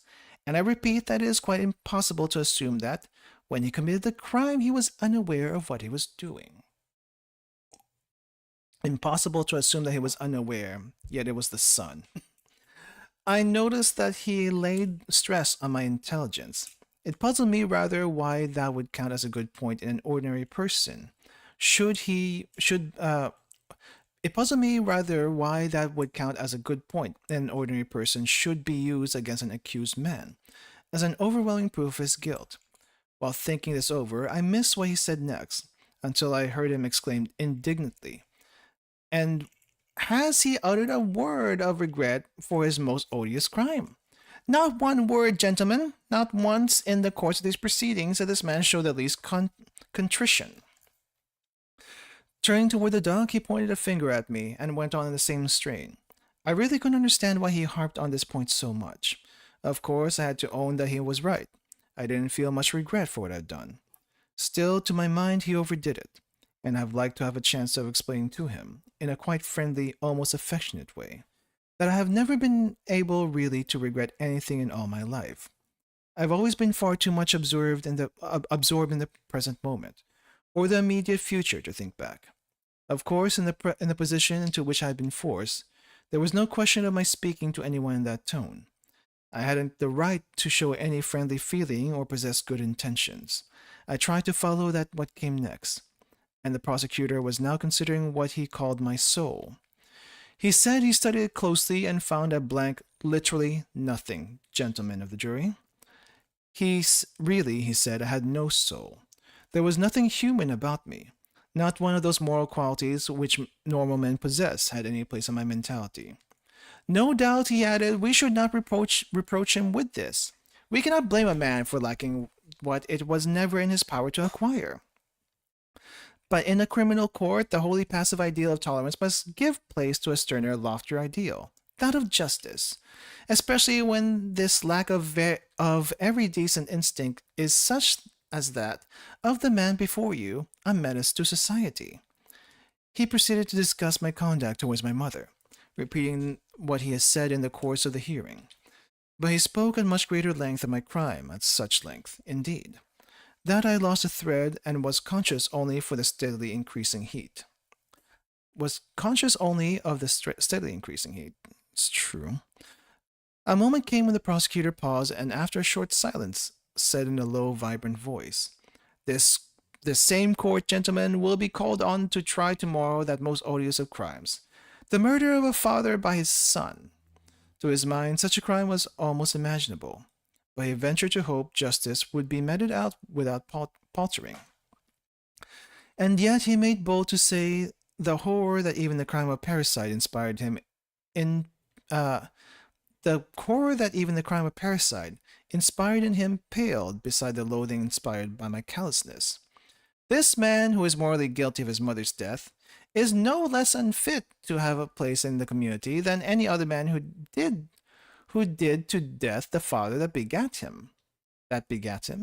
And indeed, the one crime led to another, and the first of these two criminals, the man in the dock, set a precedent, if I may put it so, and authorized the second crime.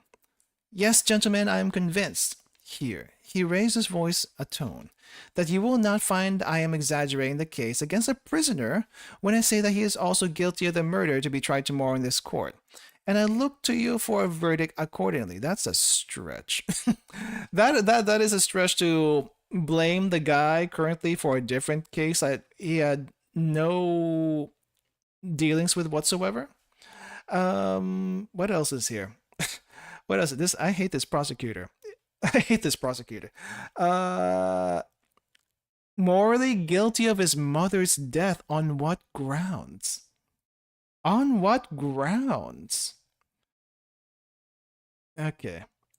I hate this prosecutor. And I hate lawyers. The prosecutor paused again to wipe the sweat off his face. He then explained that his duty was a painful one, but he would do it without flinching. This man has, I repeat, no place in the community whose basic principles he flouts without compunction. Nor, heartless as he is, has he any claim to mercy. I ask you to impose the extreme penalty of the law, and I ask it without a qualm. In the course of a long career, in which has often been my duty to ask for a capital sentence, I never have I felt that painful duty weigh so little on my mind as in the present case. In demanding a verdict of murder without extenuating circumstances, I am following not only the dictates of my conscience and a sacred obligation, but also of those natural and righteous indignation I feel at the sight of a criminal, devoid of the least spark of human feeling. When the prosecutor sat down, there was a longish silence. Personally, I was quite overcome by the heat and my amazement at what I had been hearing. The presiding judge gave a short cough and asked me in a very low tone if I had anything to say. I rose, and as I felt in the mood to speak, I said the first thing that crossed my mind, that I had no intention of killing the Arab. The judge replied that his statement would be taken into consideration by the court, that this statement would be taken into consideration. Meanwhile, he would be glad to hear, before my counsel addressed the court, what were the motives of my crime. So far, he must admit, he hadn't fully understood the grounds of my defense. I tried to explain that it was because of the son, but I spoke too quickly and ran my words into each other. I was only too conscious that it sounded nonsensical, and in fact, I heard people tittering. My lawyer shrugged his shoulders, and he was directed to address the court in his turn. But all he did was to point out the lateness of the hour and to ask for an adjournment till the following afternoon. To this the judge agreed. When I was brought back the next day, the electric fans were still churning up the heavy air, and the jurymen plying their gaudy little fans in a sort of steady rhythm. The speech for the defense seemed to me interminable. At one moment, however, I pricked up my ears. It was when I heard him saying, "It is true I killed a man." He went on in the same strain, saying "I" when he referred to me. It seemed so queer that I bent toward the policeman on my right and asked him to explain. He told me to shut up, then after a moment whispered, "They all do that." It seemed to me that the idea behind it was still further to exclude me from the case, to put me off the map, so to speak. By substituting the lawyer for myself, Anyway, it hardly mattered. I already felt worlds away from this courtroom and its tedious proceedings. My lawyer, in any case, struck me as feeble to the point of being ridiculous. He hurried through his plea of provocation, and then he too started in about my soul. But I had an impression that he had much less talent than the prosecutor. "I too," he said, "have closely studied this man's soul. But unlike my learned friend of the prosecution, I have found something there. Indeed, I say that I have read the prisoner's mind like an open book." What he had read there was that I was an excellent young fellow, a steady, conscientious worker who did his best by his employer, that I was popular with everyone and sympathetic in others' troubles. According to him, I was a dutiful son who had supported his mother as long as he was able. After anxious consideration, I had reached the conclusion that, by entering a home, the old lady would have comforts that my means didn't permit me to provide for her. "I am astounded, gentlemen," he said, "by the attitude taken up by my learned friend in referring to this home. Surely, if proof be needed of the excellence of his institutions, we need only remember that they are promoted and financed by a government department." I noticed I had made no reference to the funeral, and this seemed to me a mysterious omission. But with his long-windedness, the endless days and hours had been discussing my soul and the rest of it. I found that my mind had gone blurred. Everything was dissolving into a grayish, watery haze. Only one incident stands out. Towards the end, while my counsel rambled on, I heard the tin trumpet of an ice cream vendor in the street. A small, shrill sound cutting across the flow of words. And then a rush of memories went through my mind. Memories of a life which was mine no longer, and had once provided me with the surest, humblest pleasures. Warm smells of summer, my favorite streets, the sky at evening, Marie's dresses and her laugh. The futility of what was happening here seemed to take me by the throat. I felt like vomiting. I had only one idea: to get it over, to go back to my cell, and sleep. And sleep. Dimly I heard my counsel make his last appeal. "Gentlemen of the jury, surely you will not send to his death a decent, hard-working young man, because for one tragic moment he lost his self-control? Is he not sufficiently punished by the lifelong remorse that is to be his lot?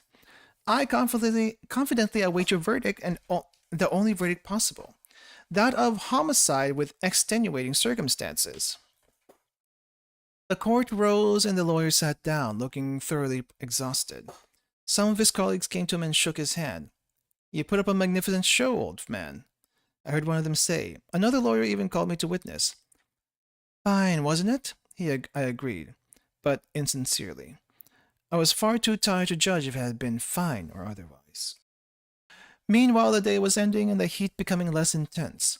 By some vague sounds that reached me from the street, I knew that the cool of the evening had set in.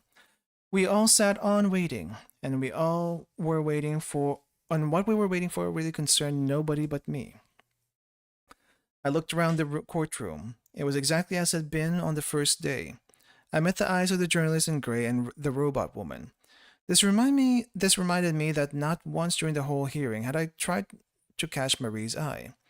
It wasn't that I'd forgotten her, only I was too preoccupied. I saw her now, seated with Celeste and Raymond. She gave me a little wave of her hand as if to say, "At last." She was smiling, but I could tell she was rather anxious. But my heart seemed turned to stone, and I couldn't even return her smile. The judges came back to their seats. Someone read out to the jury very rapidly a string of questions. I caught a word here and there: murder of malice, aforethought, provocation, extenuating circumstances. The jury went out. I was taken to the little room where I had already waited. My lawyer came to see me. He was very talkative and showed more cordiality and confidence than ever before. He assured me that all would go well and I'd get off with a few years' imprisonment or transportation. I asked him what were the chances of getting the sentence squashed. He said there was no chance of that. He had not raised any point of law, as this was apt to prejudice the jury, and it was difficult to get a judgment quashed except on technical grounds. I saw his point and agreed, looking at the matter dispassionately. I shared his view. Otherwise, there would be no end to litigation. In any case, the lawyer said, you can appeal in the ordinary way, but I'm convinced the verdict will be favorable. We waited for a while, a good 3/4 of an hour, I should say. Then a bell rang. My lawyer left me, saying, the foreman of the jury will read out the answers. You'll be called on after to hear the judgment. Some doors banged. I heard people hurrying down flights of steps, but couldn't tell whether they were nearby or distant. Then I heard a voice droning away in the courtroom. When the bell rang again and I stepped back into the dock, the silence of the courtroom closed in around me. And with the silence came a queer sensation when I noticed that, for the first time, the young journalist kept his eyes averted. I didn't look in Marie's direction. In fact, I had no time to look, as the presiding judge had already started pronouncing a rigmarole to the effect that, in the name of the French people, I was to be decapitated in some public space. Oh, well, goodbye. It seemed to me that I could interpret the look on the faces of those present. It was one of almost respectful sympathy. The policeman, too, handled me very gently. The lawyer placed his hand on my wrist, and I stopped thinking altogether. I heard the judge's voice asking if I had anything more to say. After thinking for a moment, I answered no. Then the policeman led me out. Okay, well, dramatic conclusion, I guess, to the hearing. Partly the hearing was again attack on character, misinterpretation of character, misinterpretation, possibly. All that to say, I feel like when we get to this in Limbus Company, probably end of part 1, because I think all the trial stuff is going to be part 1 stuff. Maybe part 2, but part 1 for sure, at least. I feel like maybe Mersal, we're not going to see him speak a lot other than during the charges. And he is going to be possibly indignant. Maybe. Questionably. But at the end of the day, he is probably going to be executed. Here, for sure, here in the story we got right now, execution is guaranteed. There's no getting around that. At the very least in Limbus Company, we got Dante. We can rewind the clock. If he's executed, he can be brought back. But how's that gonna look like in Limbus Company? I have no idea. But it's not gonna be favorable for him. That's gonna be for sure. Especially with whatever big crime he got himself exiled with to begin with. So, is there anything really here to take away from? I think the main thing is the misinterpretation of character. I think character is going to be important for Mersal's Canto. How? I'm not quite sure yet. I'm not sure if it's I'm not quite sure how that whole theme for Mersal is going to be like. But you can be sure that's it's not going. It's going to be a little bit infuriating. I feel like it's going to be infuriating. This part was infuriating. Infuriating. I do not like this lawyer. I have said that already. I do not like this lawyer. I hate this lawyer to bits, and it's gonna be. We're probably gonna have someone similar. I'm really curious though how the fights are gonna be in Canto 10, because that's gonna be a huge thing in Limbus Company, but I don't know how it's gonna be here in the game. That's to be seen. That's to be seen. Probably the fights are gonna come from the new league, and all that stuff, because they're gonna be present in one way or another. But the court stuff seems like civil things in general, which would be very weird in the context of Limbus Company, because that a lot of times that's not what we run into. It's not what we run into, so I guess we'll see.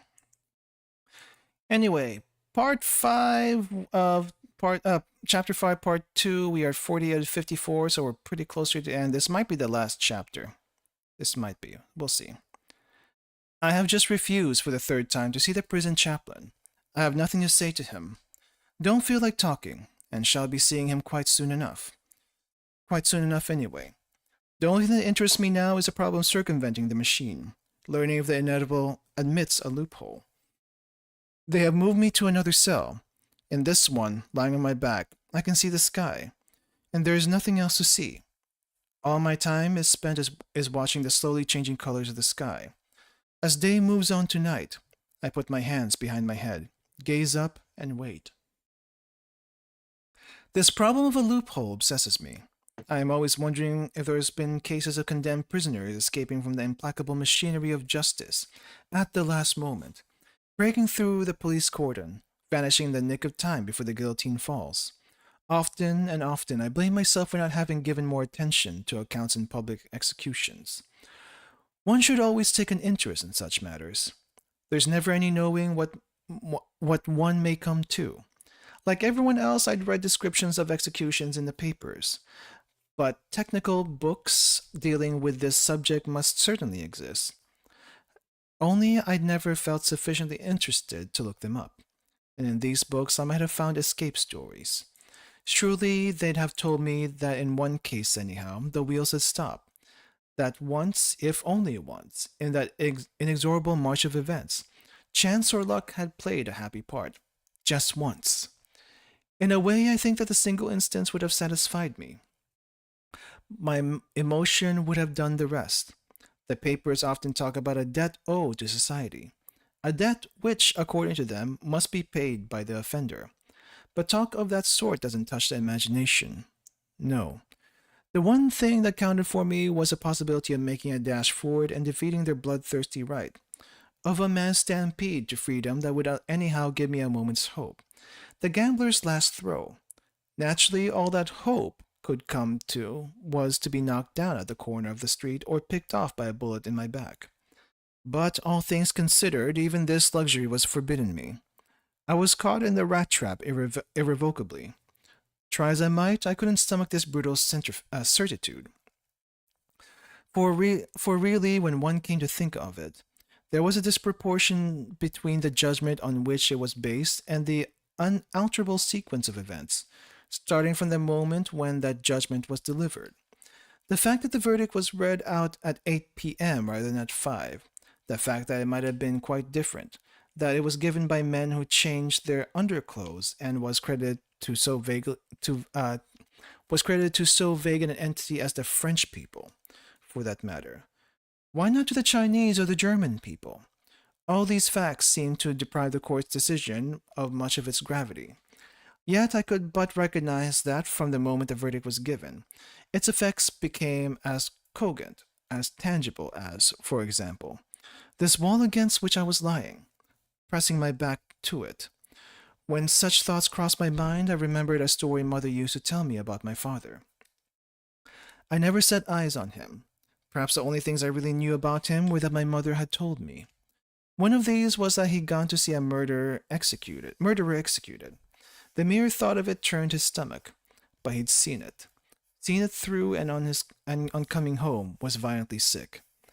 At the time I found my father's conduct rather disgusting, but now I understood. It was so natural. How had I failed to recognize that nothing was more important than execution? That, viewed from one angle, is the only thing that can genuinely interest a man. And I decided that if I ever got out of jail, I'd attend every execution that took place. I was unwise, no doubt, even to consider this possibility. For the moment I pictured myself in freedom, standing behind a double rank of policemen, on the right side of the line, so to speak, the mere thought of being an onlooker who comes to see the show, and can go home and vomit afterward, flooded my mind with a wild, absurd exultation. It was a stupid thing to let my imagination run away with me like that. A moment later I had a shivering fit and had to wrap myself closely in my blanket. But my teeth went on chattering. Nothing would stop them. Still, obviously, one can't be sensible all the time. Another equally ridiculous fancy of mine was to frame new laws, altering the penalties. What was wanted to my mind was to give the criminal a chance.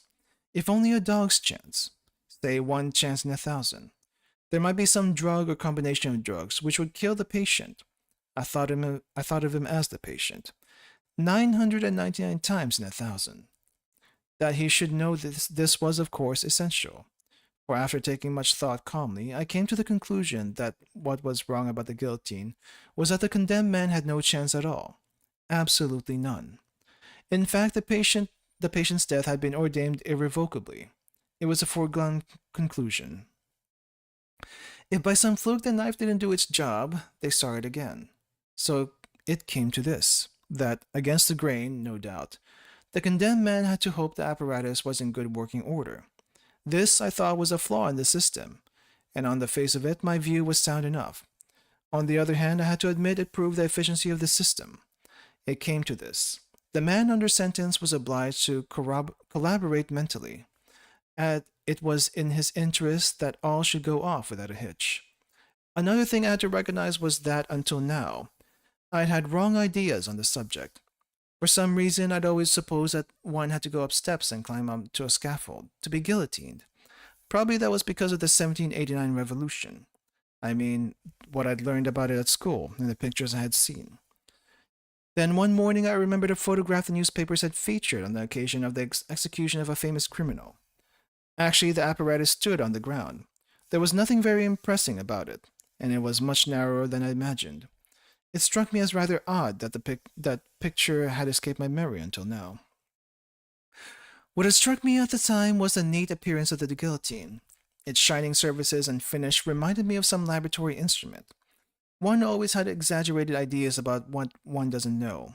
Now I had to admit it seemed a very simple process, getting guillotined.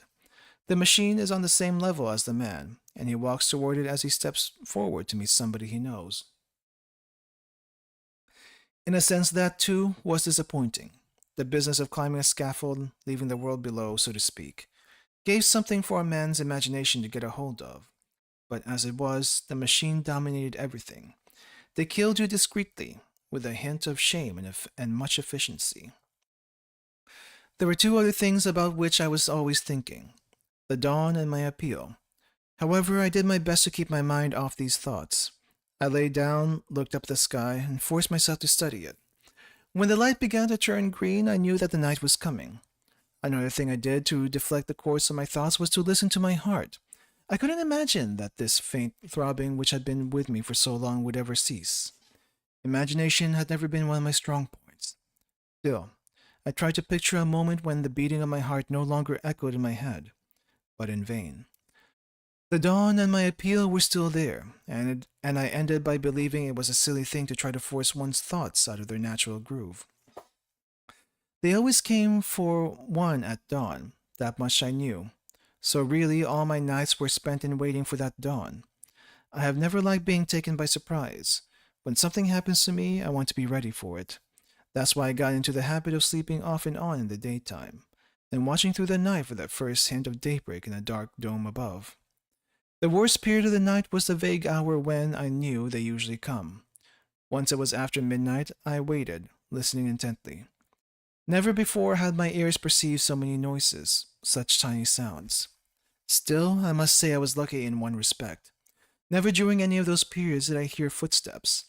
Mother used to say that however miserable one is, there's always something to be thankful for. And each morning, when the sky brightened and light began to flood my cell, I agreed with her, because I might just as well have heard footsteps and felt my heart shattered into bits. Even the faintest rustle sent me hurrying to the door and pressing an ear to the rough, cold wood. I listened so intently that I could hear my breathing, quick and hoarse like a dog's panting. Even so, there was an end. My heart hadn't split, and I knew I had another 24 hours respite. Then all day there was my appeal to think about. I made the most of this idea, studying my effects so as to squeeze out the maximum of consolation. Thus I always began by assuming the worst. My appeal was dismissed. That meant, of course, I was to die. Sooner than others, obviously. But I reminded myself it's common knowledge that life isn't worth living anyhow. And on a wide view, I could see that it makes little difference whether one dies at the age of 30 or 60 since either case, other men and women will continue living, and the world will go on as before. Also, whether I died now or 40 years hence, this business of dying had to be got through, inevitably. Still, somehow, this line of thought wasn't as consoling as it should have been. The idea of all those years of life in hand was a galling reminder. However, I could argue myself out of it by picturing what would have been my feelings when my term was up, and the death had cornered me. Once you're up against it, the precise manner of your death has obviously small importance. Therefore, but it was hard not to lose the thread of argument leading up to that therefore. I should be prepared to face the dismissal of my appeal. At this stage, but only at this stage, I had, so to speak, the right, and accordingly I gave myself leave to consider the other alternative, that my appeal was successful, and then the trouble was to calm down that sudden rush of joy racing through my body, and even bringing tears to my eyes. But it was up to me to bring my nerves to heel and steady my mind. For even in considering this possibility, I had to keep some order in my thoughts, so as to make my consolations, as regards the first alternative, more possible. When I succeeded, I had earned a good hour's peace of mind, and that, anyhow, was something. It was at one of these moments that I refused once again to see the chaplain. I was lying down and could mark the summer evening coming on by a soft golden glow spreading across the sky. I had just turned down my appeal and felt my blood circulating with slow, steady throbs. No, I didn't want to see the chaplain. Then I did something I hadn't done for quite a while. I fell to thinking about Marie. She hadn't written for ages. Probably, I surmised, she had grown tired of being the mistress of a man sentenced to death. Or she might be ill, or dead. After all, such things happen. How could I have known about it since, apart from our two bodies separated now, there was no link between us, nothing to remind us of each other? Supposing she were dead, her memory would mean nothing. I couldn't feel an interest in a dead girl. This seemed to me quite normal, just as I realized people would soon forget me once I was dead. I couldn't even say that this was hard to stomach, really. There's no idea to which one doesn't get acclimatized in time. My thoughts had reached this point when the chaplain walked in, unannounced. I couldn't help giving a start on seeing him. He noticed this evidently, as he promptly told me not to be alarmed. I reminded him that usually his visits were at another hour, and for a pretty grim occasion. This, he replied, was just a friendly visit. It had no occasion with my appeal, about which he knew nothing. Oh, geez, my throat is... Let's try this again. This, he replied, was just a friendly visit. It had no concern with my appeal, which he knew nothing. Then he sat down on my bed, asking me to sit beside him. I refused, not because I had anything against him. He seemed a mild, amiable man.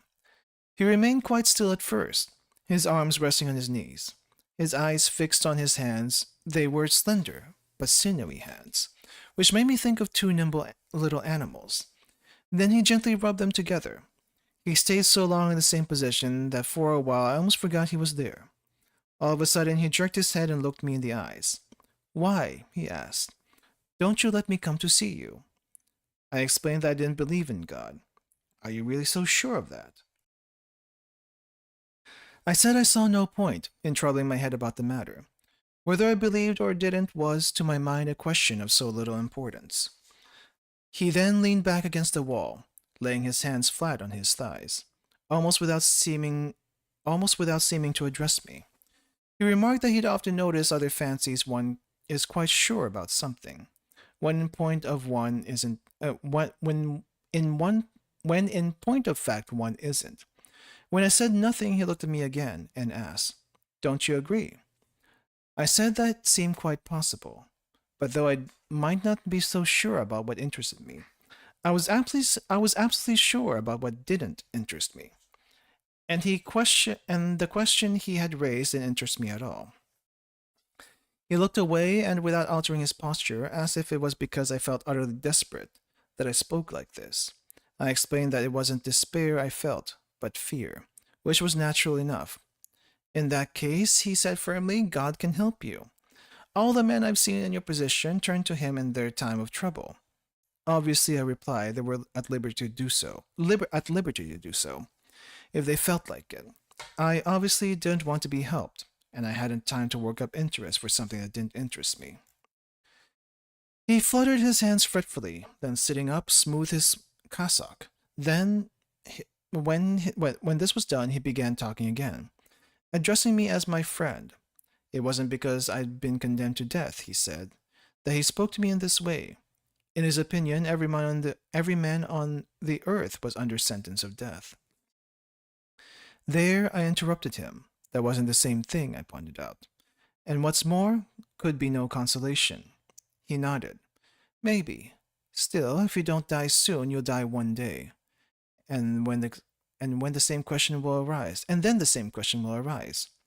How will you face a terrible final hour? I replied I'd face it exactly as I was facing it now. Thereat he stood up and looked me straight in the eyes. It was a trick I knew well.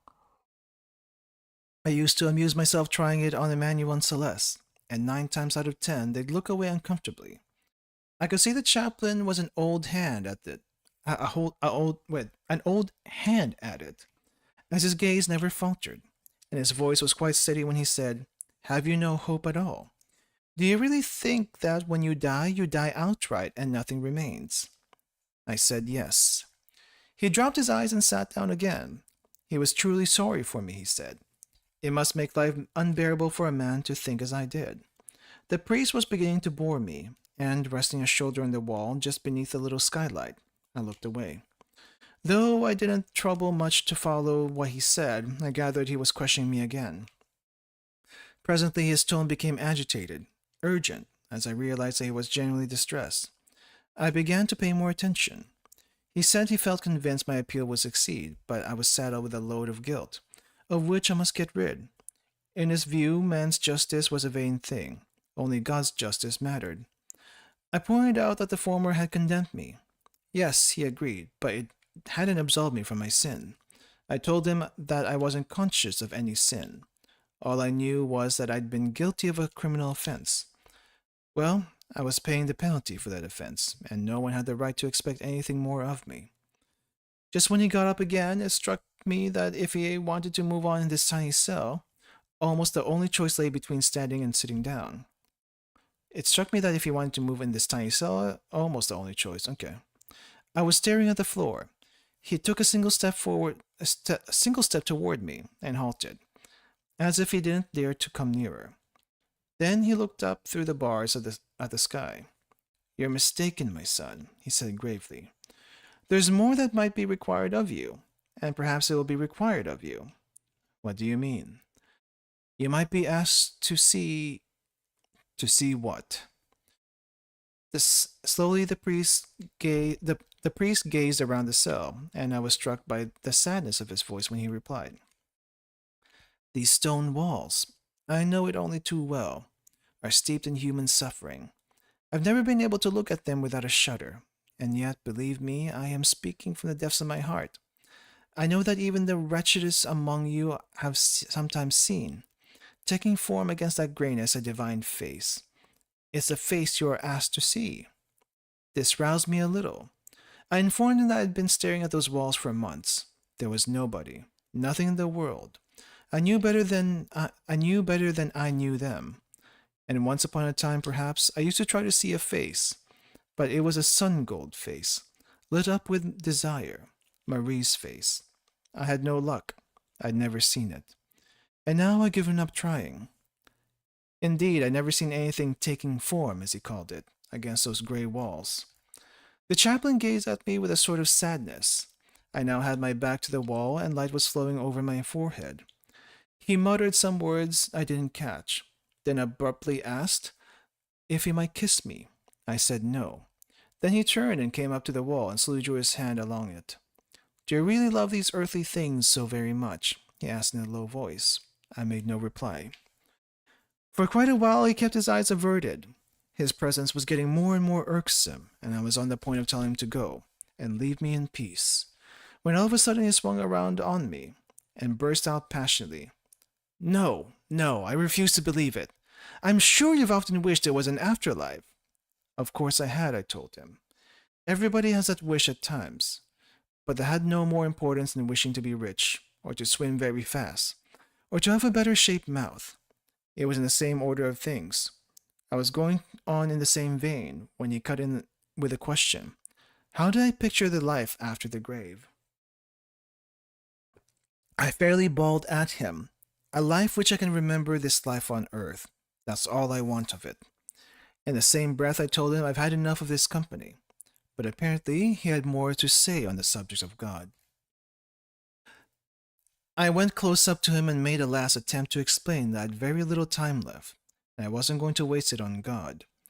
Then he tried to change the subject by asking me why I hadn't once addressed him as father, seeing that he was a priest. That irritated me still more, and I told him he wasn't my father. Quite the contrary. He was on the other side. "No, no, my son," he said, laying his hand on my shoulder. "I'm on your side, though you don't realize it, because your heart is hardened. But I shall pray for you." Then, I don't know how it was, but something seemed to break inside me, and I started yelling at the top of my voice. I hurled insults at him. I told him not to waste his rotten prayers on me. It was better to burn than to disappear. I'd taken him by the neckband of his cassock. In a sort of ecstasy of joy and rage, I poured on him all the thoughts that had been simmering in my brain. He seemed so cocksure, you see. And yet none of his certainties was worth one strand of a woman's hair. Living as he did, like a corpse, he couldn't even be sure of being alive. It might look as if my hands were empty. Actually, I was sure of myself, sure about everything. Far surer than he, sure of my present life and of the death that was coming.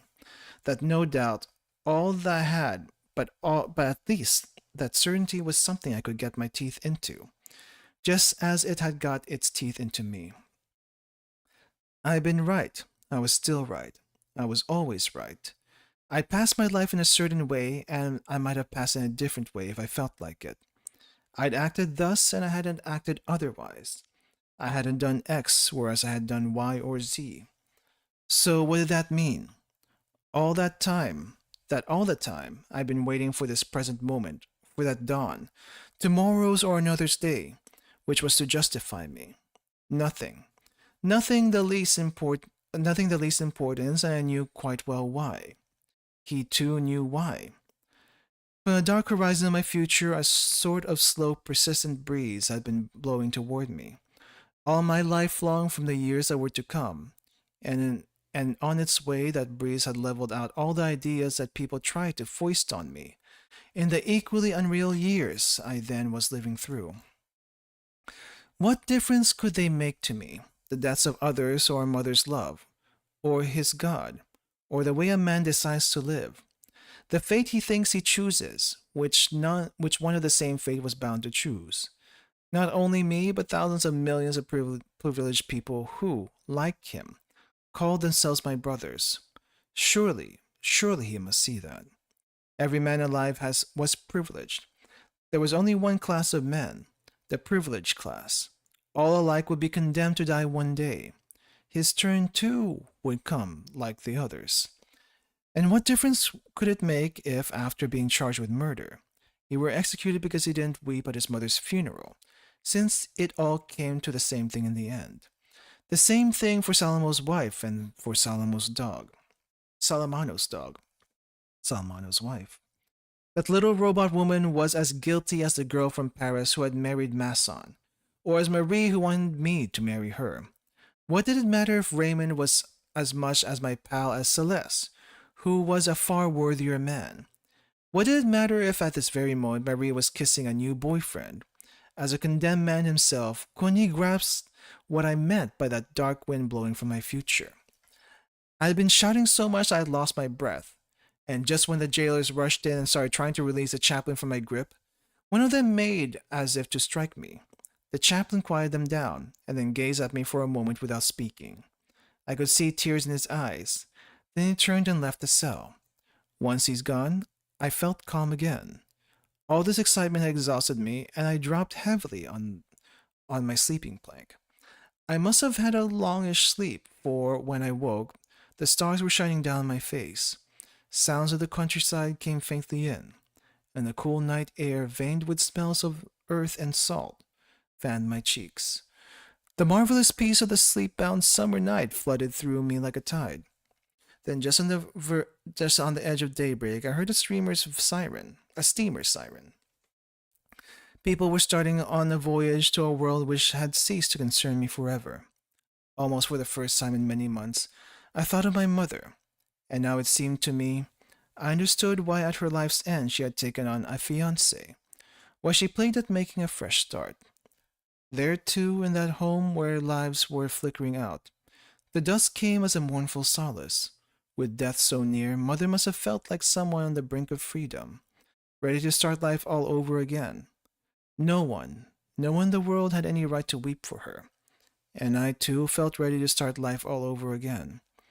It was as if that great rush of anger had washed me clean, emptied me of hope, and gazing up the dark sky spangled with its signs and stars for the first time. The first I laid my heart open to the benign indifference of the universe.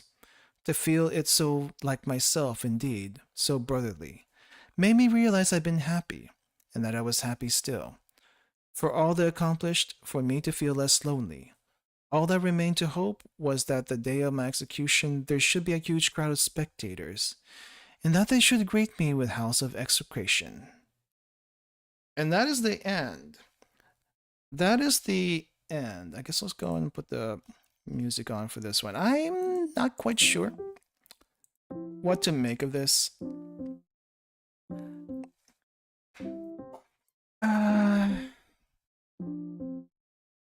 Part 2. What was the last one? 4? Part 2, 5, the end.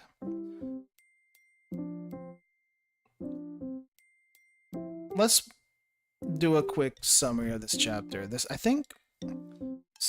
is Mersault coming to terms with his death. Coming to terms with his death, all the things that he can't do anymore, all the things that basically trying to escape his sentence, all that stuff. And then I guess finally accepting it. Basically finally accepting it. Now, at the end there with the priest, though. The priest and him... The priest was trying to reach out to his humanity, right? And trying to figure him out. But the way Mersault lived his life up to this point, he was very much in the moment kind of person. So the priest couldn't see that, and because of that, there's some judgment on Mersault, that the priest couldn't quite understand. But Mersault is just basically living day to day through his whims and all that stuff. Now, I'm not quite sure what shape that's going to take when it comes to the game and as far as what the Canto is going to be about. What does this mean for the game? What does this mean for the game? For the game, and I guess for this. As far as the novel is concerned, as best as I can understand it, and for anyone who has a different idea, I know there's like interpretations of this elsewhere by many people. But my interpretation here is that it's probably better to live your life as on your own terms.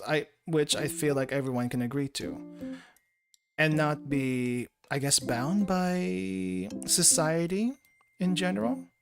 Now, on the other hand, if you really want to get down to the nitty gritty details, I suppose there's also a little bit of the French existentialism that Camus was supposedly subscribed to,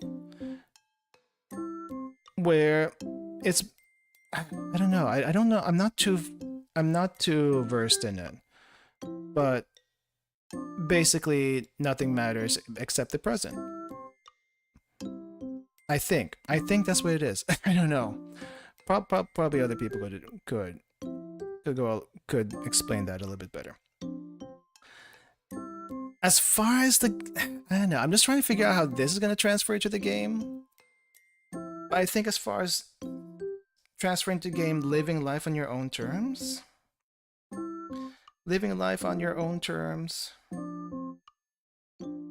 not being judged for what you do,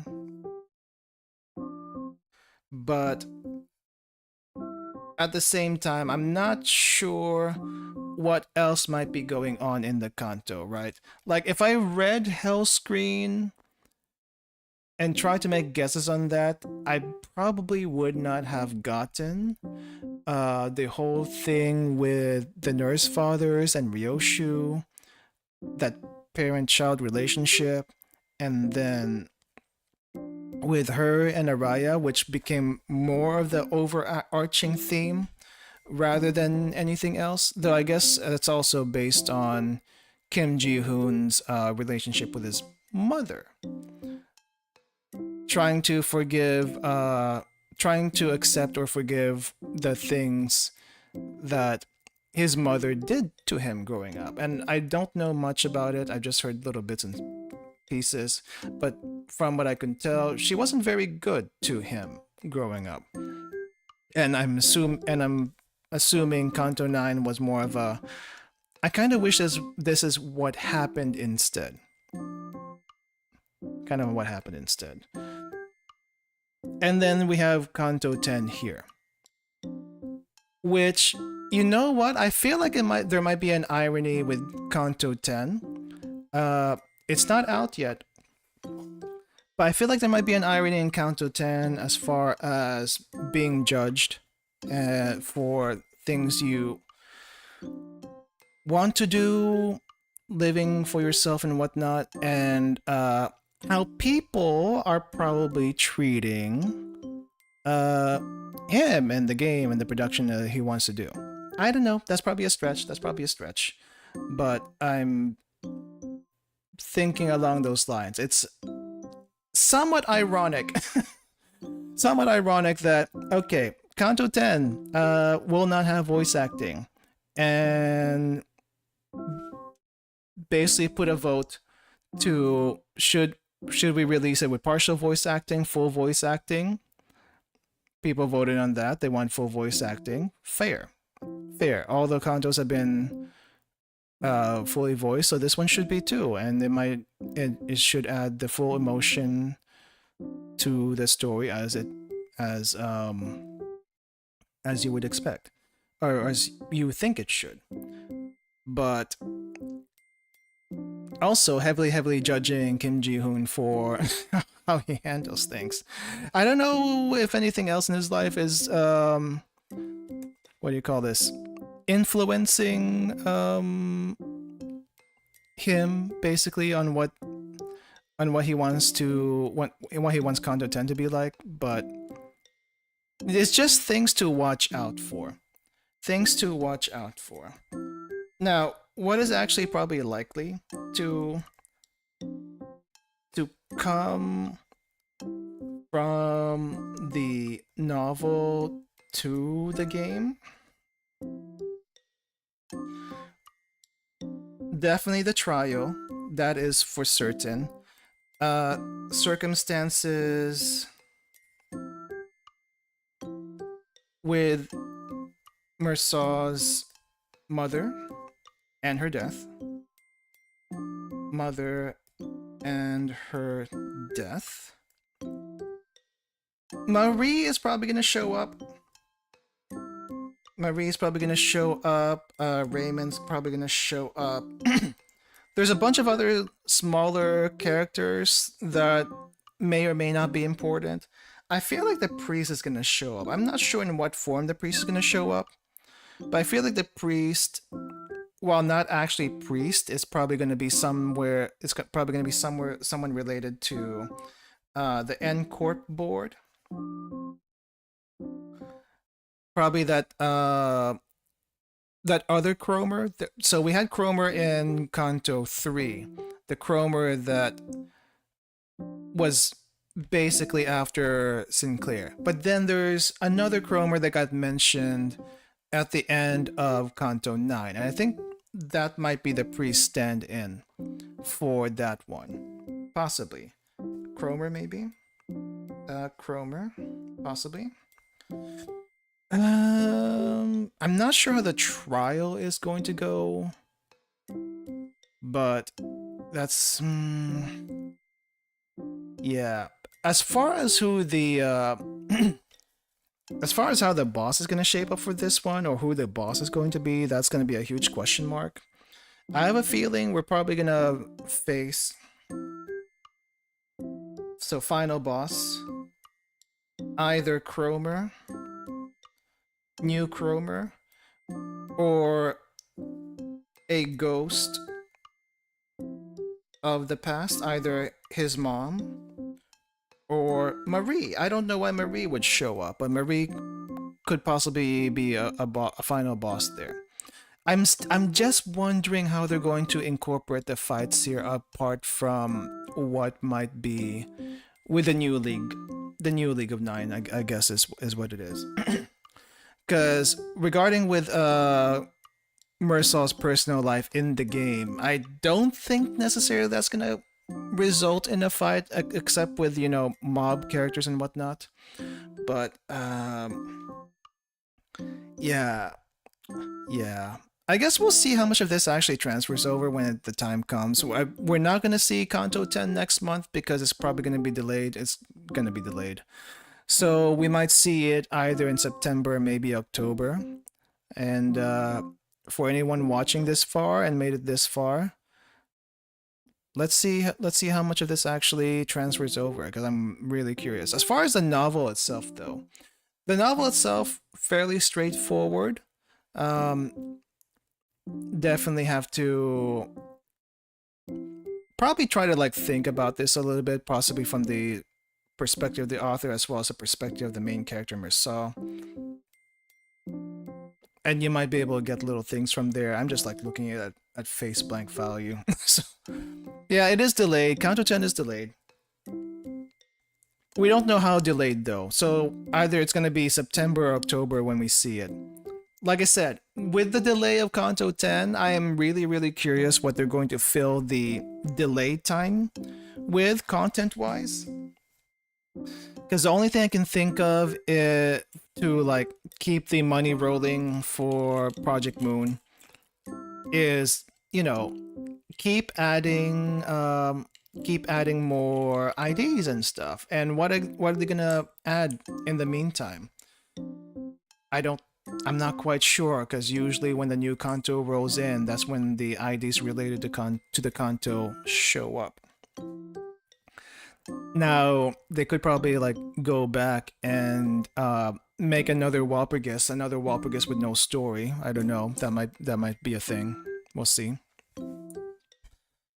I do need to remember what was the production schedule like early in the early in the game. We got 3 Cantos when the game launched. The game launched, I think, 2 or 3 years ago. And it does feel long when one chapter comes in when one Canto comes in and another Canto from one Canto to the next. It's a pretty long time gap. It's a pretty long time gap. So I don't know. We'll see. We'll see. Then again, I'm reminded also in Blue Archive where the main story gaps are actually pretty long, but because there are also smaller events in between to tide you over until those main stories come, it doesn't feel as bad of a wait.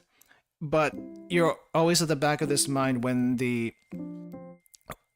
a main story is ongoing. There's an anticipation when the next chapter is going to come, and also what's going to happen in there. And but you're also tied it over with all the smaller events, which are significant.